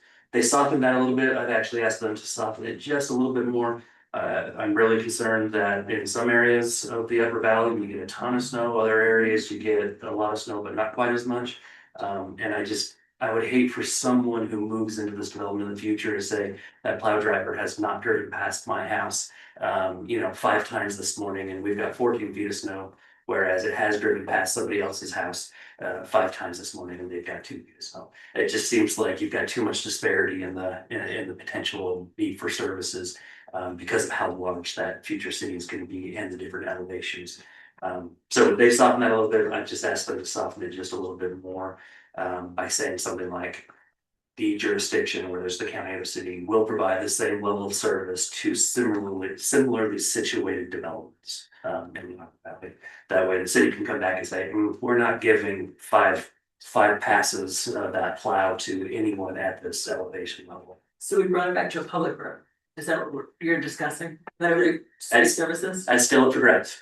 So I'm saying city services, I'm saying plows because that's the easy city service to target, but whatever other city services might be, if any, and there's caveat, if the city is not offering these services there, then the city would continue to not offer those services at the same level of not offering services. So wait, I don't know if I spaced out, but I want to make sure that I'm hearing you, because we had, at one point, there was a discussion that these would be private roads and plowed and taken care of by the HOA. Yep. And I know we had discussion about the pros and cons of actually doing that.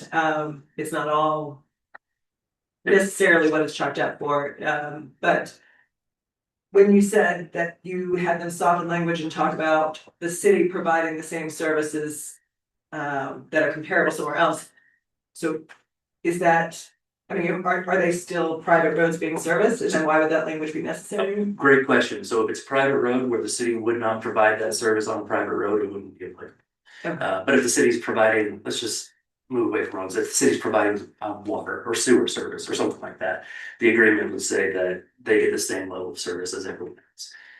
I kind of think that's already part of the rules, but they just want to make sure that's locked in.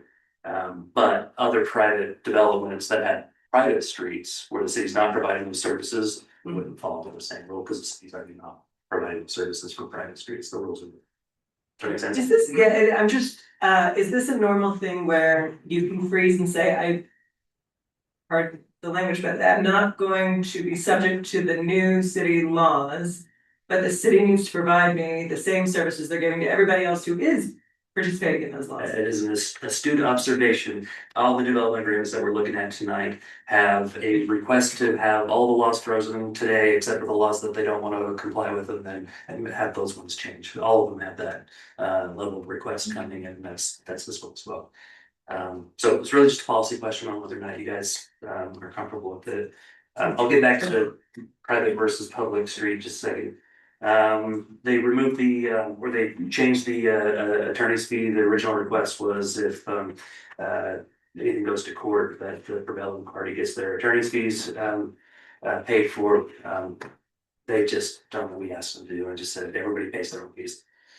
That's probably going to be different or could be different if the city or the county makes a decision that gives a refer to the ombudsman's office, because there's already a state law that says if the ombudsman's office makes an opinion, then it goes to court and the court finds in favor of what the ombudsman said, then the attorney's costs are required to be covered. So under those circumstances, this would be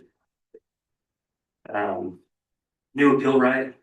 So they had a new appeal right that kind of said, this is what happens. So when I say appeal right, there's a provision in the development agreement that talks about administrative modifications to the development agreement versus modifications to the development agreement that requires a full amendment with the planning commission and county commission review.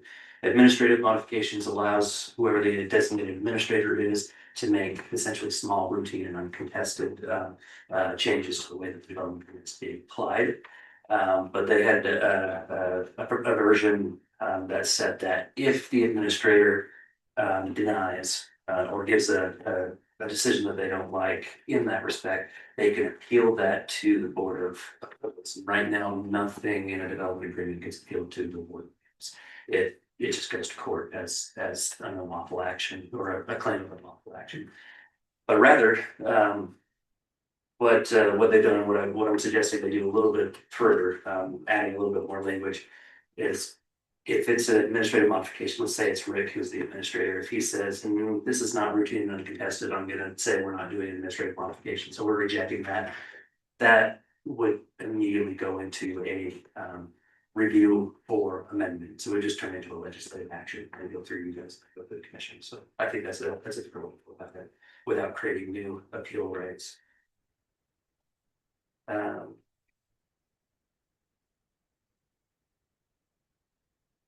They have removed some of the additional rules that govern what happens if the county rejects an amendment to this agreement. Just as a reminder, there was a provision that said that if the county rejects an amendment, the county has to give reasons why and give notice and all that kind of stuff. That's something the county should do anyway, but adding extra rules for that may not be as fair if it's only applied to these guys and not applied here. Exclusion from moratoria. The planning commission did request that to be removed. So there's a provision, actually, I saw it in one of the other development agreements that was on the agenda today. Request that if the city does enact a moratorium, that moratorium does not apply to this project. I've got one concern with that, and that concern is that if the purpose of that moratorium is so that the city can get set up to actually provide services, because the city can't provide services yet, and you have an agreement that says that moratorium cannot be applied to this project, my concern is that we should allow the city to get up and running. Moratorium is only good for 6 months. You can only implement it for 6 months. The word moratorium doesn't actually show up in CLUGMA. It's a temporary land use ordinance.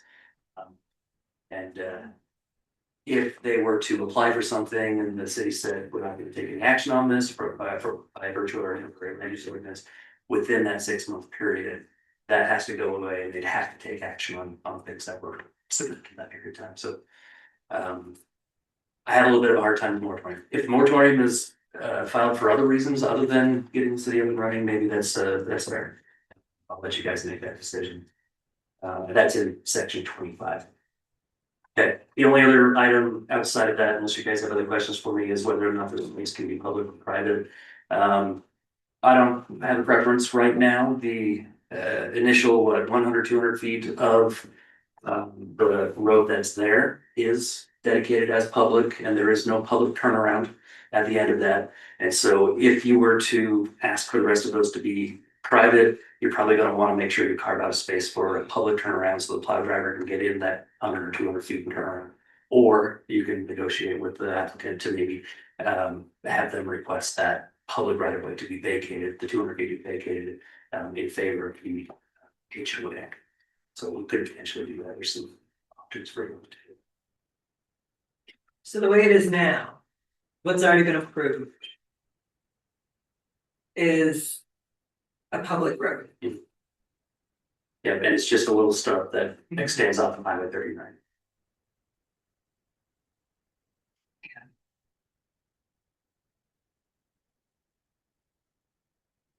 That's the question.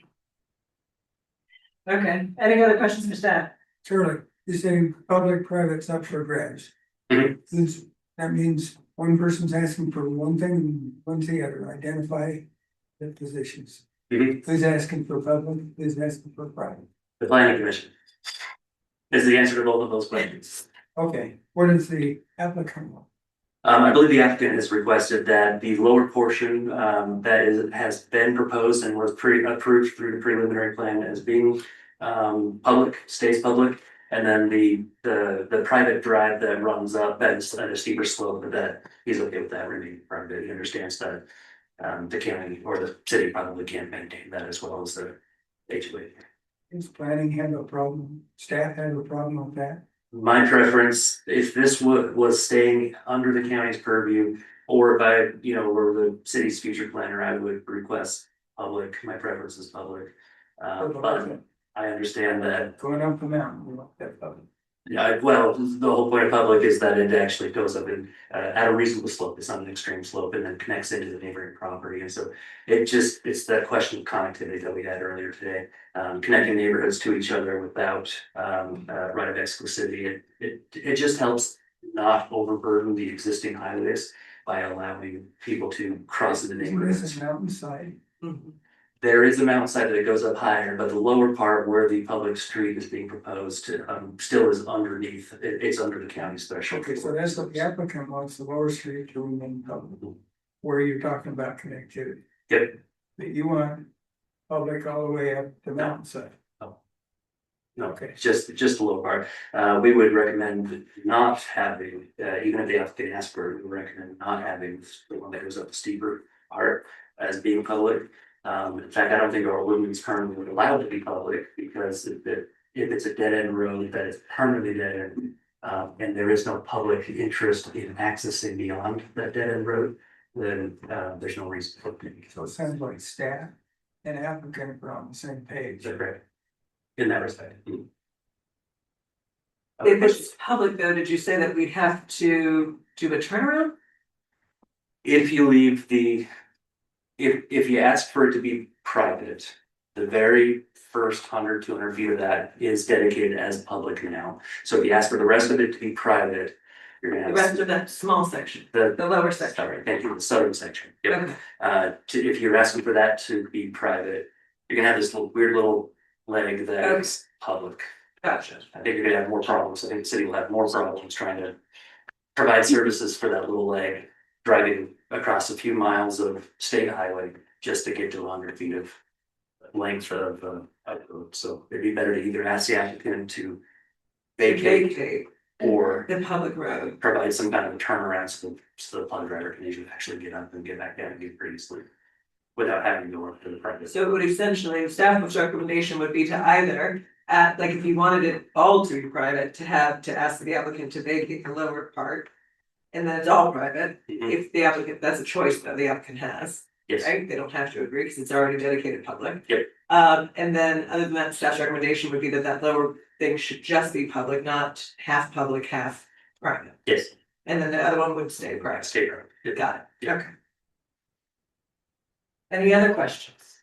For staff? Hang in there, guys, we're almost there. All right, if there are no other questions for staff, then we can entertain a motion for opening for the public hearing and for public comment. Move to open for public comment. Second. All right, we have a motion for public comment by Commissioner Frower and a second by Commissioner Warburton. All in favor, say aye. Aye. Any opposed? Fantastic, public comment is open, public hearing is open. Anyone who wants to make a comment, please come down, speak directly into the microphone, state your name, where you live, and you will have 3 minutes to speak.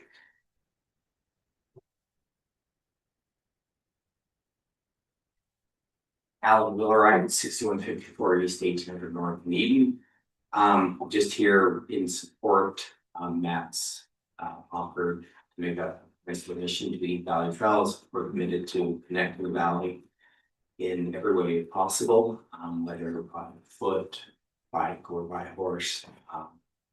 We really want to make the whole valley connected, and $50,000 go a long way to that, help do that for operating budget, and appreciate the opportunity to be working up for a while. So thank you. Thank you.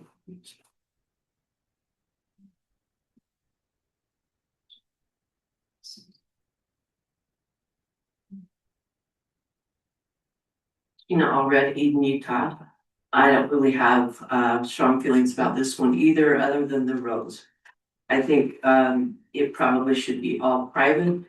What you're looking at here is another Summit County Road situation where the plow has to drive up 6 miles of state road to plow a county road, which they don't actually do now. I believe they've contracted out with Powder Mountain to do that, but it doesn't make any sense to have public roads for the new city that aren't connected to other city roads.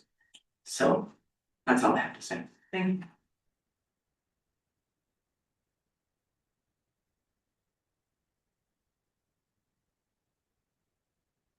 you. Any other comment from the audience? All right. I just want to state on the record that there was an emailed or electronic public comment that was submitted with regard to this application. It was done by Sarah Roy, and so Director Berger will have that attached into the minutes online for public record. All right, now I will entertain the motion to close the public hearings. I move that we close the public hearing. All right, and second, we have a motion on the table to close public hearing by Commissioner Warburton and a second by Commissioner Frower. All in favor, say aye. Aye. Any opposed? Public hearing is closed and discussion comes back to the planning commission. Any discussion or questions to be had from the planning commission? So I think we discussed this a month or two ago, and as far as the donation, in terms of the amount, I think it was determined that you get about 10 feet of trail. So I don't know if that's still an issue or. I think Charlie kind of generally went over the different types of trails and how much that would get you, and I understand anything is good. Every dollar counts and matters and is beneficial. But in the big scheme of things in a giant valley, depending on the type of trail you're talking about, 50,000 isn't huge. To me, it doesn't seem, the trade-off, which Director Grover has talked to us about. What does it balance correctly? It doesn't seem to balance for me. Given how, given that all of the circumstances here.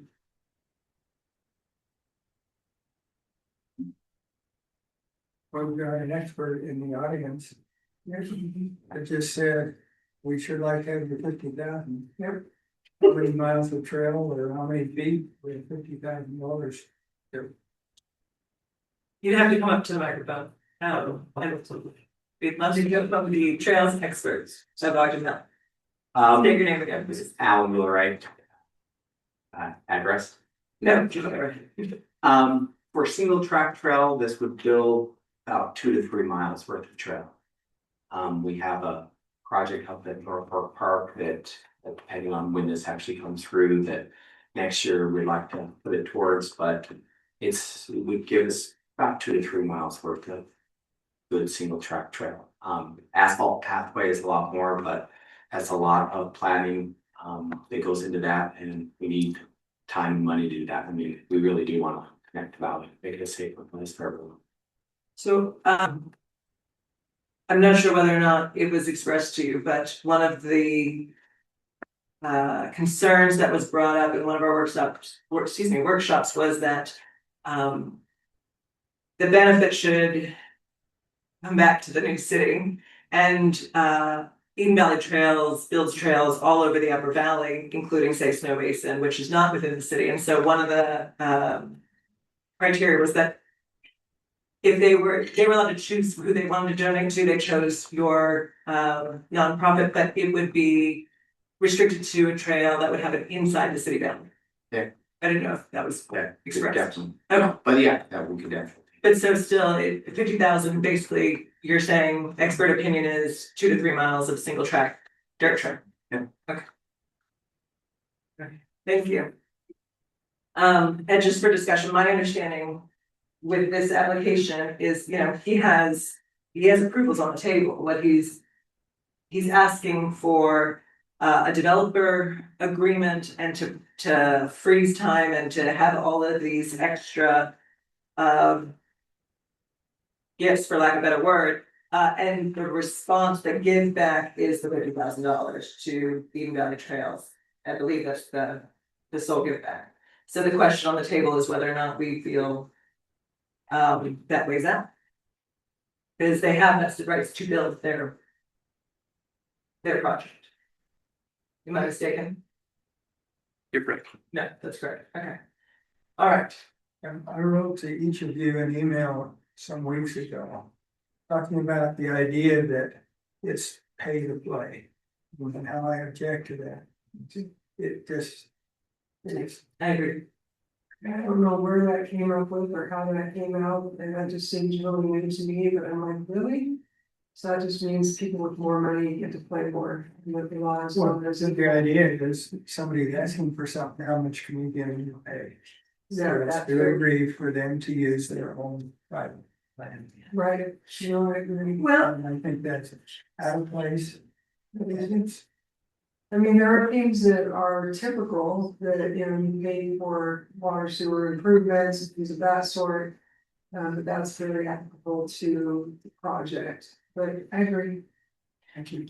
So I agree with the concept of, I'm anti-pay to play and that, therefore deeper pockets get more things, but in this item, it's a legislative item, they're not being held to, they're asking for things outside of what their land rights are. And so when that conversation came up about what would they agree to, it was on the basis of, if you want to get things you're not entitled to, what are you willing to give to benefit the surrounding area or the new city, so on and so forth. And so I don't know that that's necessarily quote unquote pay to play in that respect. These are not their rights. They have rights that if we vote no to this, they still have.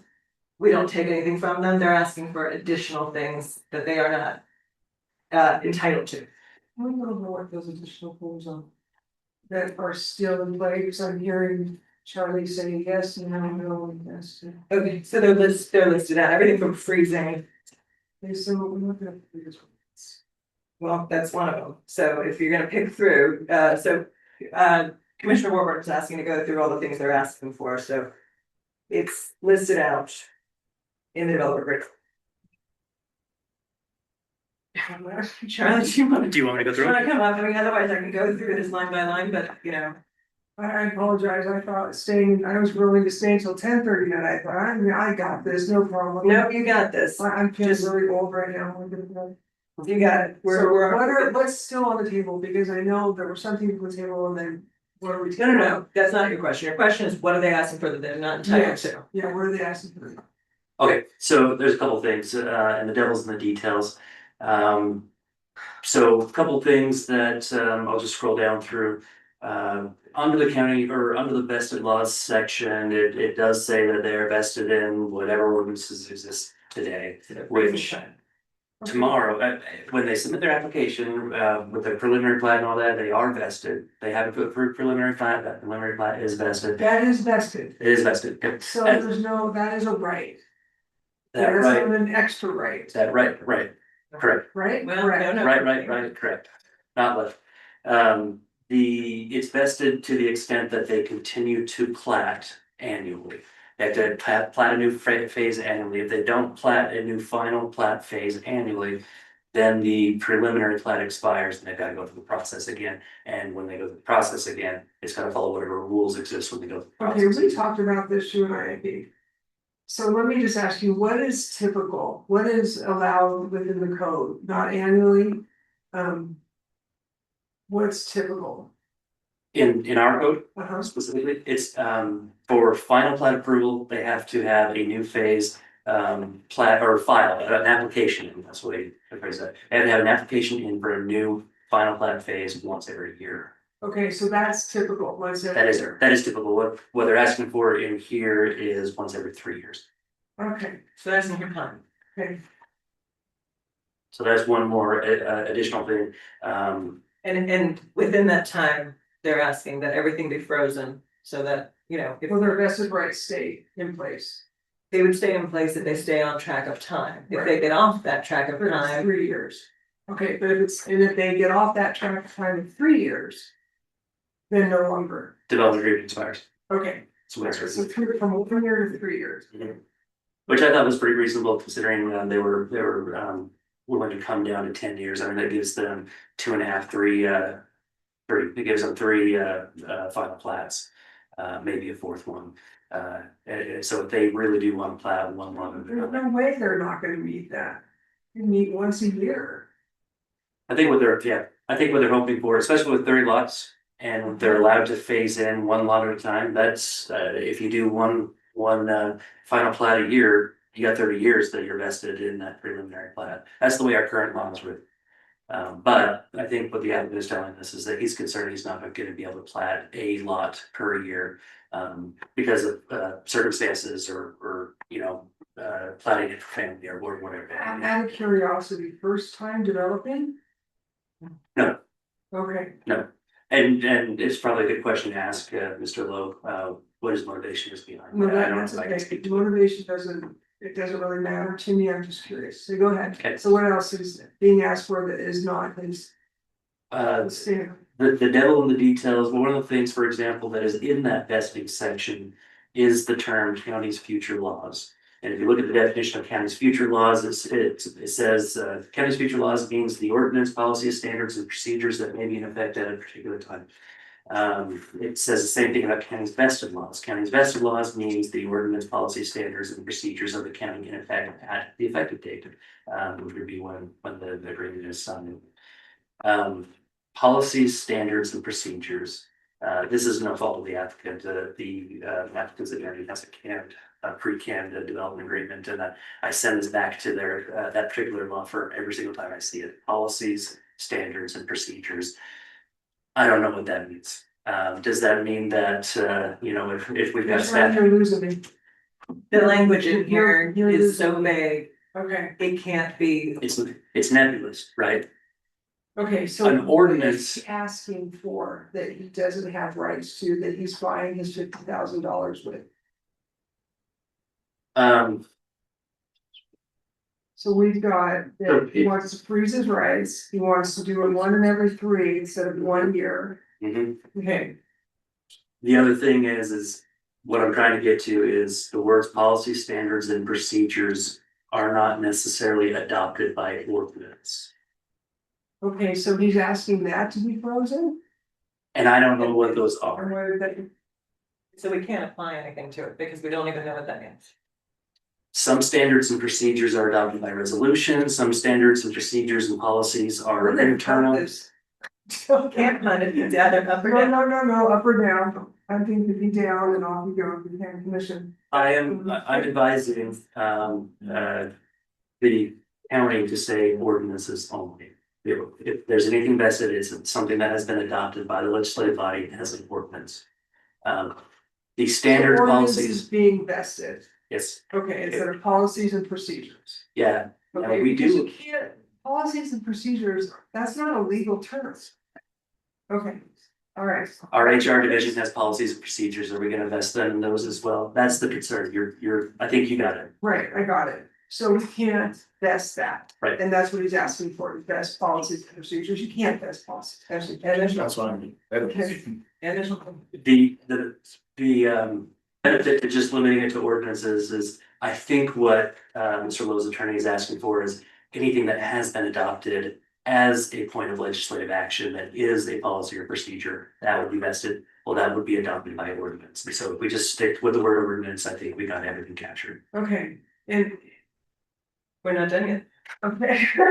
For some more? There's more. Okay, so we need to change some ordinances are vested. I don't even think you need the term frozen or freezes rights. There's Those are layman's terms. Yeah, it didn't quite stay frozen. Okay, well, vested rights are vested rights. Yep. And as long as you're doing it anyway, go ahead. Yeah, as long as you do it in accordance with the rules, they stay Right. vested. Yep. Okay. Yep, you got it. Under the vested rights. What I would normally prefer to see, my concern about this has been softened because of the 10-year period instead of the 25-year period, but what I would normally want to see in this is what specifically is vested. Is it the road configuration? Is it the way the preliminary plat exists? Is it the laws that apply to the preliminary plat? Or does it go above and beyond that? Does it go to any potential use that's allowed in the F5 zone? Can the planning commission, county commission tomorrow, after signing this and executing it, adopt a new use that, or eliminate a use in the F5 zone? So that's. We're not done yet, there's more. So that gets a little bit nebulous to that respect. So we gotta move this along. Yeah. Okay. One thing that they did add in, since last time we looked at it, under that vesting, under future laws, they did add in the county's future laws that dictate the application process and procedures for applicable to final plat application. They're okay with those future laws applying. I think that was there where they trying to soften it. It's only a 10-year period of time, and the city has the ability to use some of this at the thing, or after 9 years to the grade. Okay, It's probably. We're not done. okay, just a second, I'm done, I think I'm done.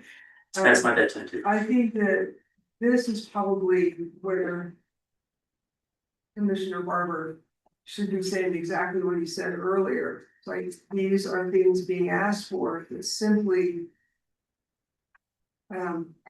don't make sense to me. I mean, you can do a development agreement and do it in a. Why making it so complicated? You're not even asking for more development rights. You're basically asking for an HOA development. I'm tired and I know that I'm gonna say something I probably shouldn't say, so I'm gonna be really careful. Let me help you, and hopefully help you in your feeling of that. This is nothing that staff is advising or advocating for. This is purely what the applicants asked for. Okay, and I understand that, and, okay, I'm done. So back to the question of, does it balance? That's really the question that you need to ask. That's the yourself. question. Okay, does anyone feel they need to hear more from staff? Okay, if there's no further discussion, why don't I go ahead and call for a motion? I will call for a motion. I don't even. Oh, okay, people seem confused. Calling for a motion on. Where am I? It's ZDA 2024-02, the gateway project. Is there a motion to do that? Close the discussion. We don't have a motion on the table. No. Thank you. I motion that we close the discussion for the CDA 2024-02. So, A public hearing. oh no, we did that already. We did that already. This is just a commission discussion before making a motion, and now I am ready to entertain a motion.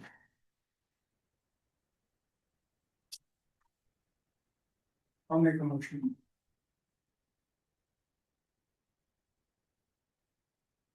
I move with respect to ZDA 2024-02 that we forward a recommendation for approval of the applicant's application with the findings set forth in the staff report. But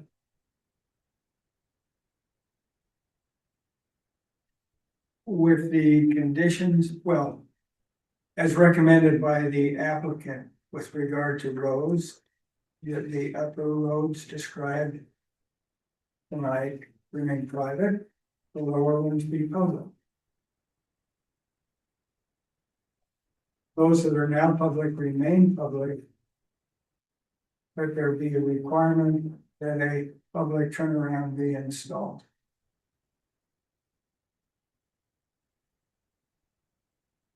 I'd like to have a friendly amendment. Ask him. May I make a friendly amendment? Yes. Commissioner? I'd like the public road to be vacated and the entire thing to be private. I'd like to add that it goes from once every 3 years down to once every year to align more with what's already in code. That the terminology of whatever that terminology is and replaced with ordinance are vested interests, as is the case with everybody. Let's do these one at a time. What? One at a time. Break down one at a time. Okay, Your friendly amendment, take it one bite at a time. Okay. The first one is that to move. public roads be vacated Yes, and all become private. yes. I accept that friendly amendment. Okay, thank you. The second one is to go from flat every once 3 years to every once a year. I don't accept that friendly amendment. Okay. And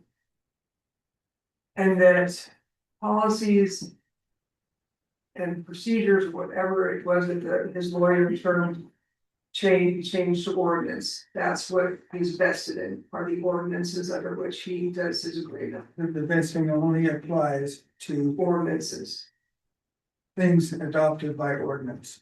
yes, They could be rules, procedures, processes, whatever, if they're adopted by ordinance. if it's an ordinance, yes, it must be heard ordinance. Yes, Yes, I accept it. okay. I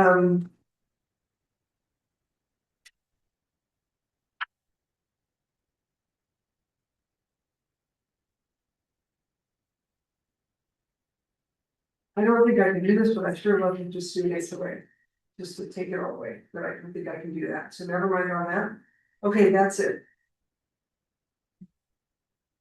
Okay, so I'm gonna try to redo this. So we have a motion on the table from Commissioner Burton to approve based on the findings in the report. With a change to what he had then said about the applicant's road request. And he has accepted Commissioner Warburton's friendly amendment to change that aspect to be that the current public road be vacated and that all roads in that development would become private. And that the language that was discussed that says policies, procedures and whatnot, that was deemed nebulous by our planning staff, that language would be changed to be specifically regarding ordinances. Does that reflect your motion? That is the motion on the table. Is there a second? I will second. We have that motion on the table from Commissioner Burton, and we have a second from Commissioner Frower. Any discussion on this item? I'd like to speak to my motion. Yes. The discussion too, is that not going to the once every year, every 3 years, I think with the 5-year extension and giving the city that some of that control, I think is sufficient.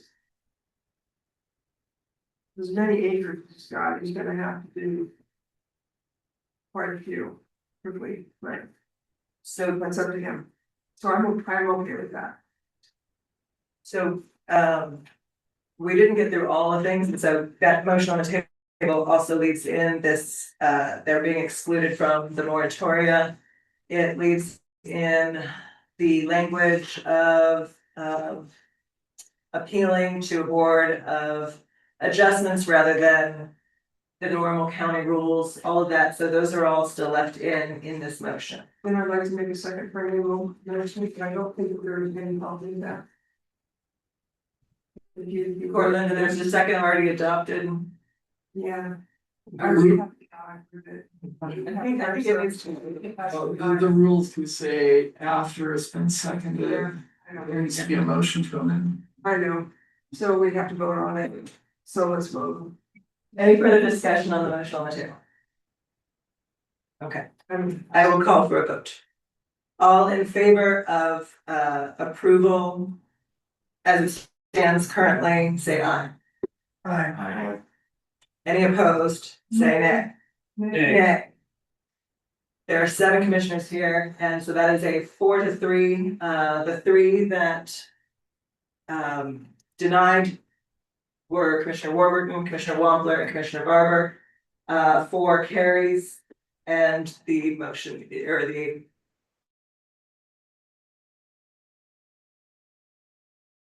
correct, sorry.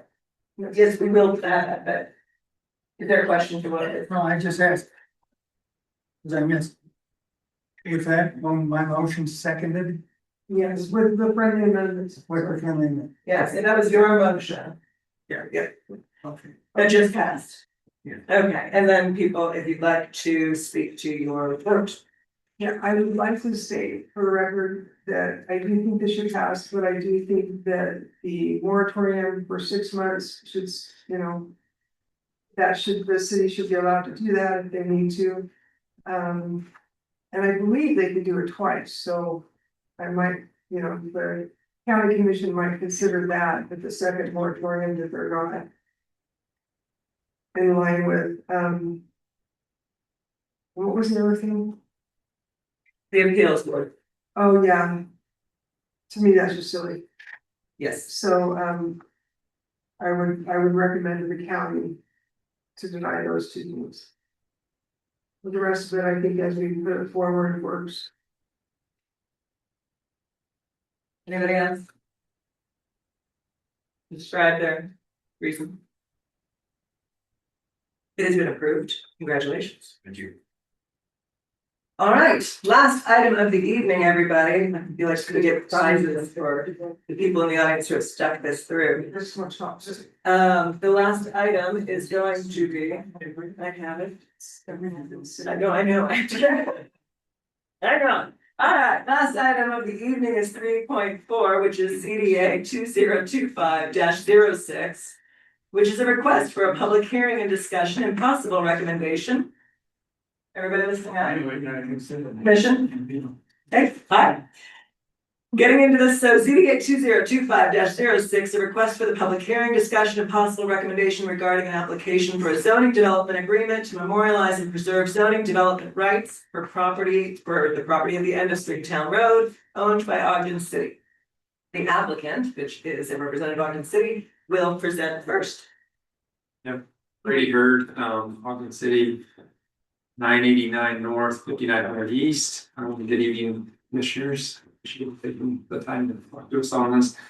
So yeah, as you just mentioned, we are seeking positive approval for recommendation for these development rights that are associated to the Ogden City well field that is at the end of Stringtown Road.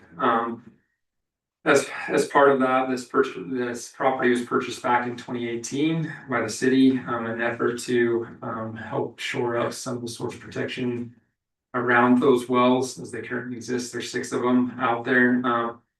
This property is about just over 24 acres that was procured. As part of that,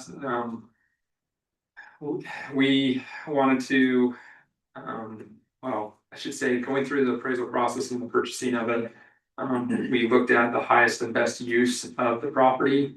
And through that, in the appraisals, we equated there's about 521 units associated with that, with the highest densities that can be looked at for that property. How those were derived is the first building, it would be proposed at 7,500 square feet. And it would have 2 units tied to it. The remaining square footage would be divided by 2,000 square foot units, which equates to about 519 units. So in total, between that first building and the remaining, we're saying that 519 plus the 2 other units out of 7,500 square feet would equate to about 521 units in total. So with that, we've documented that in the development agreements. That is where we would like to vest those rights associated to this property. Yeah, that's currently the property zoned as a CDR1. So that's recreational and how we include those results. And then any receiving units that would need to be transferred or potentially looked at and transferred off this property would have to be a DRR1 is how we written it into the agreement. I think I tried to condense that as much as possible. Yeah, that's what we're seeking. Questions for the applicant?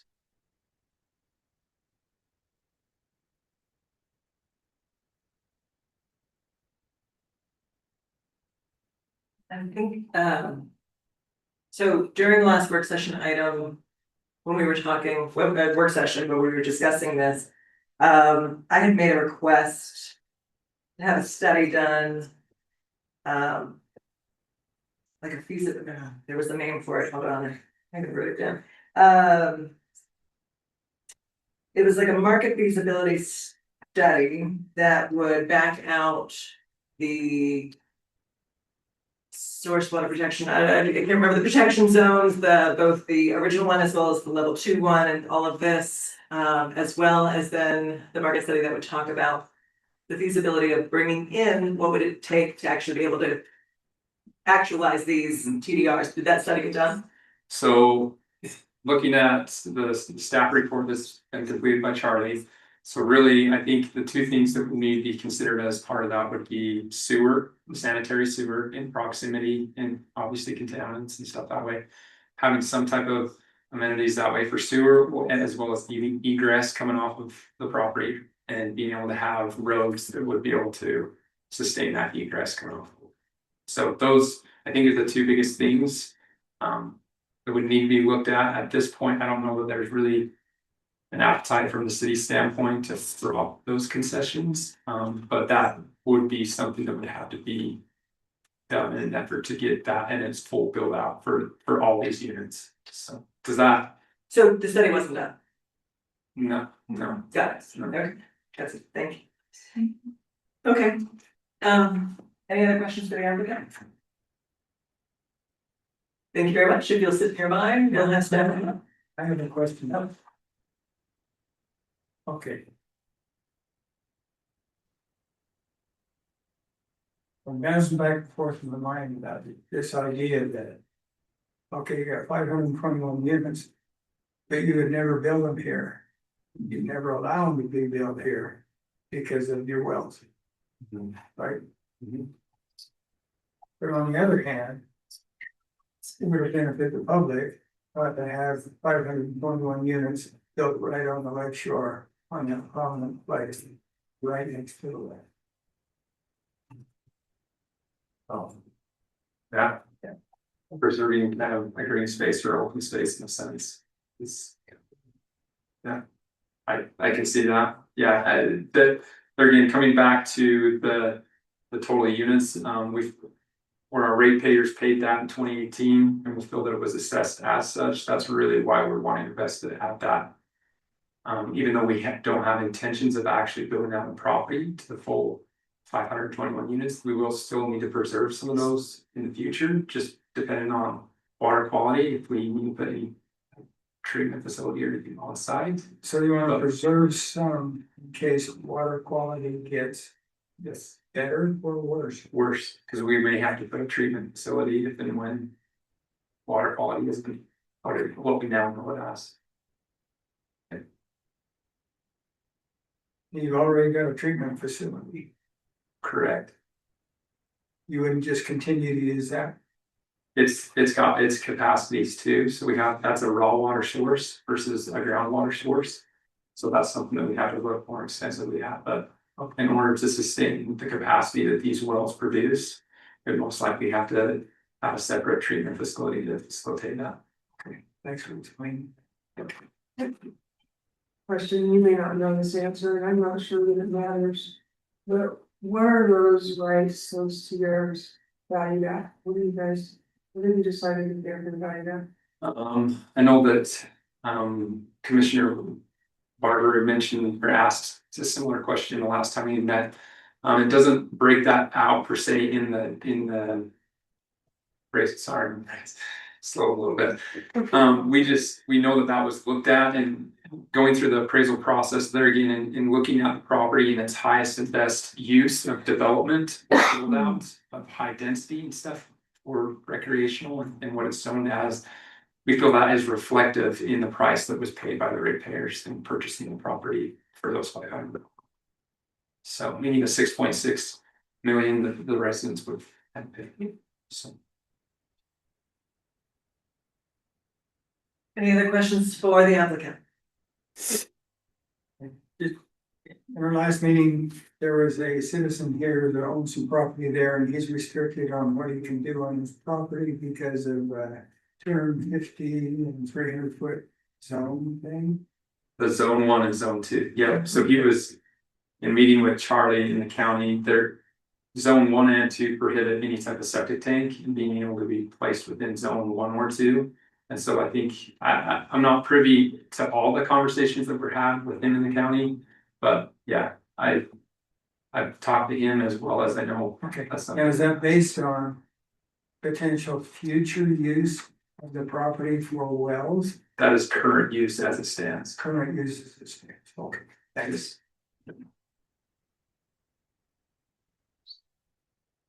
Any further questions for the applicant?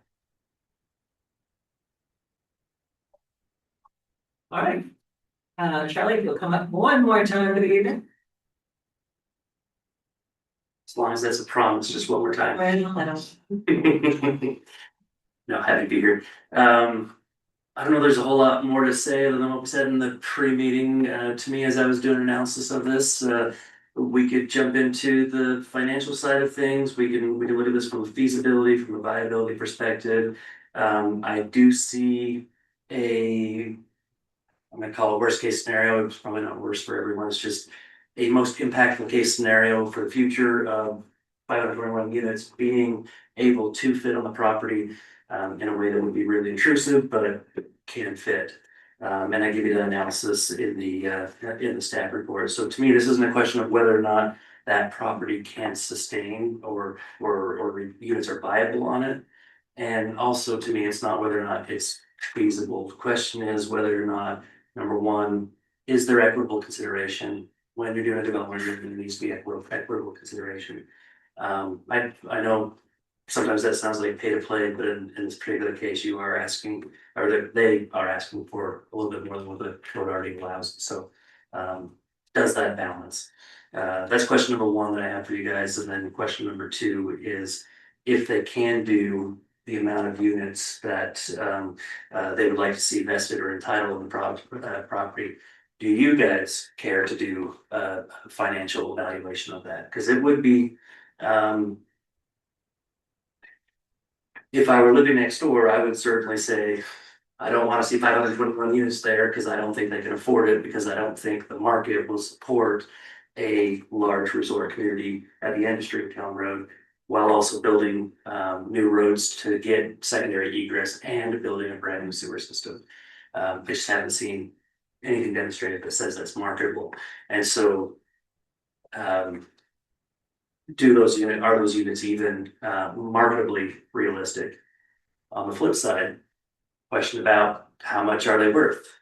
When we're looking at not governing the price tag of a TDR, someone who's done their homework shouldn't go to Ogden City and offer $100,000 per TDR. If they've done their homework, knowing that Ogden City's got to spend quite a bit of money to actually improve the site to get these units, they should probably go into Ogden City and ask for a TDR for $1,000 to $5,000. So they take a significant haircut on their return asset. So I think from a financial perspective, if private market works the way that it's supposed to work, that all comes out. So from my perspective, this is just a question of consideration. Do you guys feel you have adequate consideration to memorialize these? And if you don't, then maybe it's not worth it. One caveat, I didn't realize until Brady just mentioned it, that the only zone that they're proposing as a receiving zone for these units is the DRR1 zone. So I was under the impression up to this point that the former zone was also on the table, but their development agreement says DRR1 only. So I recall that these 521 units were included in the value of They were 2016. They were included in the max build out. Yeah, let me give you a hypothetical. Ogden City didn't own this, the prior owner owned it. Did he build out the 521 if he put in the load? Yes. And the sewer? Yes. Road, sewer, there's no road. Yeah, road and sewer. That was I was gonna ask you a real simple question. Let's say Ogden City decided to shut down the well, abandon the whole thing, turn around and sold the property. Somebody else could buy it and they would have those rights. Yes, unless the CVR1 zone is down zoned, unless that property is rezoned to something else, or the rules change on CVR1 in some other manner. So those rights are there. We can't really, we're not. I could go into the future and say, this is exactly what's gonna happen, this is what's gonna exactly happen, so we have to look at what is today, right, and what's before us. So, again. And I lean towards other things, but I had to ask myself, if somebody else, if they abandoned their well and they wanted to recoup their money in a different way and build those units, they'd have to go through a process, but they could. If they're entitled to that many units. Yep. Okay. Except for that's fine. No, but it could. So Charlie, while you're up, so you don't have to. So of all the planning commission stuff I've heard and dealt with, this in my head right now is the most simple because of two things. So I have the general plan here, which we always talk about, compliance with the general plan. And I'm going to read something. The TDR ordinance would establish standards for review and approval of each proposed TDR. Each TDR application would include information including, but not limited to, identification of the lands from which the development units are proposed to be removed, identification of the land to which the development units would be moved, the number of development units, and the types of development proposed, how water, sewer, and other services would be provided, and other information specified by the ordinance. Standards for evaluation of the application would include such factors as detrimental or beneficial effects to both the sending and receiving properties. And it goes on with that same type. So, in my mind, somebody, or in this case, Ogden City, asking for vesting these rights right now is not compliant with the general plan, because the general plan very clearly in multiple places says each transaction to be reviewed in advance.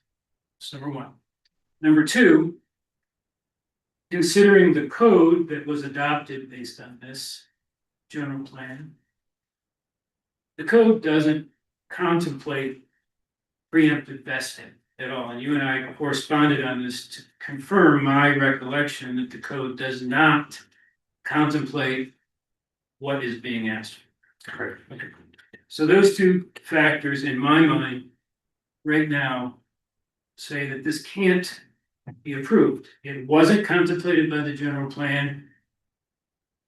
And as we corresponded earlier, there was some thought when the code was drafted that maybe you could include some language like this or some provision, but very specifically, it was not. And I just so I remembered your comment back to me. Yeah, so you didn't do that on purpose because you wanted to comply with the general plan. Yep. Okay, so if we were to do anything other than to deny this, we would not be complying with the general plan. Do you agree? There is an argument to be made. Yes, in that direction. Hard to say absolutely and absolutely not, only because under the form base, which I know may be irrelevant because it's been not asking for it, only because under the form base, the method of the process for transfers purposefully ignored some of that stuff in the general plan, because some of that stuff in the general plan is tied directly to a question of feasibility. And the commissioners, well, the planning commission at the time as well, in a joint work session said, we don't want to talk about how much these units are going to sell for, we want the private market. We wanted to work through. I'm not considering valuation, economics. I'm not considering any of that. I'm considering the general plan. I'm considering what is being asked for in relation to the code. It is so crystal clear in my mind is that neither the general plan or the code contemplated or contemplates or allows what's being asked for. Yeah, and that's correct. Okay. Thank you. And Commissioner Barber's first objection to the general plan. Can that be read a couple of ways? I'm trying to remember exactly. You can read it. The words You can read you it. said. I highlighted it here Yeah. in case somebody else wanted to read it a different way. But it seems to me that the general plan is talking about if you're going to do a TDR transfer.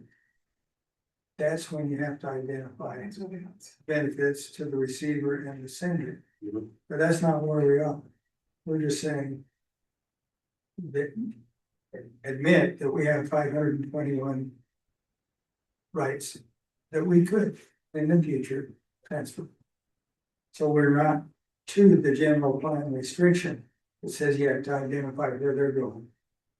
The locals to each problem. That's an alternate way you could read it. That's how I read it, and read it. Yeah. It's actually. But to be clear, if you vest somebody and say you have 521, then that's what you're saying they have, and they're vested in the. And But then where does it go is what you're addressing there. It's like, can it go here? Can it go to DDR1, which we were saying that's the only thing we wanted it to go. He has. this document, which everybody hangs their hat on all day long here, clearly contemplates each transaction being scrutinized individually. It doesn't talk about vesting. It doesn't talk about anything that's being asked for today. Vesting doesn't have to be repeated in every ordinance. Vesting is a right. But also, what about all the people that have TDRs right now? So that's another issue that I think Cortland should address, because he's addressed it to this commission and asked while I was sitting here as a request. And the question was in general, Cortland, that was asked previously that you answered, is a transferable development right the same thing as a property right, or is it more? And I think the word privilege was used previously. it's not a property right on the same level as, say, the right to sell land that you own or something like that. It is granted, excuse me, it's granted by the state through statute. Counties are able to enact ordinances that govern TDRs. If they don't enact an ordinance that governs TDRs, then there is no right whatsoever. If they do enact an ordinance that governs it, then the use is subject to the ordinance. And so it's not just in the state of Utah, it is not recognized as an inherent property right. And our county does not have what we lovingly call the big TDR ordinance. Correct. We have TDRs dealt with in certain portions of the ordinance in specific situations. In specific zones, for instance, or ADUs in certain cases. Right. For specific purposes. Okay. So we have kind of a TDR ordinance enacted. It applies some places, right? TDR-ish. Yeah, okay, because this general plan is saying, okay. There will be, it envisions a TDR ordinance would establish standards for review and approval. And now, TDR. Okay, each TDR application would include information, including not limited to. Where it's going and where it's coming from. That would be, that's envisioned to be in the TDR ordinance. Which one thing we got kind of hung up on when we were talking about that. Which we don't yet have. So I don't see that this prohibits. Saying you have 521 rights, because they're not saying, okay, we want to move them here. Okay, well, that's step 2. Step 1 is, and that's all we're talking about tonight, is we got 521. We could build them today if we solve Loop Road and we solve. So. there is to Commissioner Barber's point, okay, to his point, where it's discussed. So right now, we don't have a TDR ordinance per se. We have TDRs used within ordinances. So if somebody wanted to come and do another ski resort, they would be required to get TDRs, and we wanted them to buy them off the floor to preserve open space, and then take them up there where they could put hotels in. That's the whole purpose of it was, that was the reason for it. And so it's within certain ordinances, but it's not an ordinance. So in this case, if we granted, okay, just to see if we granted this to him, okay, then would we say only to be used by taking it off the floor and putting it up in some zone, like he said. That's all it could be. Yeah. That's all it can be. Right, that's what it's supposed to be, that's, and to keep to the general plan, and that's the way we meant them to be used, so. Before I did not see that, where he said they only could be used that way. So if they can only be used that way, then that's already something that we've now said. We've discussed how they can be used, and we've determined that. But to your point. Yes, no, we just discussed on how they can be used. They can only be used here or here. Before we have what's looking like a discussion amongst commissioners where there is a place for that, right now we have staff presenting and questions for staff, and then we let public come up and speak, and they have lovingly waited till after 10 o'clock at night. So I want to make sure that they get up to speak and we can discuss and debate, which I have plenty to say, but let's hold it. And any questions for the staff? I've got a quick clarification, I think for Commissioner Burt, and I see where you're going with your concerns. The way the development agreement is worded, it's not just acknowledging that it exists on the property, it's acknowledging that it exists on the property and preserving their ability to move it to some sending area. Specifically written as the DRR1 zone in perpetuity for the next 100 years without having the ability for it to be. So it is a little bit further than just acknowledging. But this is a general plan. Yeah. Okay, Yeah, So nothing's in conflict with the general fund. because it's general. It's general, and if they're gonna be restricted to the UDR, okay, they benefit from moving this in off. We're not gonna have this thing right on the lake. Right. And we're restricting it, it can only go to the UDR zone. Sounds like somebody can understand that. We're in, from the far. Any other questions for? Not at the moment. All right, great. I will entertain a motion to open the public hearing. Motion to public hearing. Second, okay, I have a motion to open the public hearing from Commissioner Barber and a second from Commissioner Burton. All in favor, say aye. Aye. Any opposed?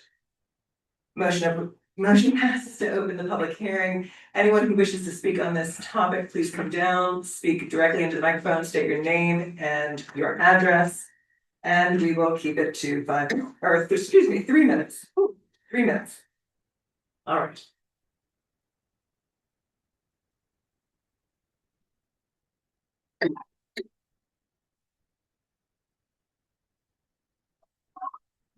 Brady's gonna hate me for this, but we have a good working relationship, but I have to call it like I see it. Again, my name is Tina Allred, I live in Eden. I just want to direct you to the fact that the use of this land was changed the minute they decided to make it a protection zone. And so because they've made it a protection zone, and they have their wells there, another property right was infringed by the neighbor, because he couldn't do what he wanted to do on his property because of the change of the use.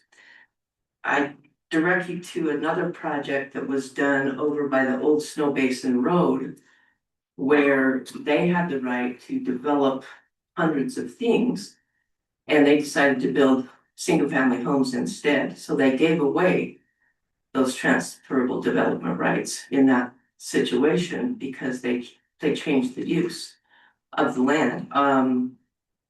Magically, those were resurrected, but we won't go into that.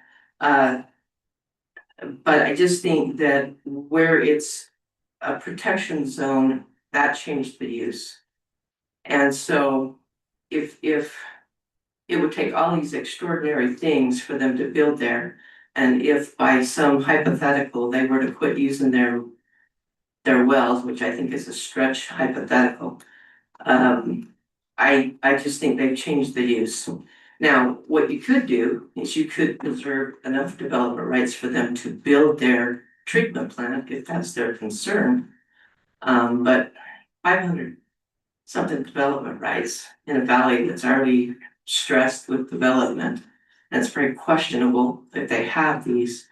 And I would say those development rights are worth about 1,900, because the development rights that were resurrected over at the Snow Basin area, the old Snow Basin Road, the price tag on building that turnout lane was $1 million. And so 100 transferable development rights were given for that concession. That works out to be 1,900. So anyway, that's all I have to say. Thank you. Sorry, Brady.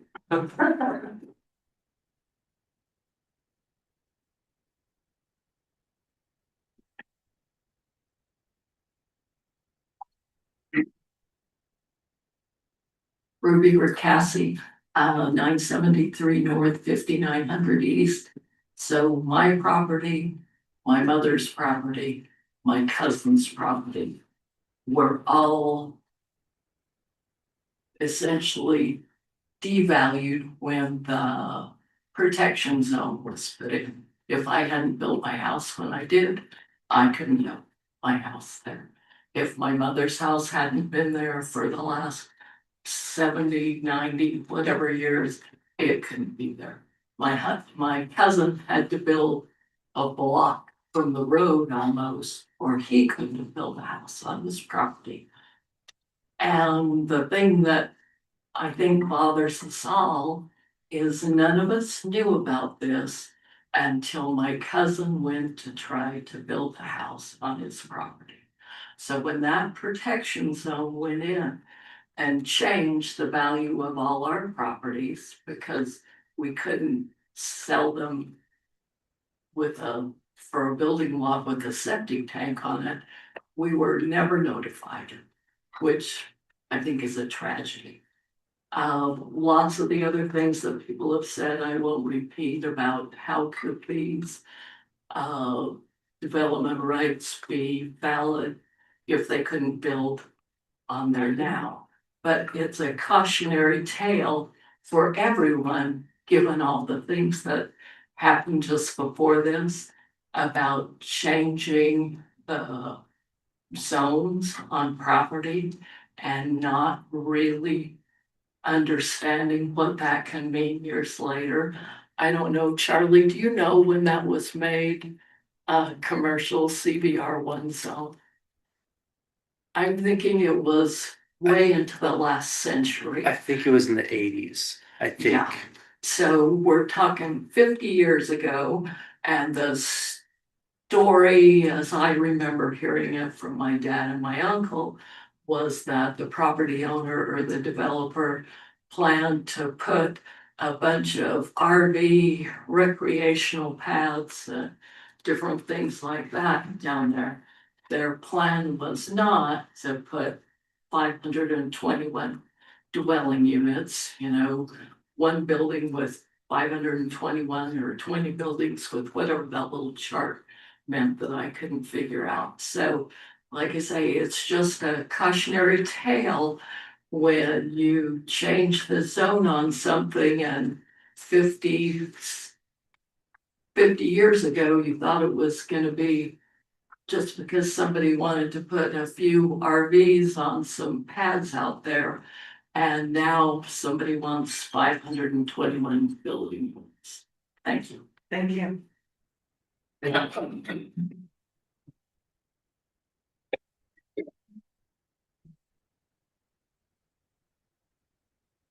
Hey, my name is Justin Anderson. I'm the Ogden City Public Services Executive Director, 2549 Washington. I just want to clarify a few things. First of all, water rights showed up there when the pioneers did, and Ogden City solidified them. They had the oldest rights up there. They weren't in this place. They were actually at a different place. They were an artesian well field. Along comes the Bureau of Reclamation and builds Mabey Dam. That artesian well field got capped, we got moved. Then along comes the Bureau of Reclamation, they made the dam bigger. And we used to drain the reservoir every year to get to our stuff at that point. Then we got moved again. And eventually in 1970, we got moved over to where we are at right now. That's when our wells showed up there. And they got put on Forest Service property right there. We follow the rules of the Division of Drinking Water and also the rules of the Clean Drinking Water Act. So Ogden City isn't establishing all these things. We are following the rules that we are given by the state and the federal government. This well field was there before, it sounds like, the zoning was changed. Ogden City didn't change that, Weber County changed that. So I believe that when that was done, and then yes, Ogden City, we serve probably a daytime population of over 120,000 people with drinking water down here. So yes, there was a source protection plan that was established, but again, we didn't put the well field there. The Bureau of Reclamation put the wells at that location in 1970, which also caused us to have a line that goes under Mabey Dam and have a much longer line. So at that time, I agree, nobody knows everything that was gonna happen development wise, but in securing this property, we did secure the property and we had to buy it with the zoning that was placed on it. We didn't do that. And so that's what's led to today. And so we are just trying to look to the future. Now going to the future, I don't know what the future will hold. That being said, we have is the well field gonna stay there forever? I don't know. I don't think anybody does. However, I could change in 10 years, it could change in 100 years. All it takes is somebody contaminating that aquifer, and there's big problems for everybody up in the Ogden Valley. So what we'd like to do is to be able to make sure that we can secure our investment. And again, we didn't necessarily want to be there, but the Bureau of Reclamation told us that's where we're gonna go. And so that's how we got there. So I just wanted to clear any of that up if there was any confusion. Couple of questions. When was that well protection zone? The zone as it is now, It's just now. I don't know if I know the exact answer to that question. Is that when you bought the property or before? It's bought. I'm sure it was when we bought the property that we had to update it.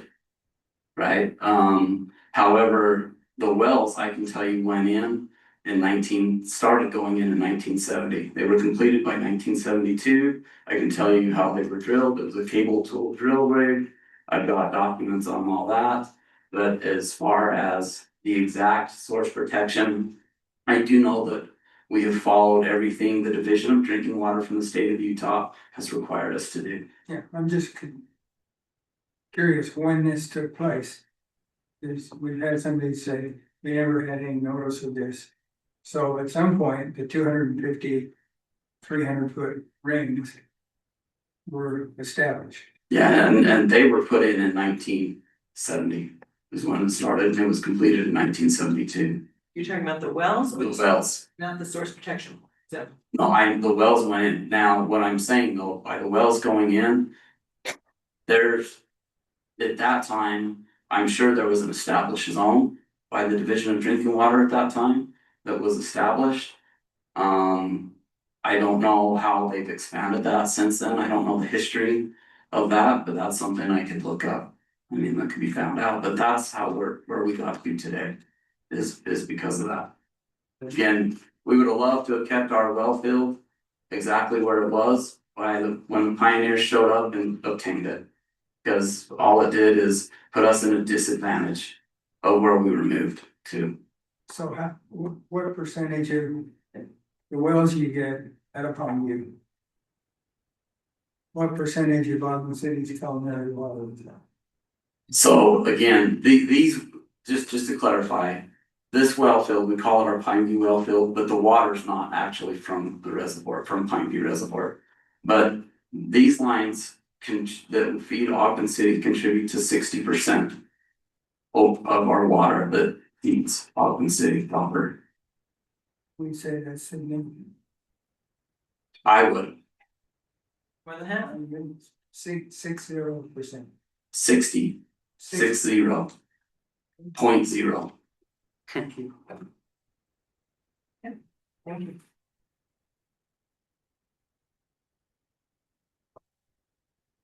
Any other comment from the audience?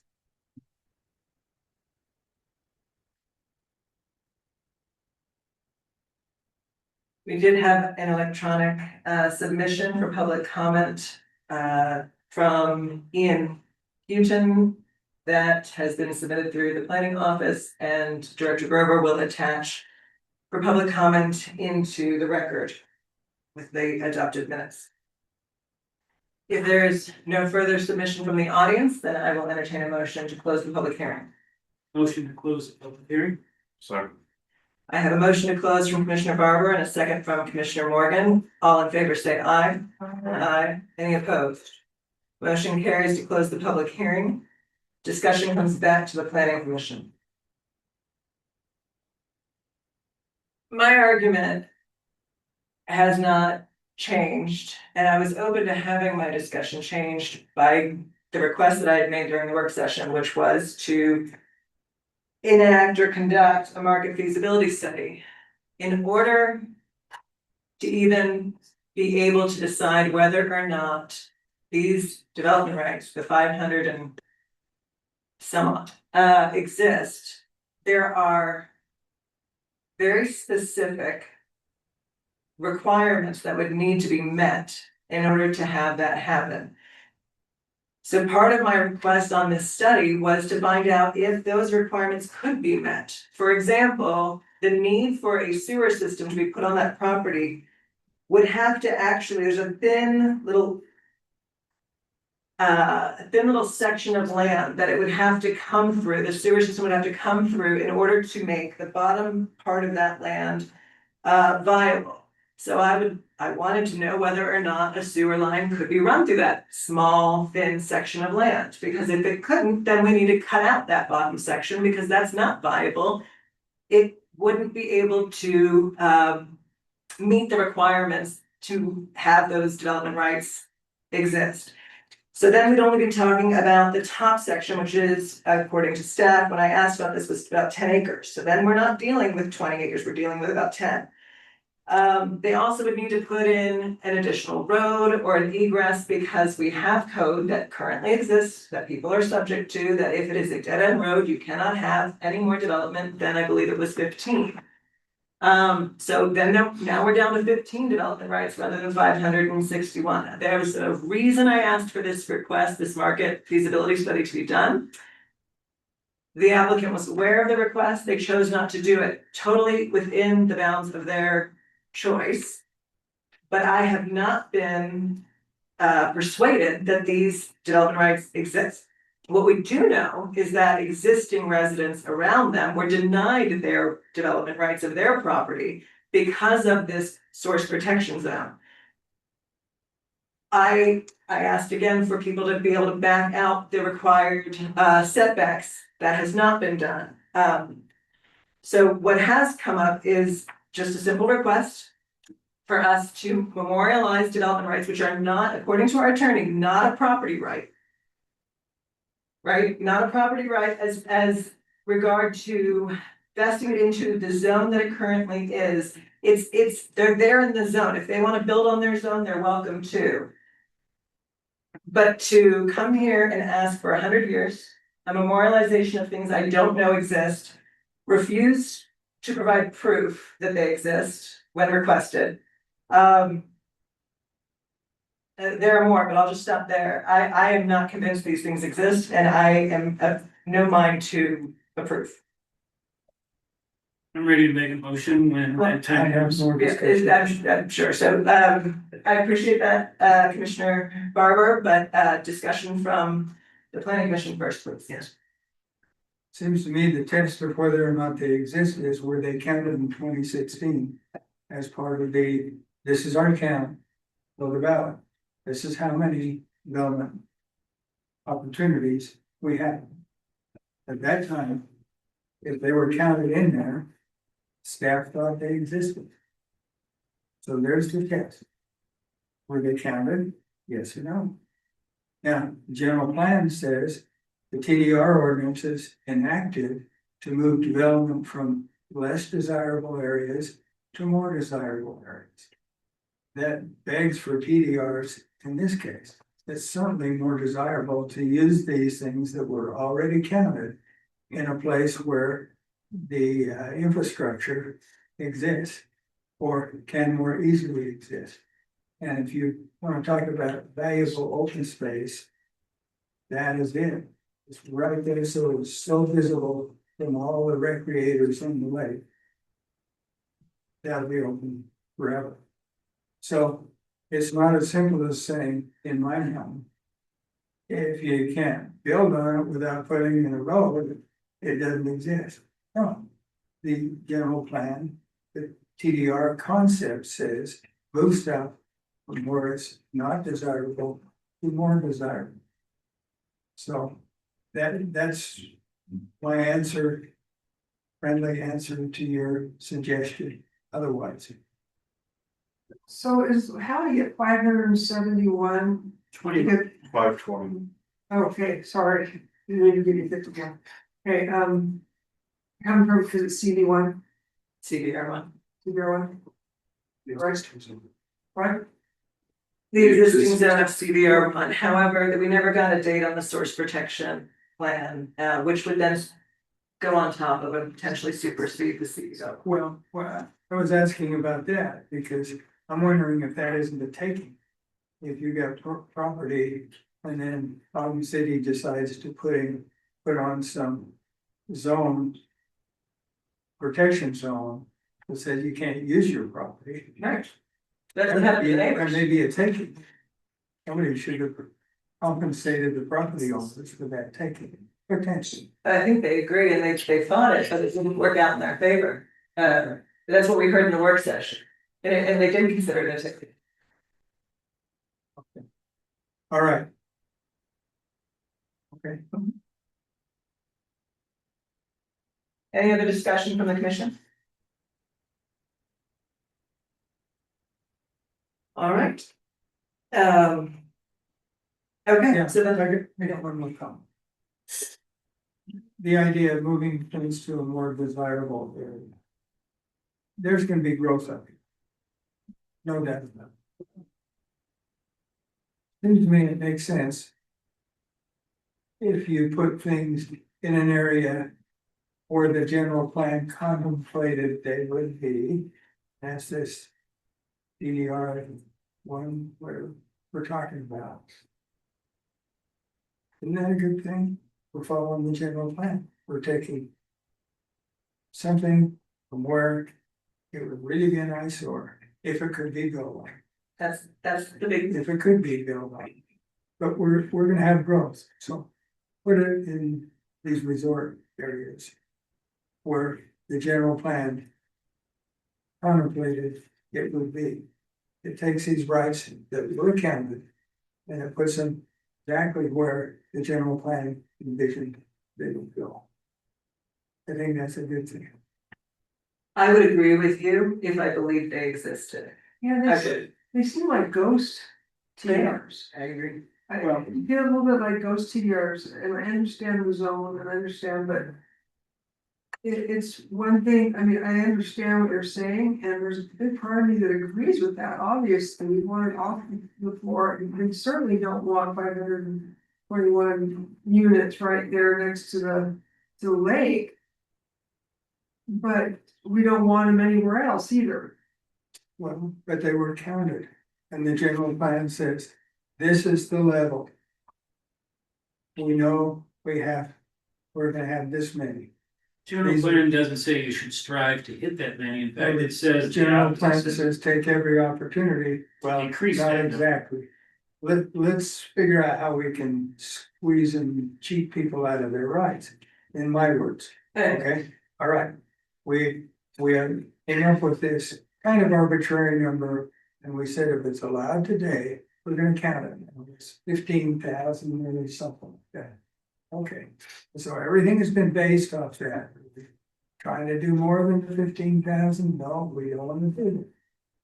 Okay, but we recognize there are 15,000 opportunities to use property for residential or living, okay? Some of those at that time had already been built out, right? Yeah. And I can't remember what it was, 2,000 or something. I don't know, 5,000. So there's X minus Y as we got Z left. These things were part of Z. Okay, these are gonna be built somewhere. Let's take them from less desirable places and put them in these resorts. That's the whole general plan idea. And so, you know, I have a real problem with saying, oh, let's figure out every device we can to make them evaporate. No. We are be looking, okay, if they were counted, they exist. Property owners. We respect. And property, they can go do that. So let's put them where they ought to be. I understand. I do want to point out that the general plan has different iterations and the max build out, these development rights change in every single iteration. In fact, it grows based off of new zones or new language. And so for that example, they might have been counted based off of CBR one, but not backed out by the source protection zone. You have to apply the zone that's currently there that has taken away rights from all the existing surrounding area, but somehow is not going to take away the rights of the actual area. That's confounding to me. But again, I'm open to being persuaded, had they come in and done what I asked to show me that they can viably do that on that property. I would be more open to persuasion, but at the moment, I don't see how you can have a zone applied, a protection zone applied that removes everyone around them, their development rights. But it doesn't seem to touch theirs because it was counted in the general plan. That does not make sense to me. And that makes all the sense in the world to me, right there. It's not that we're trying to take away property rights, is that property rights were taken away by zoning. By placing that protection zone in there. And we didn't do that. And earlier we denied a management's property rights based on, and I'm gonna say it's an ugly word, but public clamor, because someone didn't want it to happen. And they were angry. But this is where people actually are affected by it. They're really affected by it. They cannot build because of it. And so I think that if you're gonna do fairness, it's gotta be fair across the board. And if everybody else can't build, then they have to live by the same standards. We can't pick winners and losers. Let's drill down on that. Okay? This family, they have property there, it's affected. Does that mean they don't have a development right they can transfer? I don't know. Does it mean that, I don't know, Good for people, good for all, whatever. I don't know how much land they're on, I don't know. Here I don't know. they are, they've got this family thing and all of a sudden this protection zone hits them. Okay, now I can't use my land. But I get something out of it, I can transfer the right that I would have had, but for this, but my actual building ability, but for this overlay, whatever it is, protection zone. Well, at least I can get something, I can sell my development right that they're not letting me use to somebody else that can use. So is it whether it's one or it's five, same one will apply. Well, I think that's to Commissioner's Wampler's point, was that she wanted to see what could be reasonable. And I'd have to agree that 521 does not feel reasonable to me. Realistic, reasonable, but.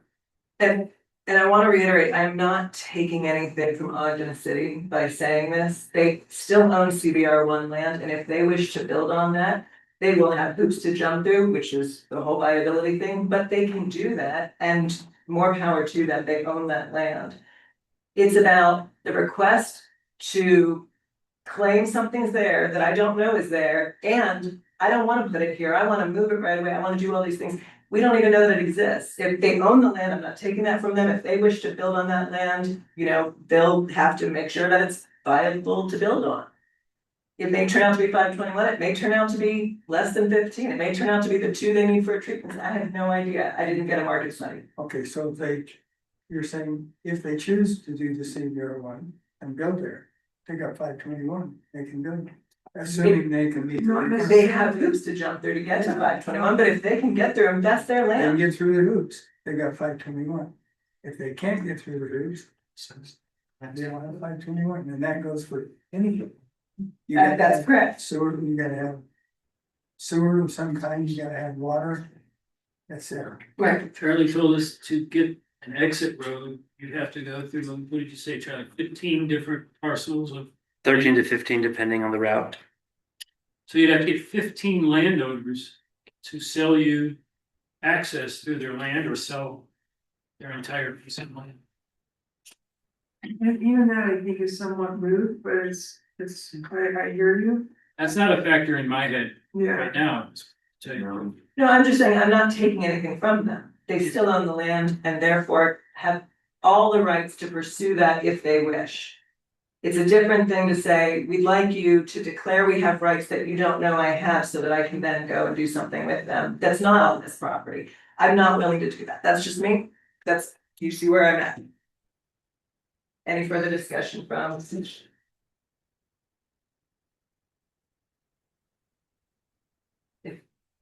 If not, Then I will call for a motion. I'd like to make a motion.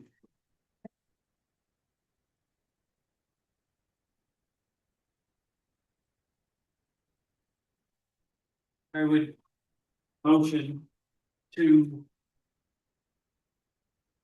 pass forward to the county commission the decline of ZDA 2025-06, request from Ogden City for a public hearing, I'm sorry. I'll let the file number stand. And I'll base that decline on the fact that the request does not meet requirements of the general plan, and the request is not contemplated in any way by the existing code the county has in place with respect to the transfer of development rights within the Ogden Valley. And the third finding would be that there was a study requested that might have shed more light on this topic, but that request was not complied with. So my motion to decline was those three findings. Okay. Do we have a second? Sorry. We have a motion to deny by Commissioner Barber with the findings that he stated, and a second by Commissioner Morgan. Any discussion from the commission? I just like to say, I think this points to an amendment that needs to be made in code. That maybe you look at that if there's commercial property, like a CDR one, that ends up having some kind of additional overlay restriction that reduces all future rights for TDRs. Like I can see there's an oversight here. Okay, so this needs to be a discussion about the motion itself.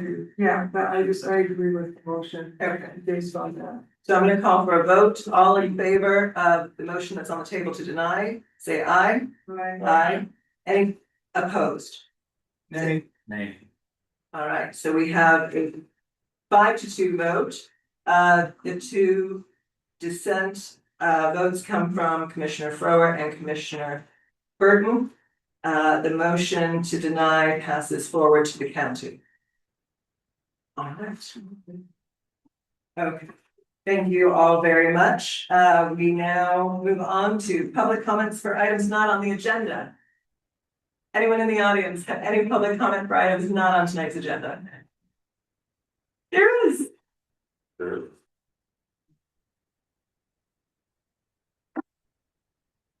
Thank you, my name is Richard Heyer. I live in Ogden.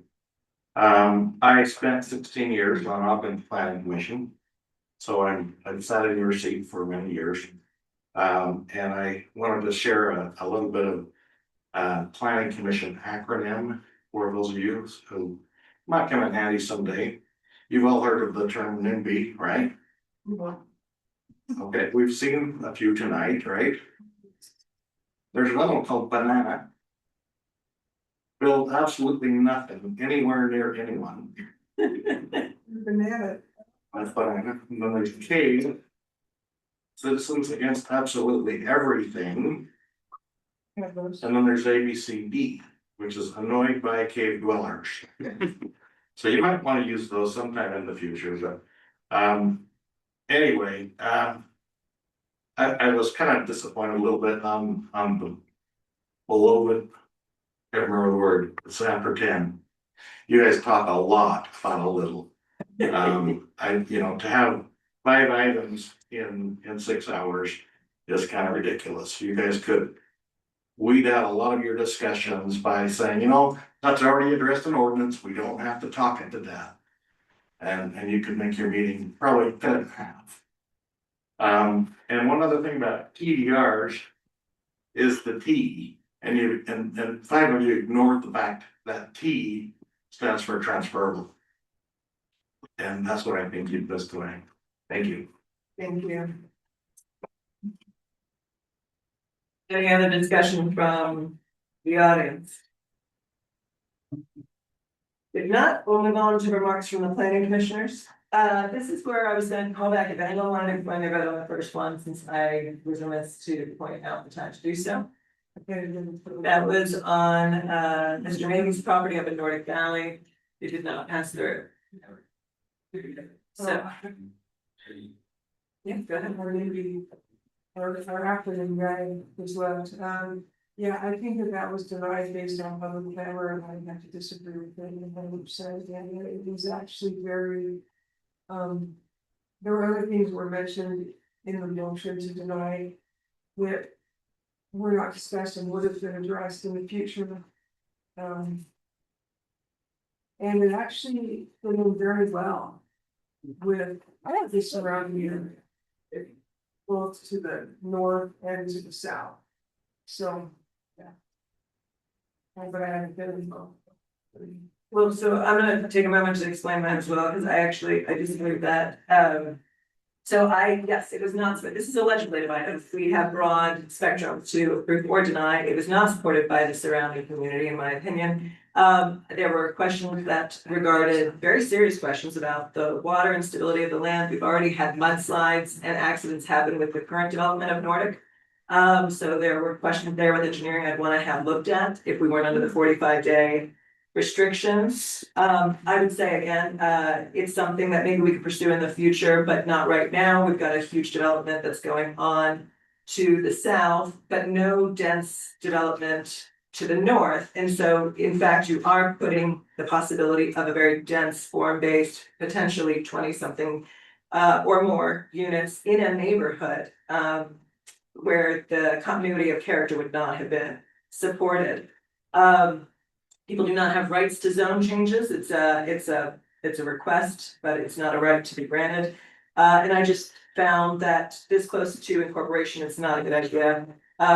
For items that are not contiguous, not supported by the community, and without further proof of that ground and water sustaining it. Those were my reasons for denial, on top of the findings that Commissioner Barber had stated. And there goes my agenda. So anything else, public comments from the planning commissioners? Any word on cowboy critters? No. Any? I used to always ask about Ogden City water, and that was one of them. At CW Basin. That's the 60 up in the ether development rights. No. Okay, then if no one else has anything, we can move on to the planning director report. I appreciate you guys extending the time from 8:30, so we didn't have to have a special meeting this week, so thank you.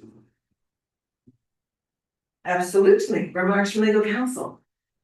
I do want to address that last item, actually. I didn't want to say anything that might make it appear that I was trying to influence you or anything, but one thing that was going through my mind as you were deliberating on this, you could take the view that, and you know, some of you did express this, you're not taking anything away from Ogden City right now. If they came to the county tomorrow with a buyer and with an application to sell TDRs to